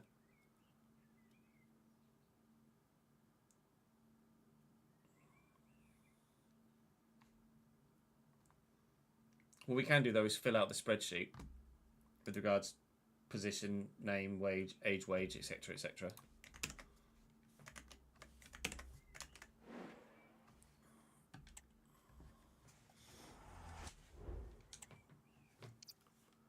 Wait, update squads. Ooh, hello. Manager career, new manager career. Oh yeah, I'm not on the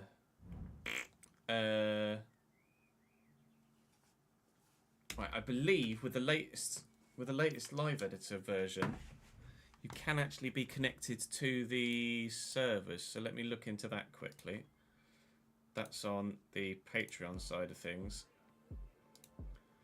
So if I go...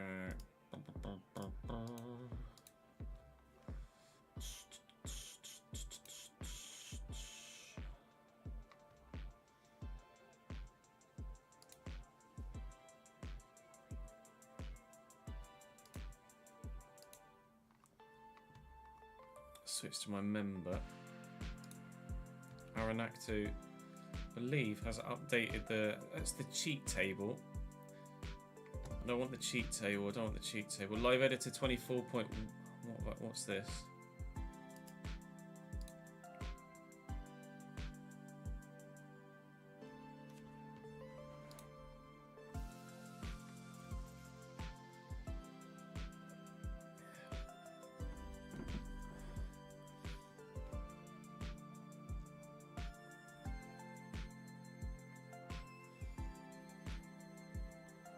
Okay, so with the latest edition of the live editor, it's now possible to connect to EA servers and download squad files when playing with live editor. Also replaced some of the message boxes with notifications, added aardvark editor, added some missing body type codes, which is good. Added option to filter players by their play styles, added is pre-signed column to transfer history. And fix disappearing entries from transfer history when attempting to undo transfers to play with pre-signed contracts. Okay, so let me download the latest live editor then. I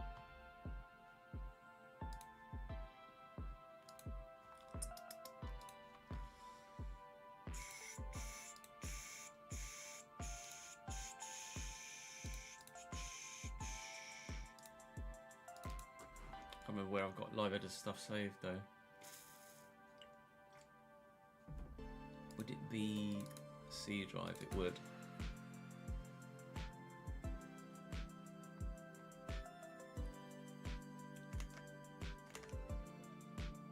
What would I need? Just the... I don't know what would be different. Okay, hang on. I'm just going to delete that.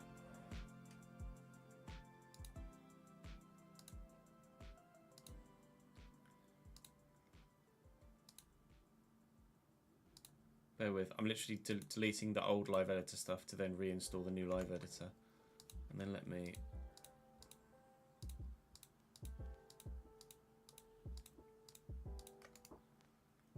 extract to a specified folder. Windows, live editor. Okay.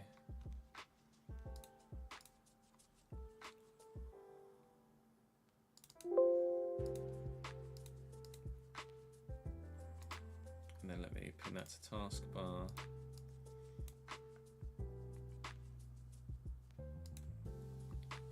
Please work. Otherwise I'll just fuck myself.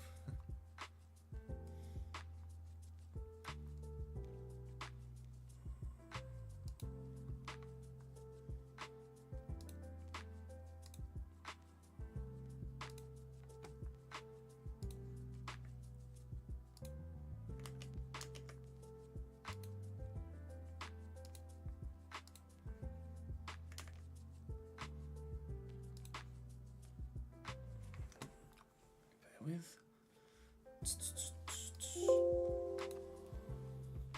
want me to log into EA again.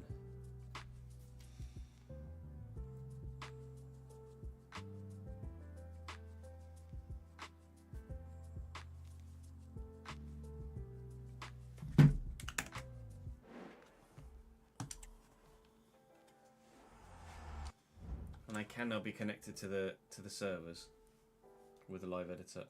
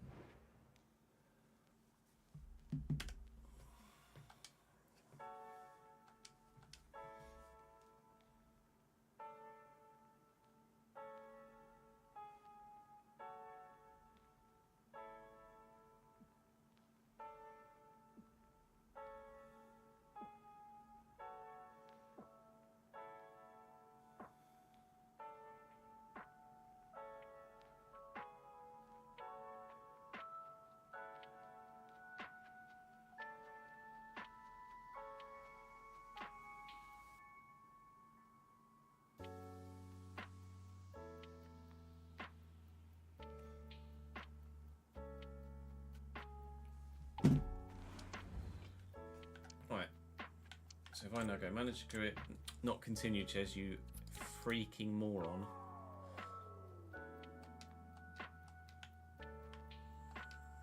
Oh, oops, if we're actually on the thing, Ches. New manager career. Download latest squads.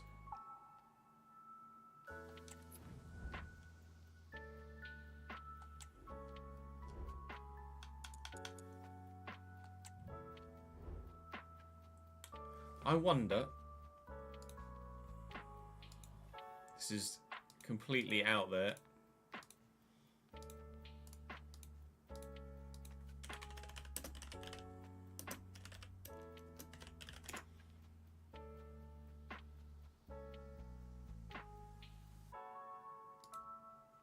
I'm not sure if this is actually a thing or not.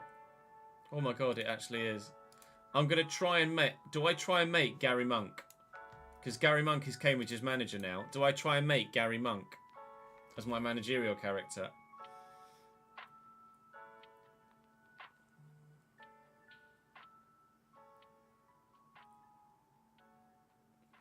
I imagine so, ads, but that's fine. I don't mind putting in the legwork.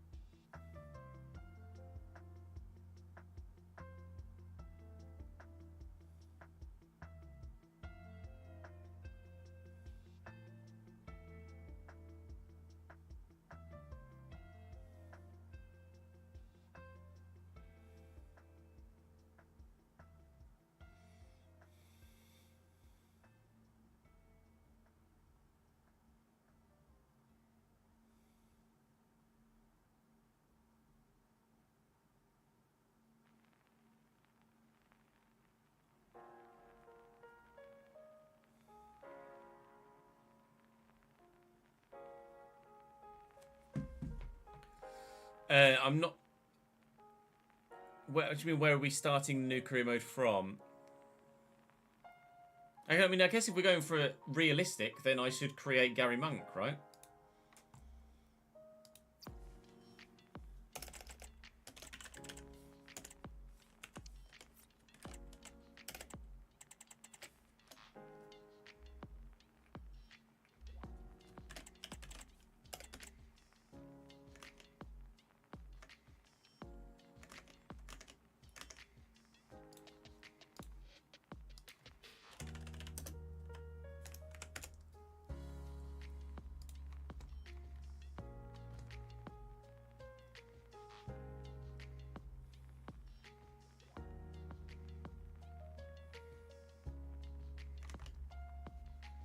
Let me get that open as a tab here so I can...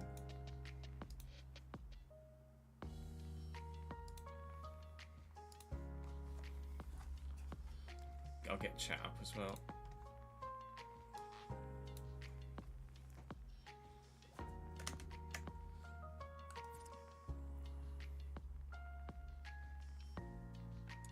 I don't suppose face actually matters, does it?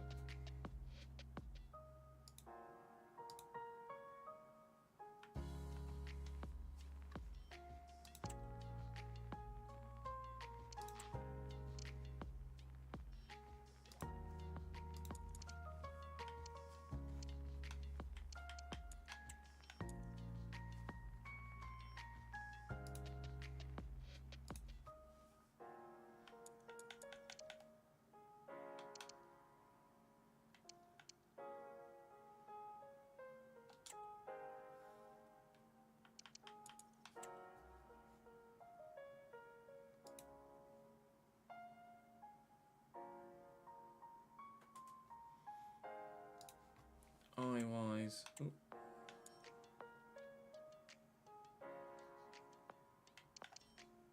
That one. Colour brown.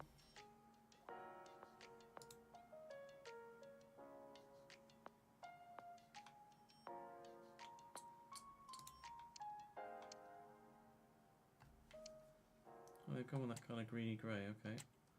And then morph. It's gonna take a little while, but I think it'd be worth the effort.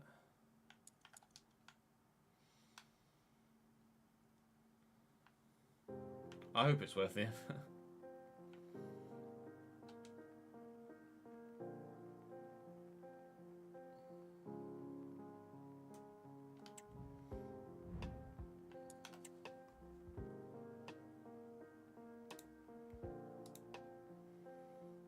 Browse.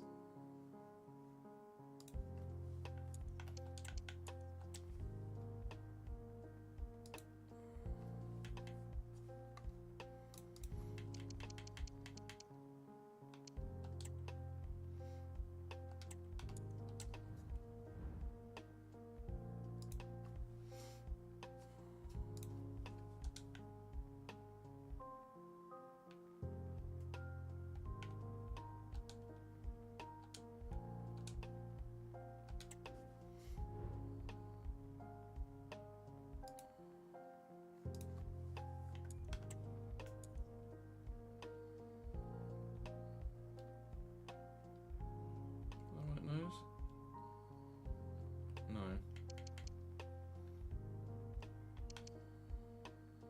Oh, it's a different... Oh, there we go, that one.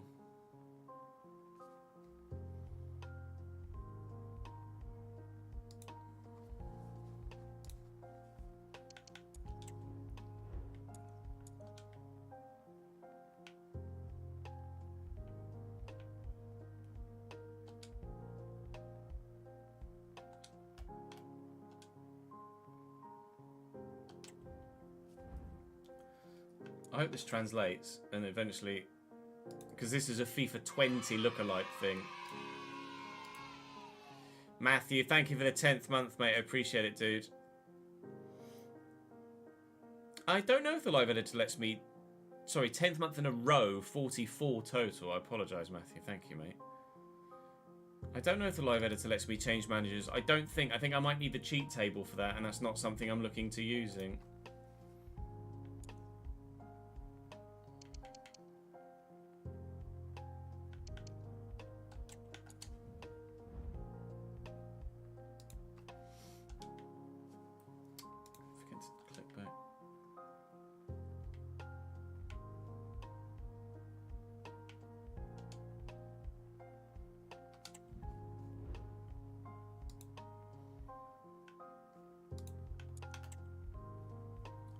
Jewel, that one.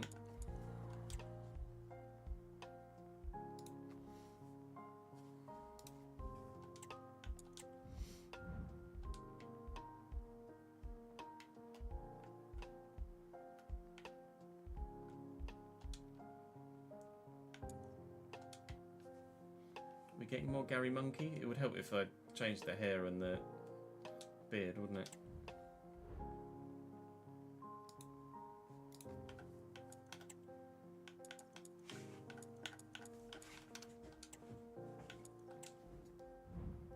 I like the fact that the shape of the chin changes the way the facial hair sits on him.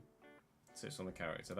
That's a good little detail that you wouldn't have thought they'd have put in.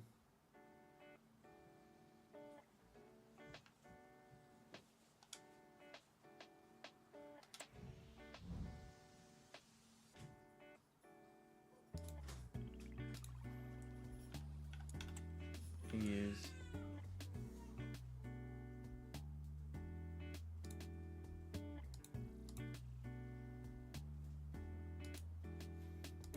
That one.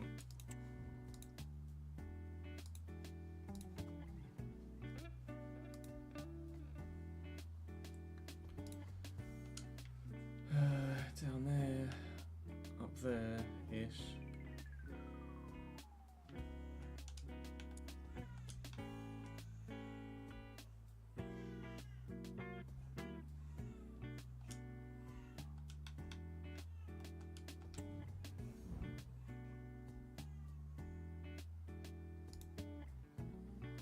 Otherwise, it's the old Scotty Parker, isn't it, really? Remember which fucking one that is.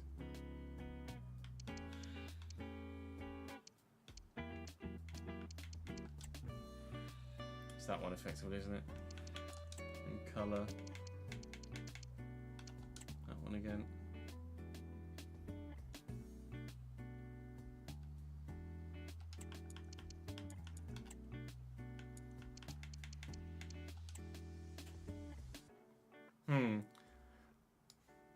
That Gary Monk and my Gary Monk don't look very similar, do they?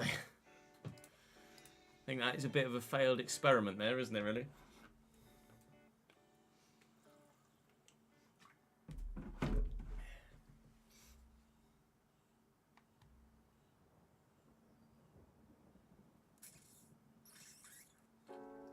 That looks a bit like Gary Monk. That does not.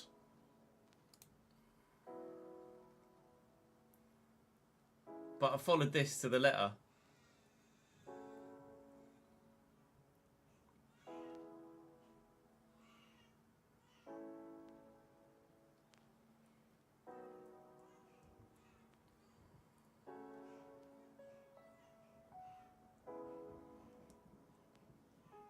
It is from FIFA 20. I was hoping it would translate. It didn't. It's going to be as Gary Monk-like as we get, I think.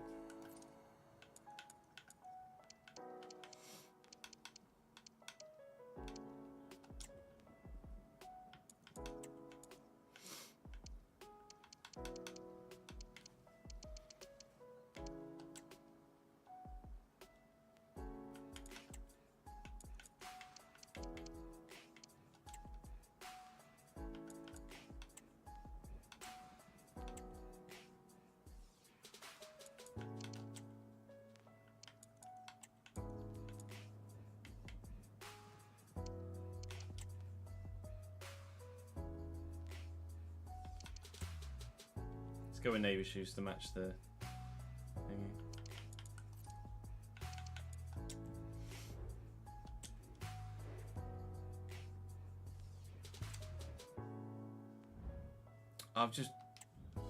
It's just occurred to me that I'm gonna have to I'm P9 in the power rankings, am I? Lol. I'm gonna have to remake Gary Monk again when I go in and do the actually make the thing, aren't I? Because this actually isn't what I'm doing. This actually isn't the full save, so I don't know what I'm doing with changing player or club moves.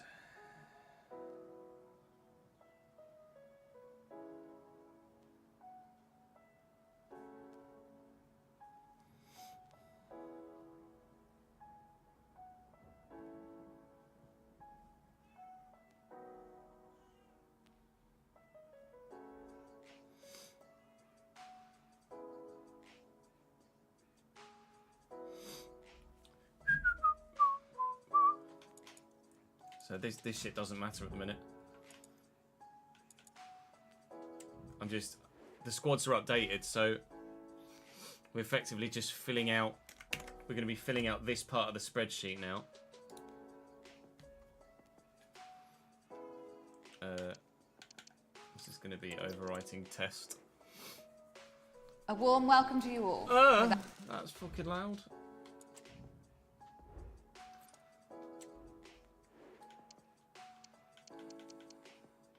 So Gibbons is here, Lyle Taylor's here.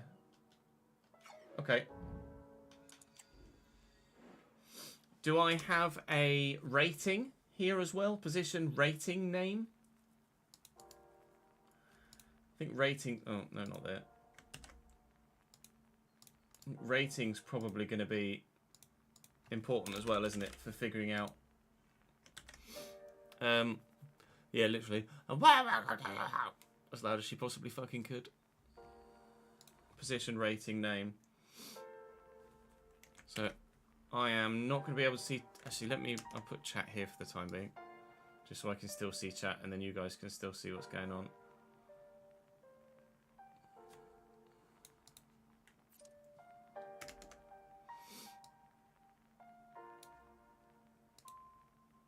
So GK, GK, GK. Left back, left back, left back. Centre back, centre back, centre back, centre back. Starting with, I can't see rating now, can I? For all of them. Bring chat up. 63, 59, 54, 64, 63, 60.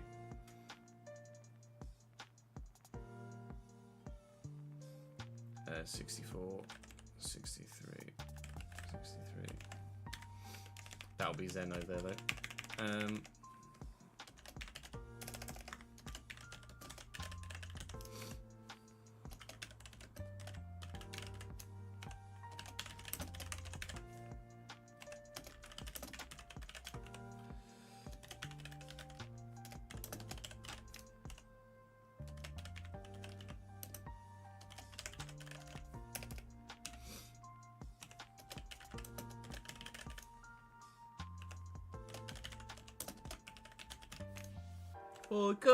Michael Morrison, Michael.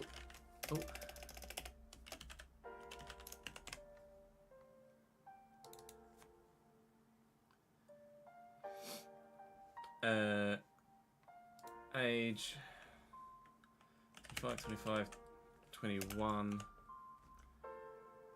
32, 32, 26, 33, 35, 22.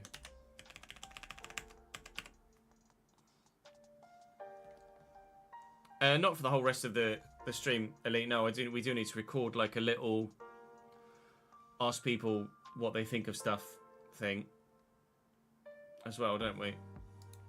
So now I'm going to need financially. Bear with, I can't see your comments now. Actually, I can't see your feedback at the minute. I can't see chat.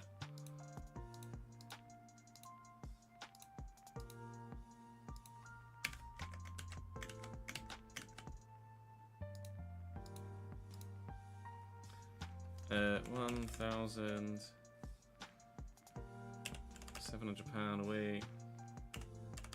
2,000. 2,000. 2,000. Everyone's on the same fucking wage.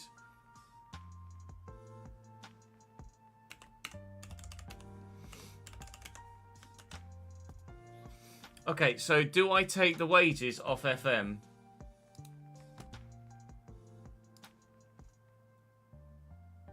Which are going to be more realistic and reflective of real life. Do I take the FM wages? Because like players like Ryan Bennett aren't going to be on £2,000 a week. Players like Michael Morrison are going to be on more than that. That seems a little unrealistic for everyone to be exactly the same fucking wage. So I'll redo the wages. Let's just fill everything else out then, shall we? Doodle-doo. Contract length I can do though.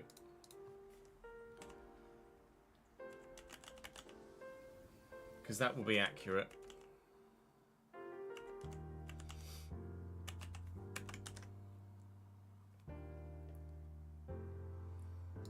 Right.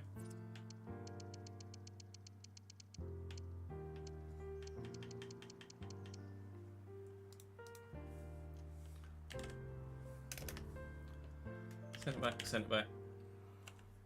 Right back, right back. CDM. CDM, CDM, CDM. 4 CDMs? Yep. Left mid. Cam.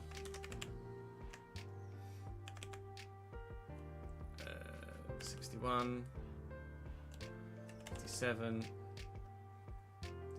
62. 66. 64. 64. 63. 55. 64, 62.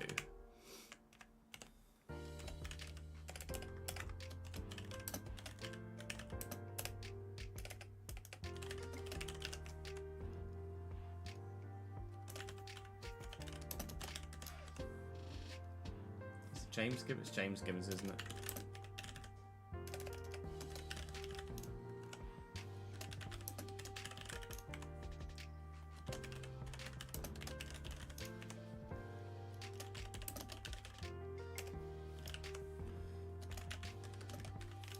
He came from Pompey's, the best you've ever seen.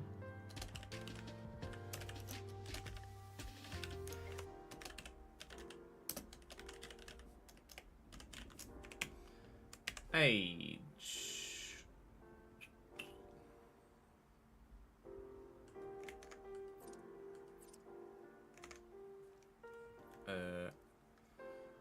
22, 20, 25, 21, 29, 28, 25, 21, 27. Kachunga is 31. And then financially, we'll do the wages in a minute, but contract-wise, 2 years, 1 year, 1 year, 2 years, 1 year, 2 years, 2 years, 2 years, 2 years. No, 1 year, 1 year.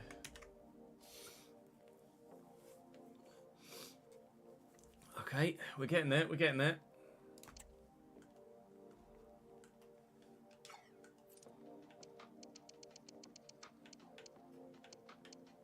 Okay.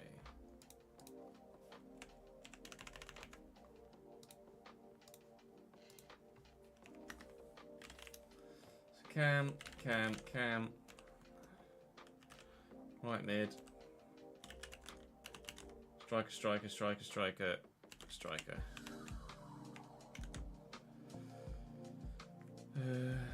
64, 63, 53,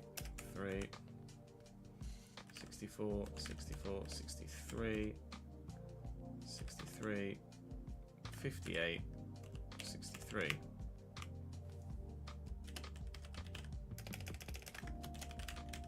George Thomas, Lancaster,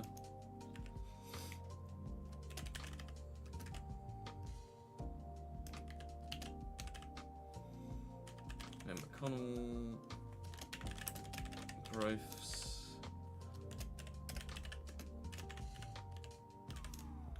Taylor, Macaulay, Bon, Ajiri,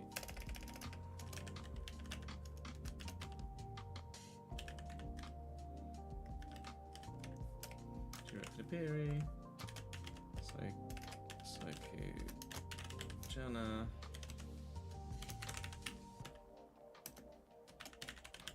Sam, and then age 28. No, sorry, 26. 26 for George Thomas, 23 for Jack, 18 for Glenn. Groves is 28. Minus 33, Macaulay Bond's 27, Fajiri's 27, Sakes is 23, and Gas is 22.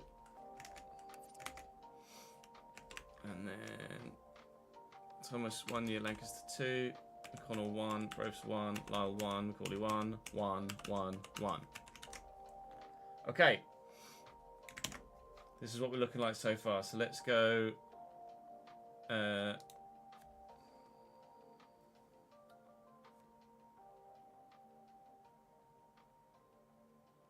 Orange.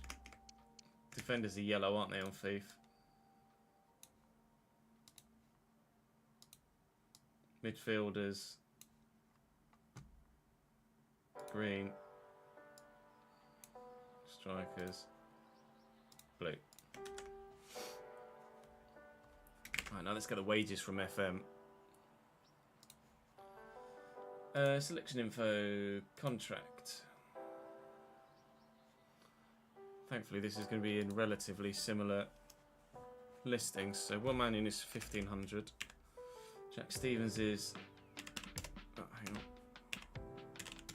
500. James Holden is 750. And then I'll adjust them in-game to what they are on the spreadsheet. Danny Andrew is on £3 a week. Harrison Dunk is on £2 a week. Mr. Hornstrup is on 1,500 a week. Ryan Bennett, right, so £3. Michael Morrison was 2,600. Jubbs is 2. Zeno 2. I'll put Mamadou Job, not Mamadou Job. Mamadou is on 600. Gibbo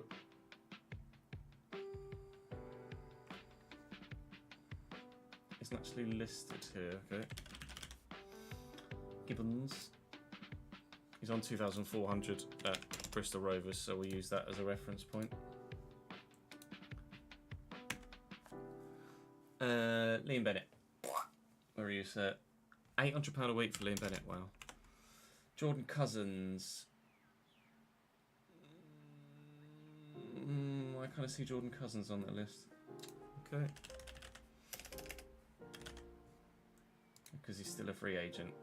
Okay, Cousins will go by what is on in game then, because I can't do anything about that. Digby, £2,000. Adam May, 1,500. Simps, £1,000 a week. Soleil.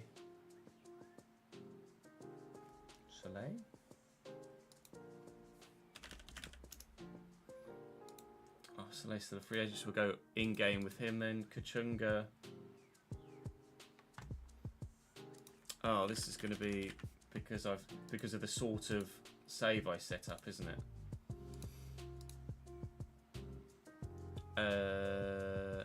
Quit to start screen. Start new game.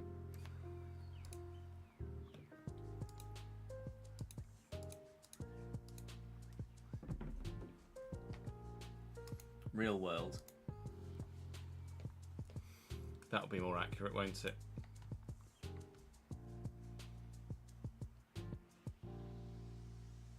It's easier to fill out if they're all on the same wages, but we want to be as accurate as possible, don't we?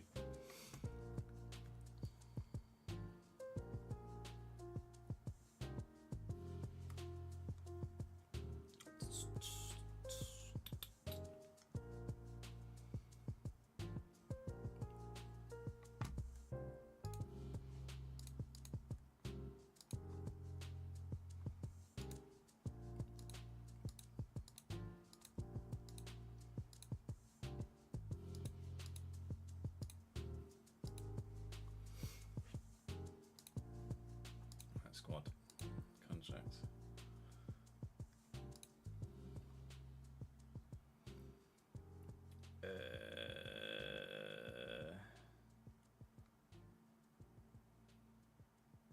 They're still not fucking here. All right, sweet. Fuck's sake.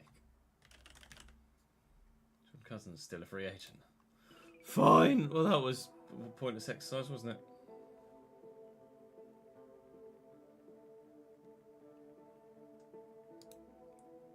Soleil and Elias will go with what they're already on in game. George Thomas, 3,500. Jack Lancaster, 2,400. Glenn McConnell, not there. Bros, 1,300. Lyle Taylor, not there. Corley Bond, not there. Faye, 1,800. Sakes, 1,200. Gas, 3,500. I wonder if... Let's try just the other one and see if they're on that one as well. Start new game. Oh, piss. I say piss.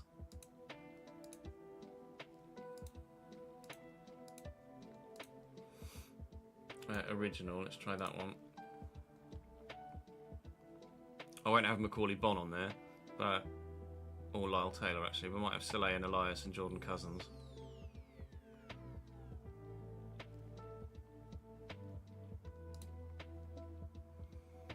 Ask away, Granny. Ask away. Thank you for the follow.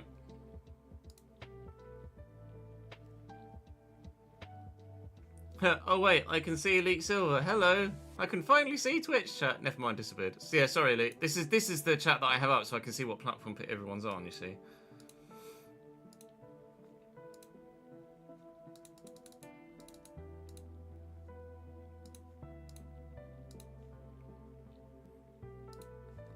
Hi, Lee. Squad contract. Hey, what do you know? Lyle Taylor, Macaulay Bond. Let's fucking go.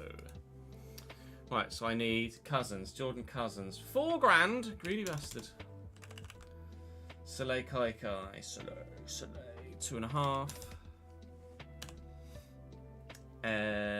Kachunga.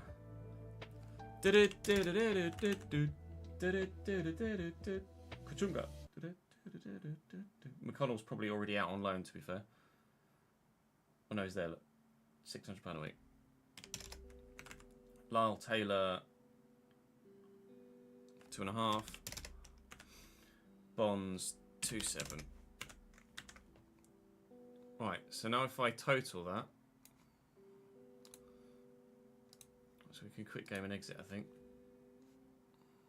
Let me bring this back over here, put that over there.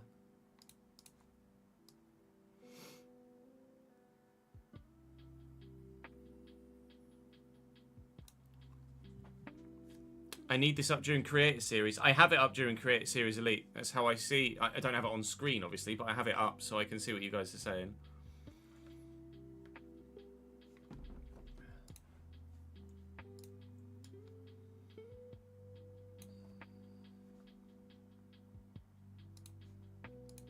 Oh, good.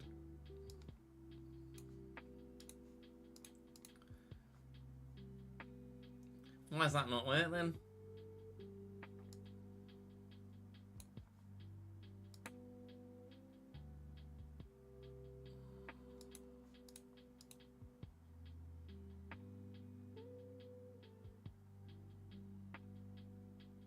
Oh, because I did that. All right, Fez.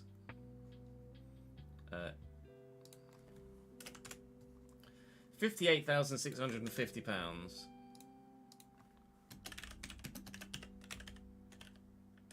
Total expenditure. So my wage budget would be 10% above that at the beginning of each season. Oh, when I have it on screen, well, that would block what's going on, obviously, on the track, so it's not really something I can do, I'm afraid. That's the nature of lower league football, though, isn't it, Mike?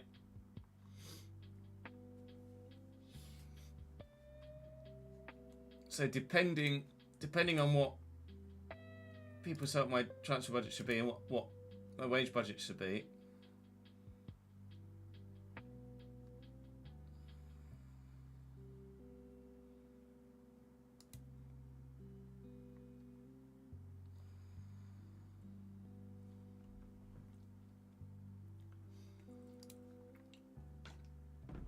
Okay, hang on.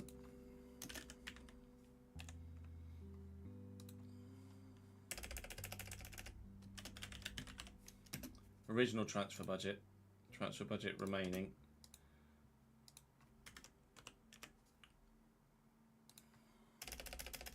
That way I can keep a live track of it.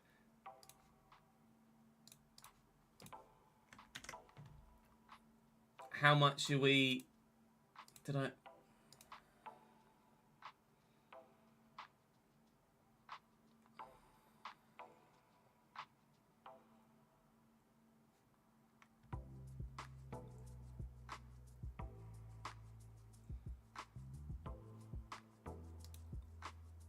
Are we allowing? How much wage budget am I allowing? How much extra wage budget am I allowing?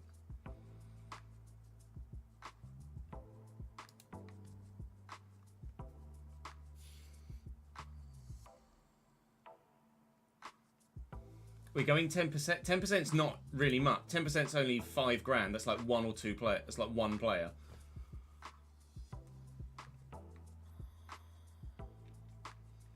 Saying 15%.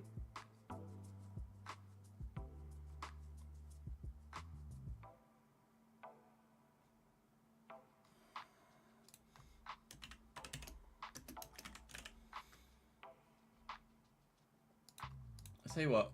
How about twice the average wage?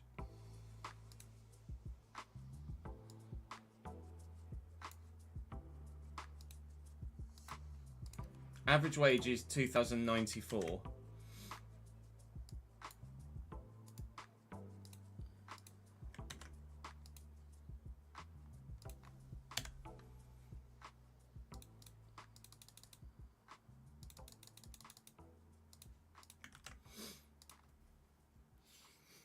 No, not yet, Daniel.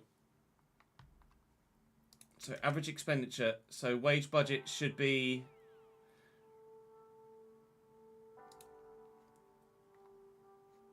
Initial wage budget should be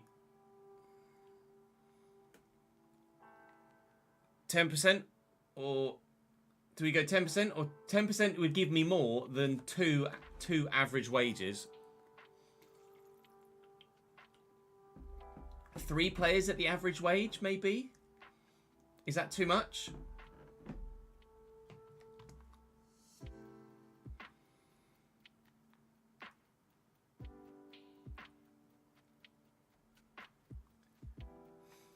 Total expenditure is currently 58,650. The average wage is 2,094.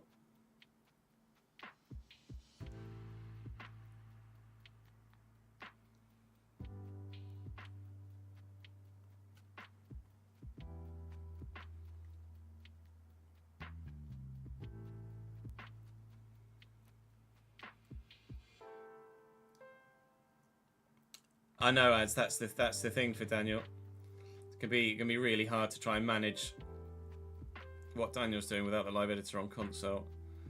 I've no idea who's going to win the Ballon d'Or, RG. How low the wages are in League One? It could be 15%. I would lean that way. Chat, are we happy with 15%? Are we happy with 15% as a wage budget?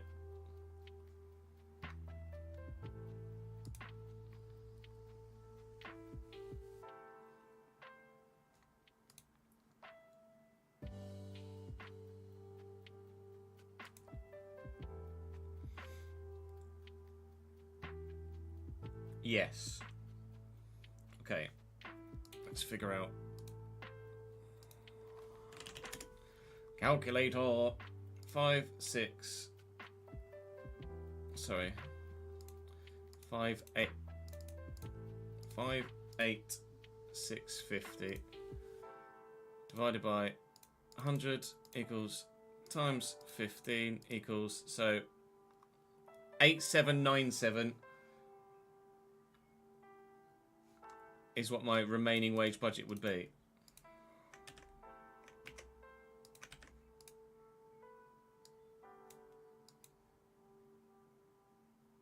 What do I want?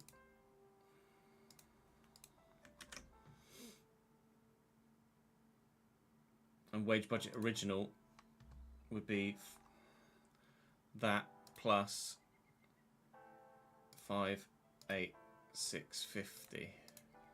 So 6, 7.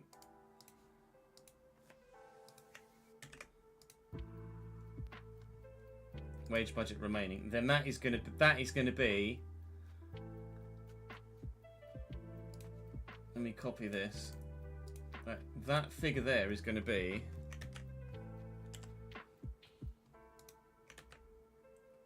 equals sum E34.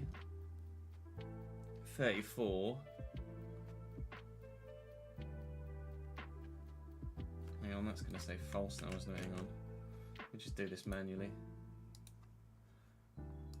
Equals sum brackets. Equals sum brackets. J4 minus E34.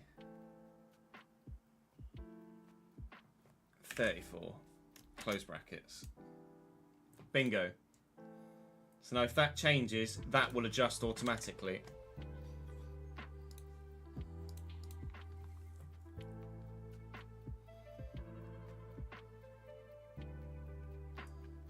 So if I change this, if Adame gets a contract renewal at 3.5 grand, then my wage budget remaining changes. Liam Bennett gets an increase of 10 grand. Then it goes into the minus, and I'm wage budget remaining is minus. If I go max wage budget.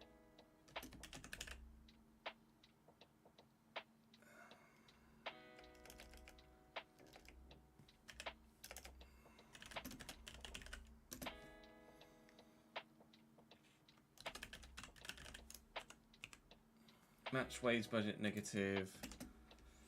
If it's 10%,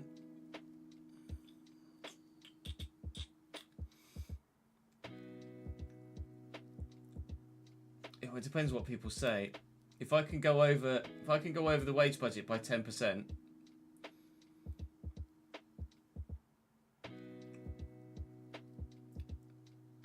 then that's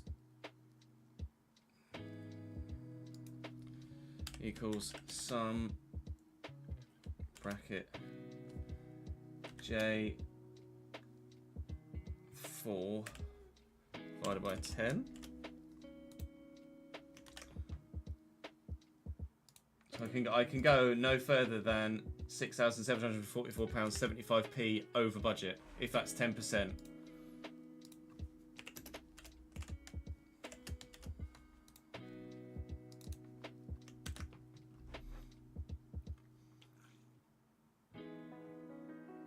Make sense? Does that make sense? Just glancing at that, would you understand everything that's written there? There's going to be a lot of upkeep of the spreadsheet, obviously. Yes, Davidenki.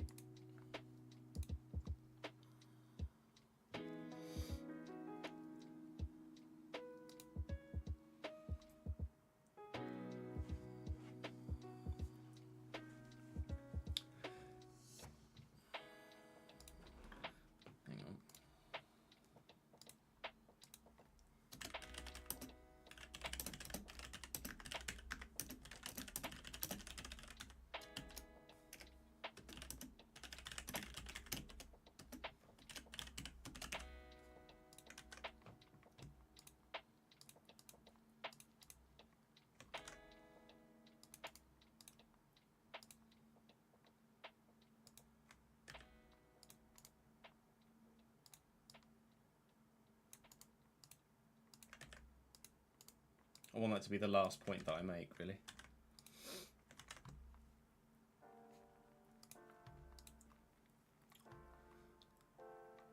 The wages are taken from Football Manager, Davidenki, so they are supposedly as close as possible, yeah.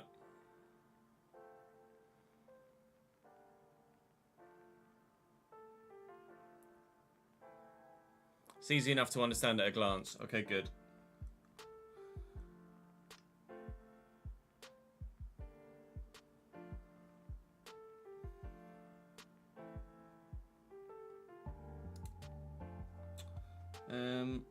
Additional formatting, error. I don't know how to change it. If it goes under 0 to go, or if it goes into minus to go to red, I can just manually change the color.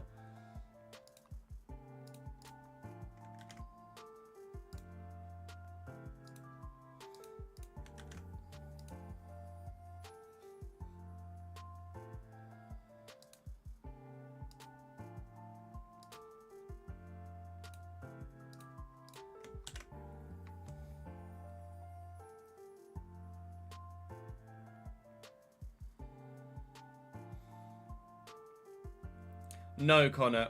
Wait. When it comes to in-game stuff, we're just gonna take stuff from in-game.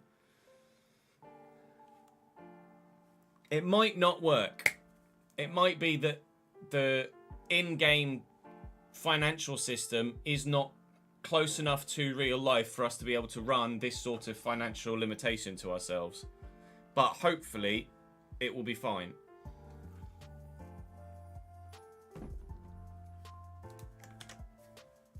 I hope. Ultimately, we may have to sack off the whole overall balancing, because the finances in-game might not work that well. But I think wage budget and wage expenditure and transfer budget, etc., we could probably try and keep tabs on.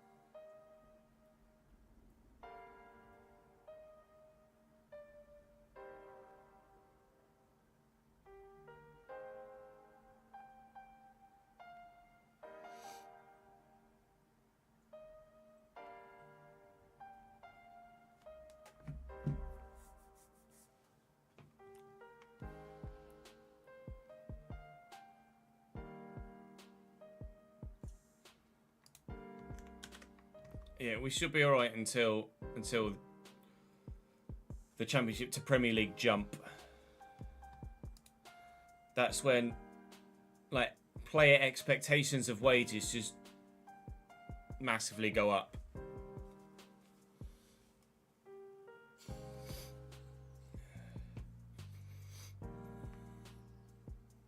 But exactly.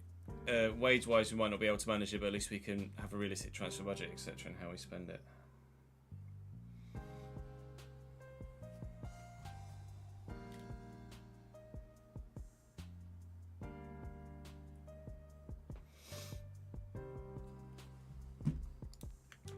So is that at the minute is as far as we're going to go, isn't it? In terms of preparation here, before we've made that video. Then it's just Patreon stuff. I think. So we need to make this video.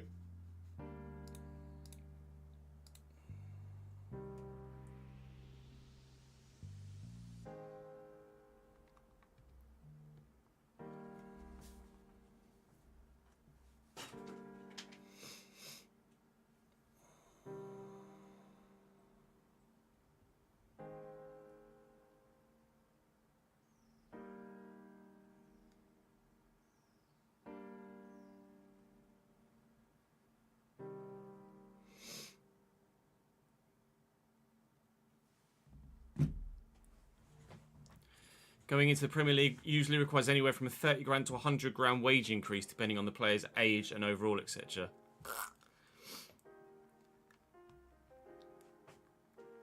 Yikes. Yeah, and then staying in Prem.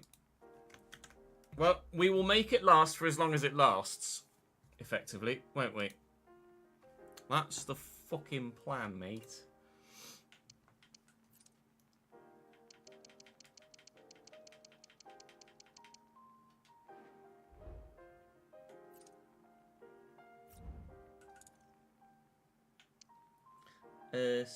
Sorry. God, that looks nothing fucking like Gary Monk, does it? I've tried, but it looks a little bit like Gary Monk.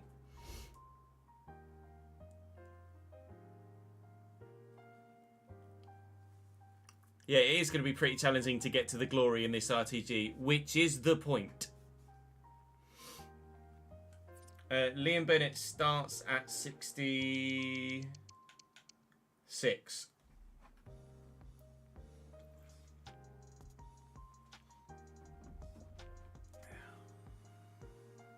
And I'll be intrigued to know what his fucking potential is.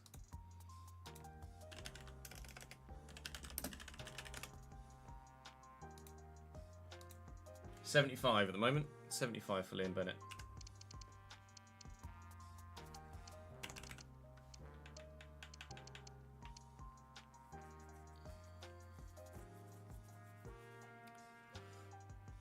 It looks like Dennis Leary. Oh, I'd love Liam Bennett to stay with us as long as possible. It just depends who comes in. And like, we can always, as ever, we can always sign players back again if we want to. Later in the save, depending on finances, etc. Right, so let's record this. Let's record this episode then, shall we? Or this video. It's not an episode, is it? It's going to be a precautionary something.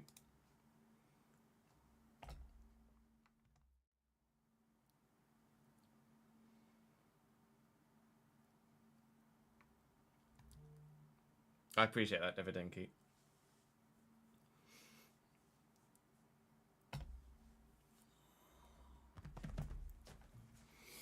I don't know what the options are for Creator Series tomorrow, Zemain. We're presuming the same as before, minus Silverstone, but I don't know.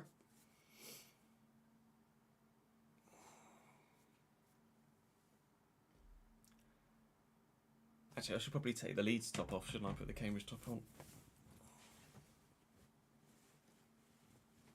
Let me just turn the heart rate monitor off for the moment.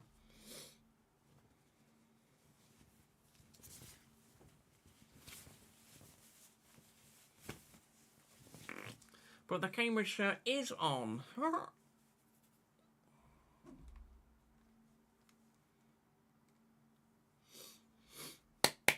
Okay.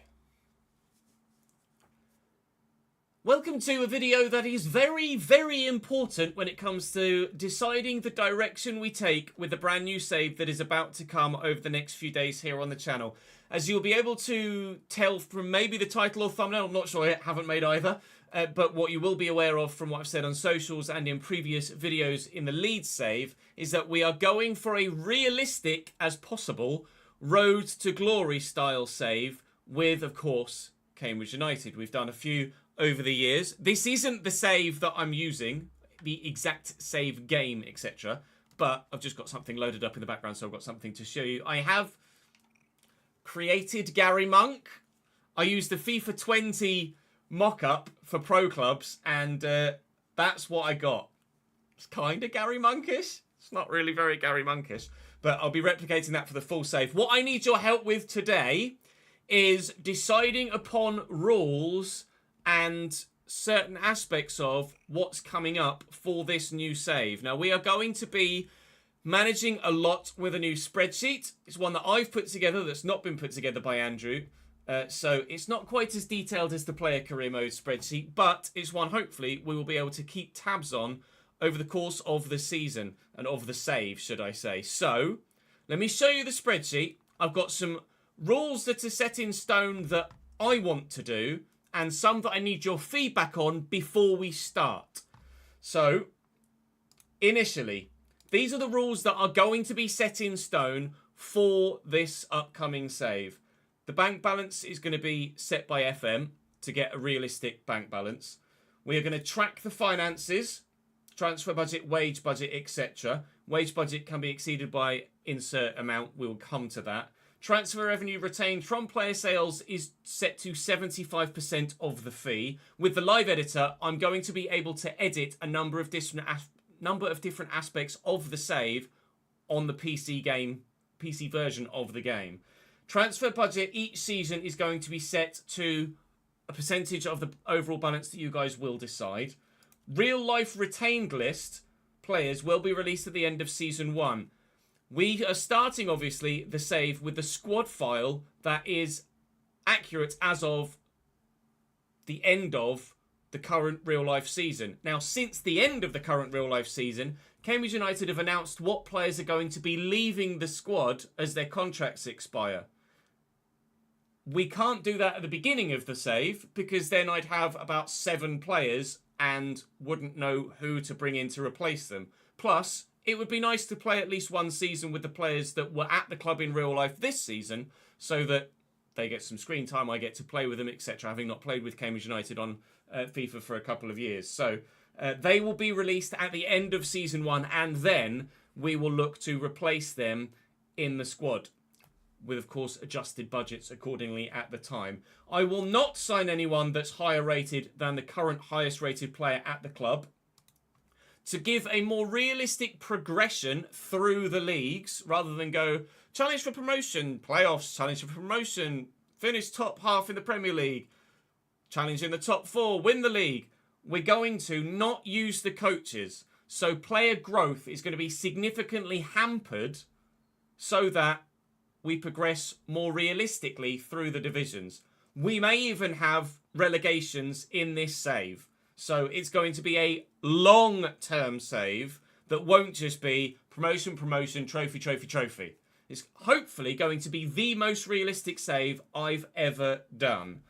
Player signings whilst we're in League 1 and below, should we end up in League 2, hopefully we don't, will be limited to players of domestic nationality, that's in the United Kingdom and Ireland, both in their nationality and the club that I would be buying them from. So I'm only able to make signings in England, Scotland, Wales, not that the Welsh League is in there, Ireland, Northern Ireland, of nationality and league, etc.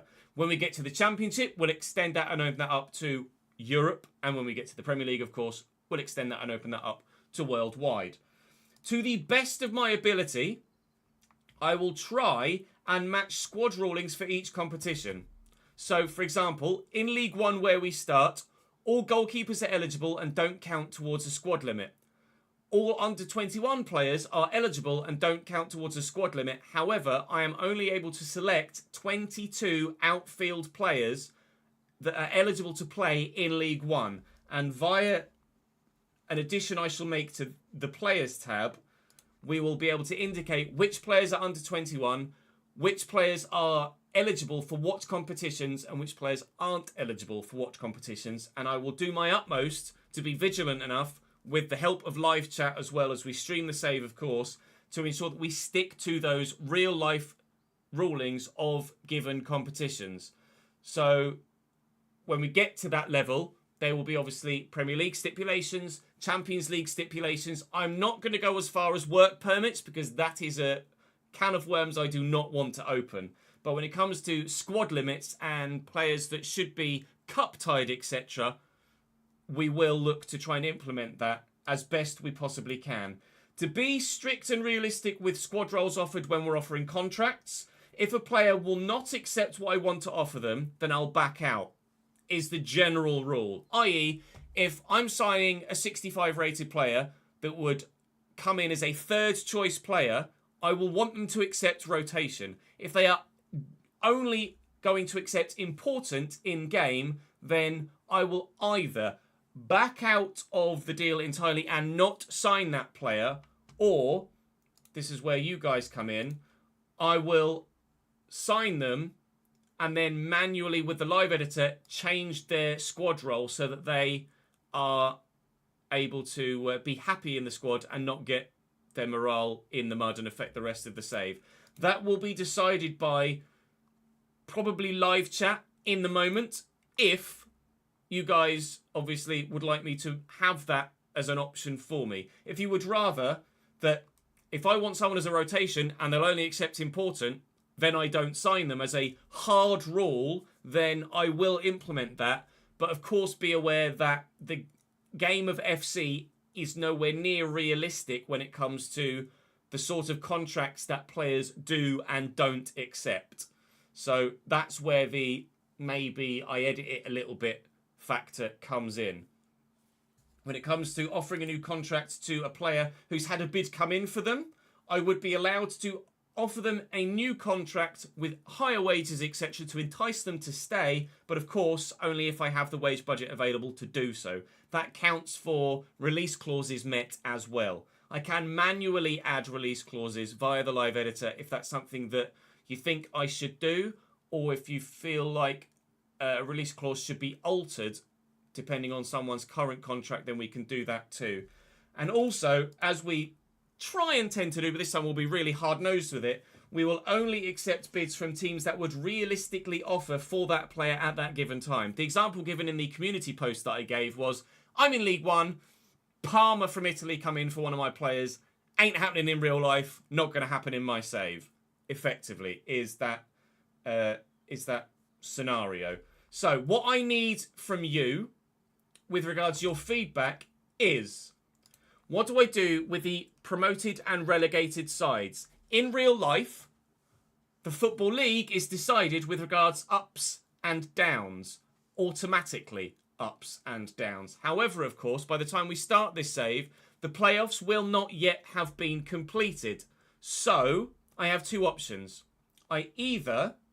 Three options. I either don't update the leagues at all, and we start the save with teams in the division they were in this year IRL, or I can promote those that have been automatically promoted, relegate those that have been relegated, and promote automatically the side that finished in the top playoff spot. Let me give you a visual example.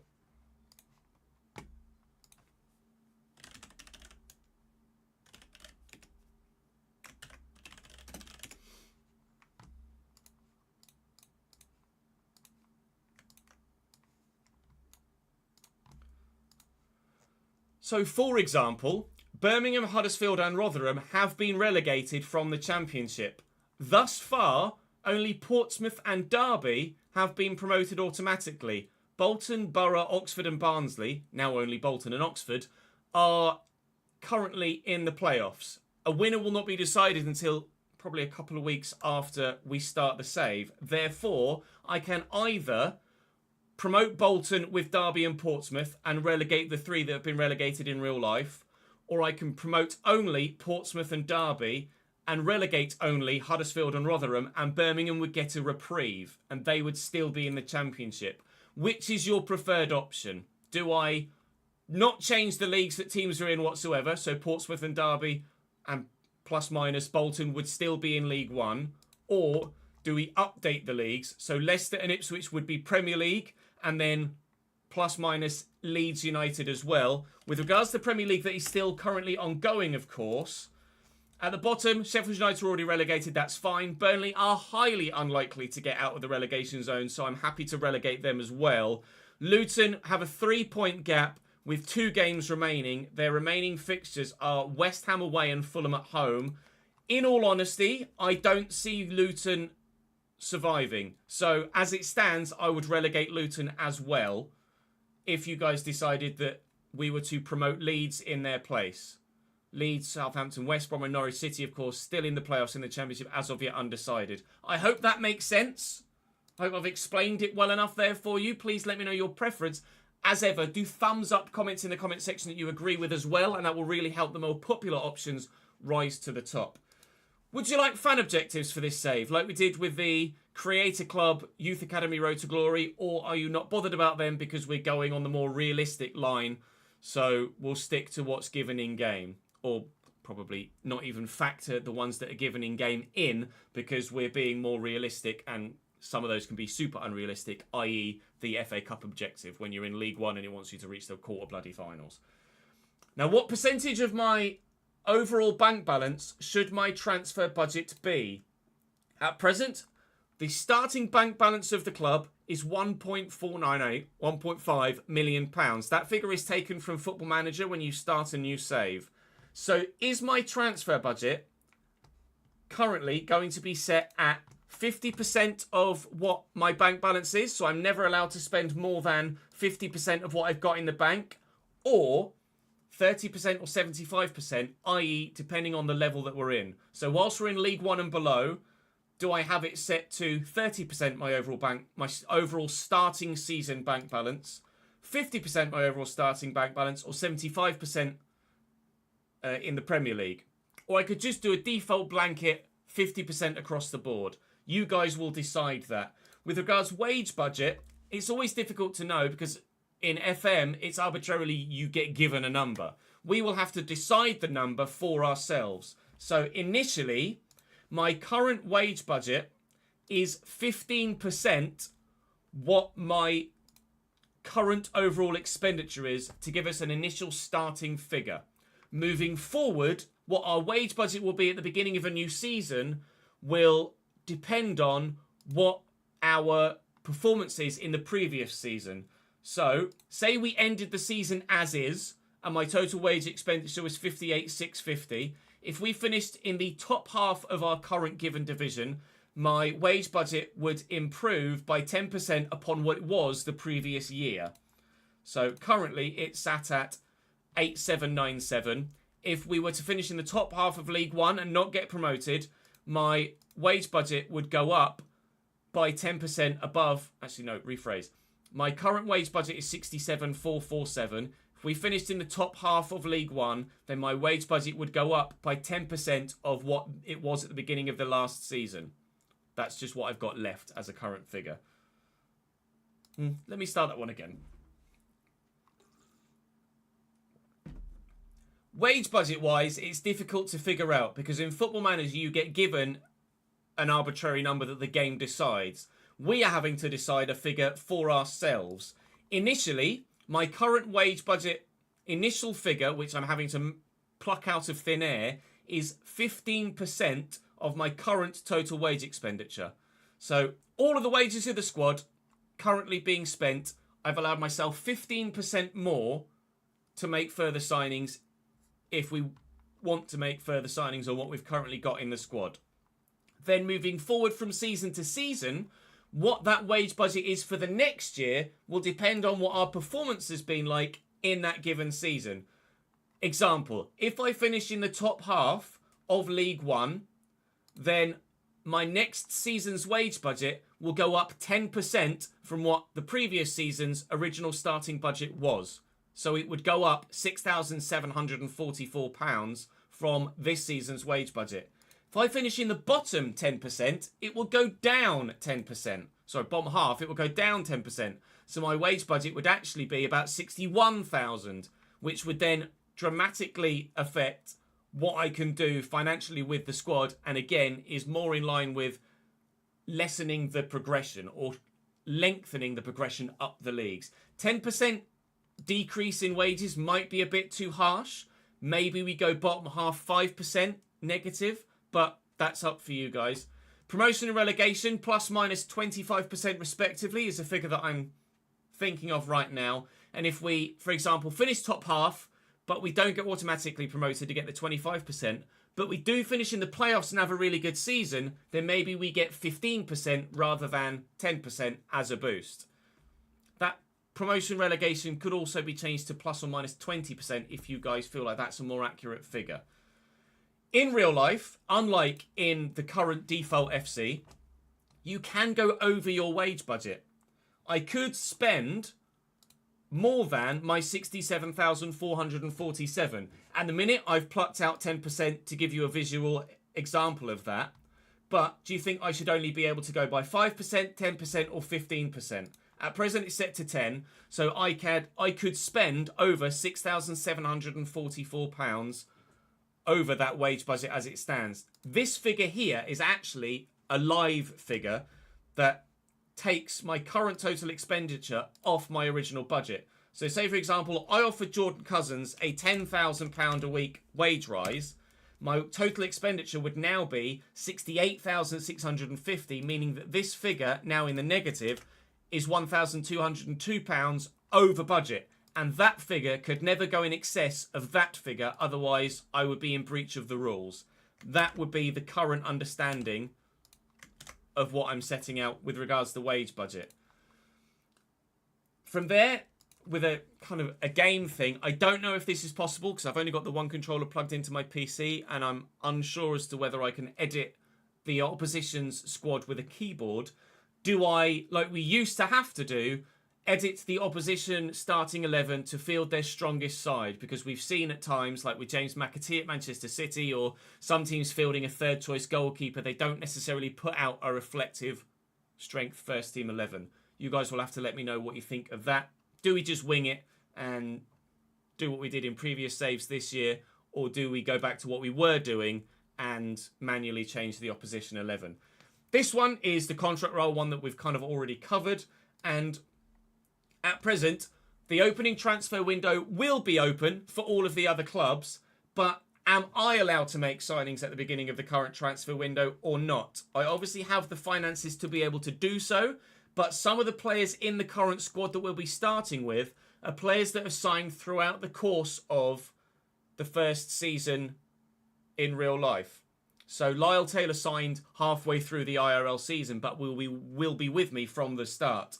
Macaulay Bond signed on loan throughout the season. Same with James Gibbons, but will be with me from the start.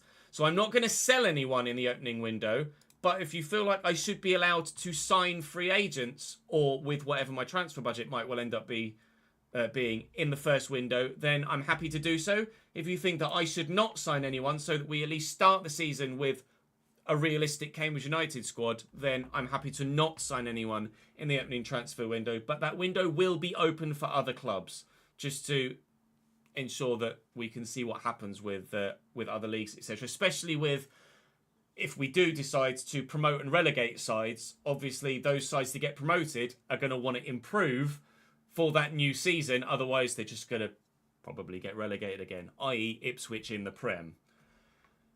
That's what I want feedback on. That's what my current rule set is. This is what we're going to be manually adjusting throughout the course of the season. This might not work with the bank balance. It's going to basically be decided upon by this aspect of the save. Obviously, at the minute, I can't show you transactions or an overview, but if I advance a few months, then I can show you exactly what I mean.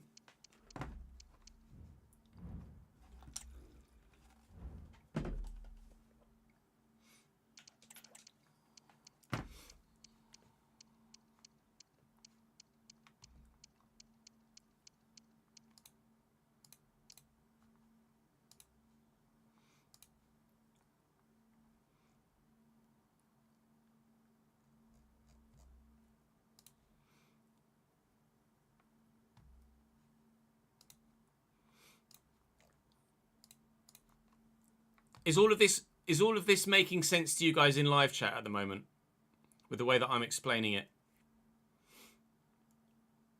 We could random team generator for playoff finalists and first leg winners. We absolutely could do that. That's a comment you could leave, Suter, in the comment section of this video, and then if it gets enough thumbs up, then that's the way we'll do it. So far, it's making sense. Good. I know it's a lot of waffling, but it's a lot of necessary waffling, isn't it? Thus far.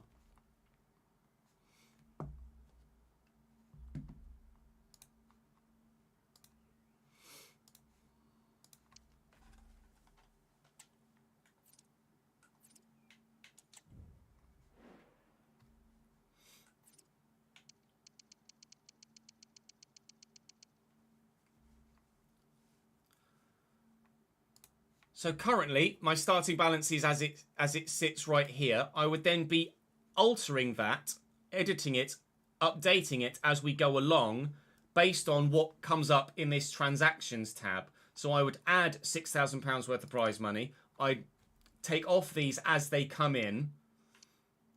You can see stadium maintenance, travel costs for any particular game, match tickets sold, travel costs, stadium maintenance, match tickets sold, etc. I'd update this on the fly every single week as we go through. And overall, at the minute, the club has made a profit of $294,000 in game.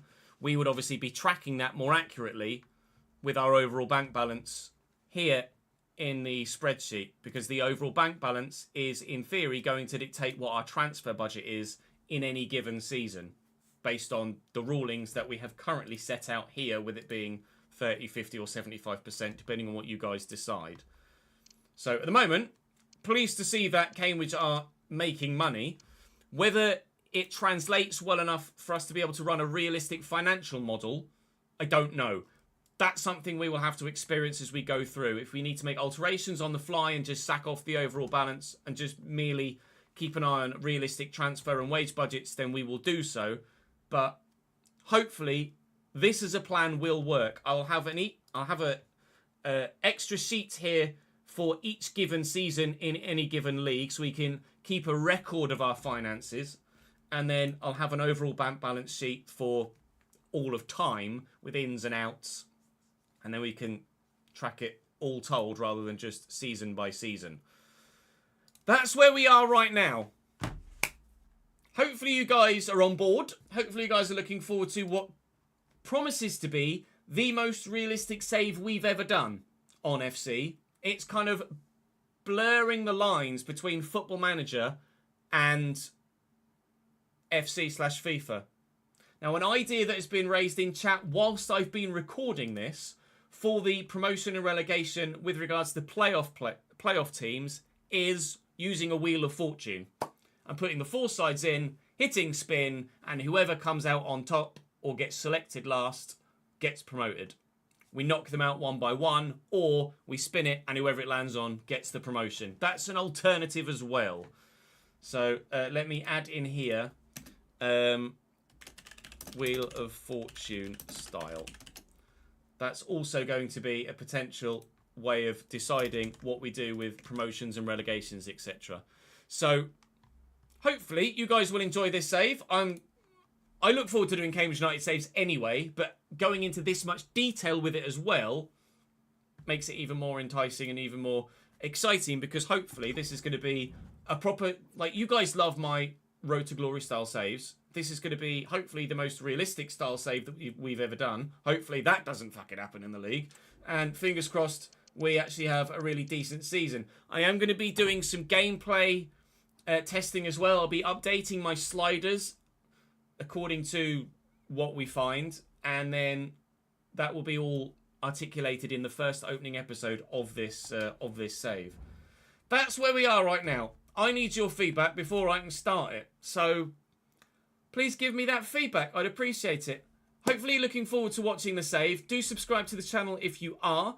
Follow me on Twitch and subscribe to the Chesnoid Live YouTube channel to come and watch on stream. Your in live chat feedback will be crucial for certain areas like deciding on contracts, etc., and potential editing of certain circumstances. So it's going to be crucial. You guys get all of the transfer suggestion option stuff as well, plus, of course, now even more involvement. So you guys are just as involved as I am at making this as good a save as it possibly can be.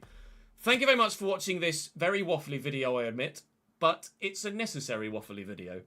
Hopefully I will see you in episode 1 that will be scheduled as a premiere very, very soon. I'll see you next time. Oh my god, it's fucking hot in here. Currently 29 degrees in the office. I'm going to open the window. Fucking Nora. Can't wait for Creator Series tomorrow. Fucking 9-hour stream. Jesus!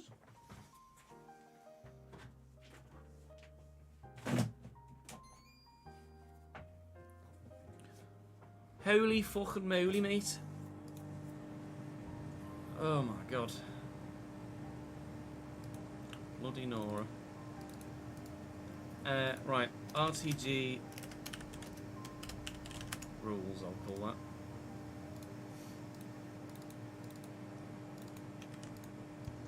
Right, I've already uploaded the Leeds finale, so I can delete that. Right, honestly genuinely, chat. Did that make sense?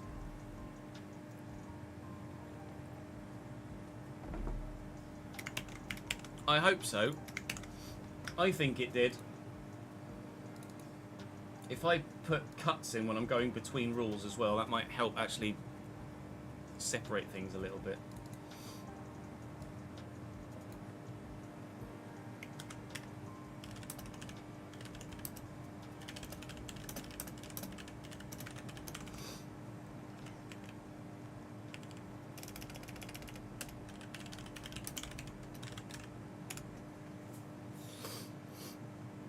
Someone watching from the start to finish. Yes, good, thank you. Made sense for Lee as well. Nongency Stalker has gone across and accompanied Elite Silver in the YouTube chat. It's very good of you, Nongency.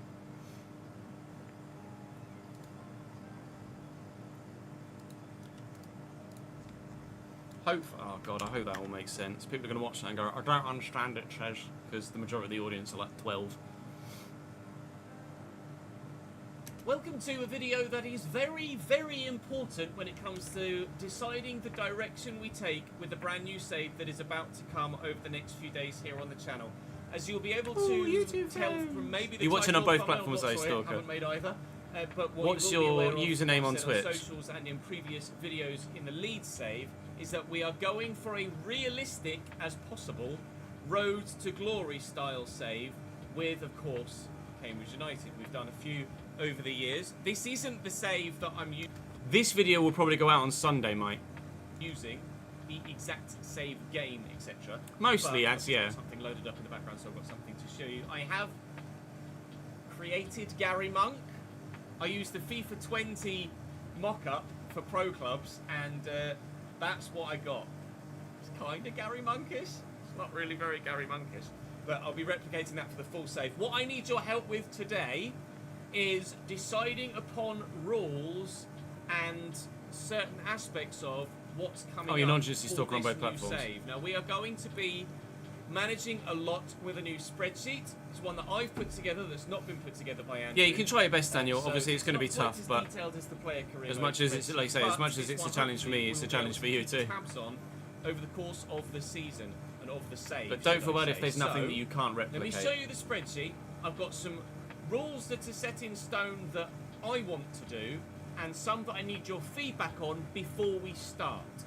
So, before we start, initially, these are the rules that are going to own this upcoming save. The bank balance is going to come in save. The bank balance is going to be set by effort to get a realistic bank balance. We are going to track the bank balance. We are going to track the finances. Track the budget. We are going to track the finances. Oh, there you go. Transfer budget, wage budget, etc. Wage budget can be exceeded by insert amount. We'll come I see to you, that. Stalker. Transfer revenue retained from player sales, come to that. Transfer revenue retained from player sales is set to 75% of the to that. Transfer revenue retained from player sales is set to 75% of the fee. With the live editor, I'm going to be able to edit a number of different aspects of the save on the PC version of the game. Transfer budget each season is going to be set to version of the game. Transfer budget each season is going to be set to a percentage of the balance that you guys will decide. Real life retained list will decide. Real life retained list will be released at the end of season 1. We are starting obviously the save with the squad file that is accurate as of the end of the current real life season. Now, since the end of the current real life 3 season, milliseconds, Cambridge well. United have announced what players are going to be leaving the squad Yeah, usual as time, their Elite. contracts expire. Not the YouTube regulars. We can't do that at the beginning of the save. The squad as their contracts expire. We can't do that at the beginning of the save because then I'd have about and wouldn't know who to bring in to replace them. Plus, it would be nice to play at least one season with the players that were at the club in real life this season, so that they get some screen time. I get to play real life this season, so that they will be released at the end of season 1 and FIFA for a couple of years. So they will be released at they will be released at the end of budgets, end of season 1, and then we will look to replace them in the squad with, of course, adjusted budgets accordingly at the time. I will not sign anyone that's higher rated than the highest rated at the time. I will not sign anyone that's higher rated than the current highest rated player at the club. To give a more realistic progression through the leagues, rather than go promotion. To give a more realistic progression through man. the leagues. This is rather going to be than so go, much work, but challenge hopefully it for does well. promotion, Playoffs, challenge for promotion, finish top half in the Premier League, challenge in the top 4, win the league. We're going to not use the coaches, so player growth is going to be significantly hampered, so that we progress more realistically through the divisions. We may even have relegations in this save. So it's going to be a long-term save that won't just be promotion, promotion, trophy, trophy, trophy. It's hopefully going to be the most realistic save I've ever done. Player signings whilst we're in League 1 and below, done. Player signings whilst we're in League 1 and below, should they too, hopefully we don't, will be limited to players of domestic nationality, that's in the United Kingdom. Yeah, but it's Cambridge save, isn't it, Elite? So it's worth it. In their nationality and the club that I would be buying them from. So I'm only able to make signings in England, Scotland, Wales, or the Welsh League is in there, Ireland, Northern Ireland, of nationality and league, etc. When we get to the Championship, we'll extend that and open that up worldwide. To the best of my ability, I will try and open that up to worldwide. To the best of my ability, I will try and match squad competition. So for example, in League 1 where we start, all goalkeepers next episode of The Driver Career will be recorded on Sunday, Elite. All under 21 players are eligible and don't count towards a squad limit. However, I am only able to select 22 outfield I need to add, players actually, that are eligible to play in League 1. a new stream And for via Sunday. An addition I shall make to the Players tab, we will be able to indicate which players are under 21, which players are eligible for what competitions, and which players aren't eligible for what competitions. And I will do my utmost to be vigilant enough, with the help of live chat as well as we stream the save, of course, to ensure that we stick to those real-life rulings of given competitions. So when we get to that level, there will be obviously Premier League stipulations, Champions League stipulations. I'm not going to go as far as work permits because that is a can of worms I do not want to open. But when it comes to squad limit, etc., we will look to try and implement that as best we possibly can. To be strict and realistic with squad roles offered when we're offering contracts, if a player will, I'm going to affect the rest of the save. That will be decided by probably live chat in the moment, if you guys obviously would like me to have that as an option for yes, me. Driver Career won the vote. Rather that 60-40. if I want someone as a rotation and they'll only accept important, then I don't sign them as a hard rule, then I will implement that. But of course be aware that the game of FC is nowhere near realistic when it comes to the sort of contracts that player the I edit it a little bit factor comes in. When it comes to offering a new contract, a player who's had a bid come in for them, allowed to. This clause should be altered depending on someone's current contract. And Was the other way around? You clicked your vote, was it? And Wow. also, What did you vote for? Try and tend to do F1, this. I We'll be really presume. hard-nosed with it. We will only accept bids from teams that would I didn't, realistically Doc, offer no. for that player at that given time. The example given in the community post that I gave was, I'm in League 1, Parma from Italy come in for one of my players, ain't happening in real life, not going to happen in my save. Effectively, is that scenario. So what I need from you with regard to save, effectively, real life, not going to happen in my save. So what I need you voted and not going to happen in my save. So what I need from you with regards to your feedback is, what do I do with the promoted and relegated sides? In real life, the Football League is decided with regards ups and downs, automatically ups and downs. However, of course, by the time we start this save, the playoffs will not yet have been completed. Don't update the leagues at all, or those that have been relegated, and practically, they'll give you a visual example. So for example, Birmingham had probably a couple of the three that have been relegated. We update the leagues. At the bottom, fixtures are West as it stands playoffs in the Championship. Or you please let me know your preference. As ever, do thumbs up comments in the comment section that you with the Creator Club Youth Academy Road to Glory, or are you not bothered about them because we're going on the more realistic line? So, also realistic, and some of those can be super unrealistic, i.e. the FA Cup objective when you're in League 1 and it wants you to reach the quarter bloody finals. Now, what percentage of my overall bank balance should my transfer budget be? Now, what percentage of my Now, what percentage of overall bank balance be? At present, the starting bank balance of the club is £1.5 million. That figure is taken from Football Manager with transfer budget currently going to be set at 50% of what my bank balance is, so I'm never allowed to spend more than 50% of what I've got in the bank, or 30% or 75%, i.e. depending on the level that we're in. So whilst we're in League 1 and below, do I have it set to 30% my overall starting season bank balance, 50% my overall starting bank balance, or 75% in the Premier League? Or I could just do a default blanket 50% across the board. You guys will decide that. Norris Elite, catch a minute, mate. Budget, it's always difficult to know because in FM, it's arbitrarily you get given a number. We will have to decide the number. With regards to wage budget, the wage budget would improve by 10. Wage budget wise, it's difficult to figure out because in Football Manager you get given an arbitrary number. Arbitrarily, you get given a number. Difficult to know because with regards to wage budget, you guys will decide that.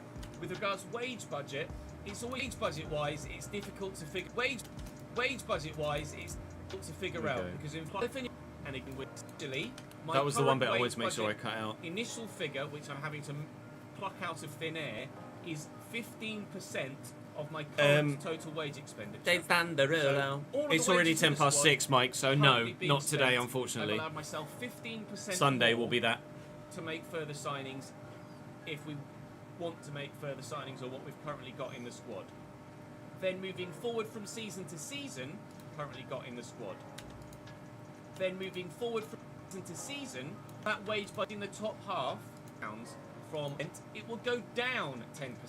So bottom half, it will go to squad, and again is more in line with lessening the progression or lengthening the progression up the leagues.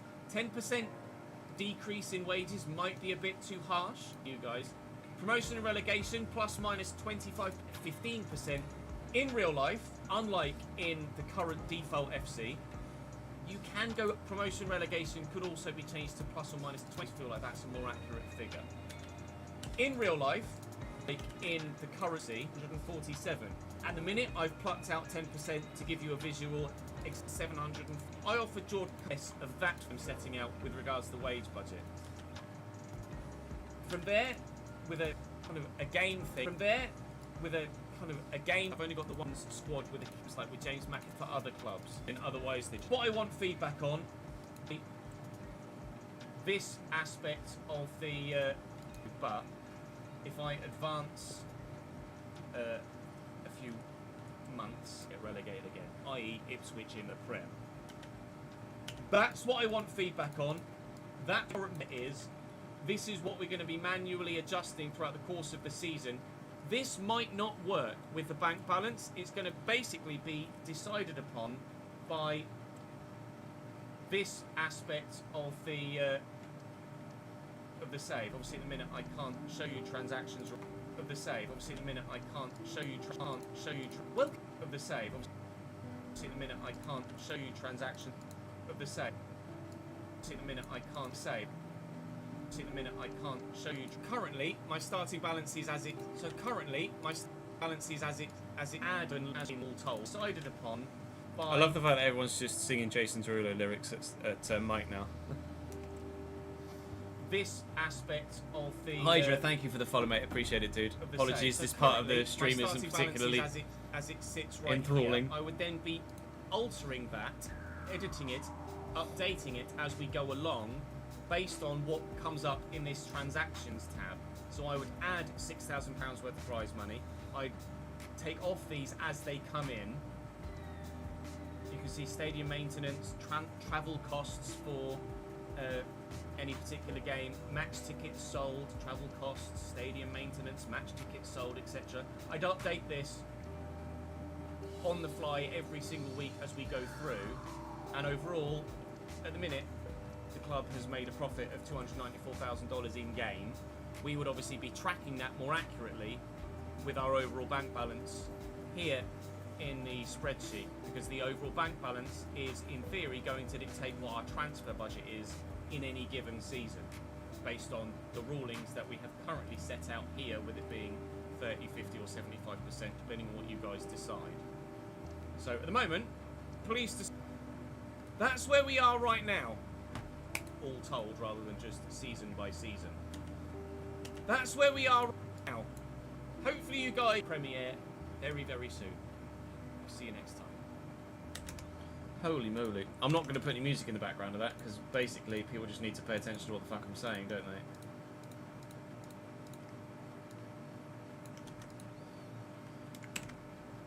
Right.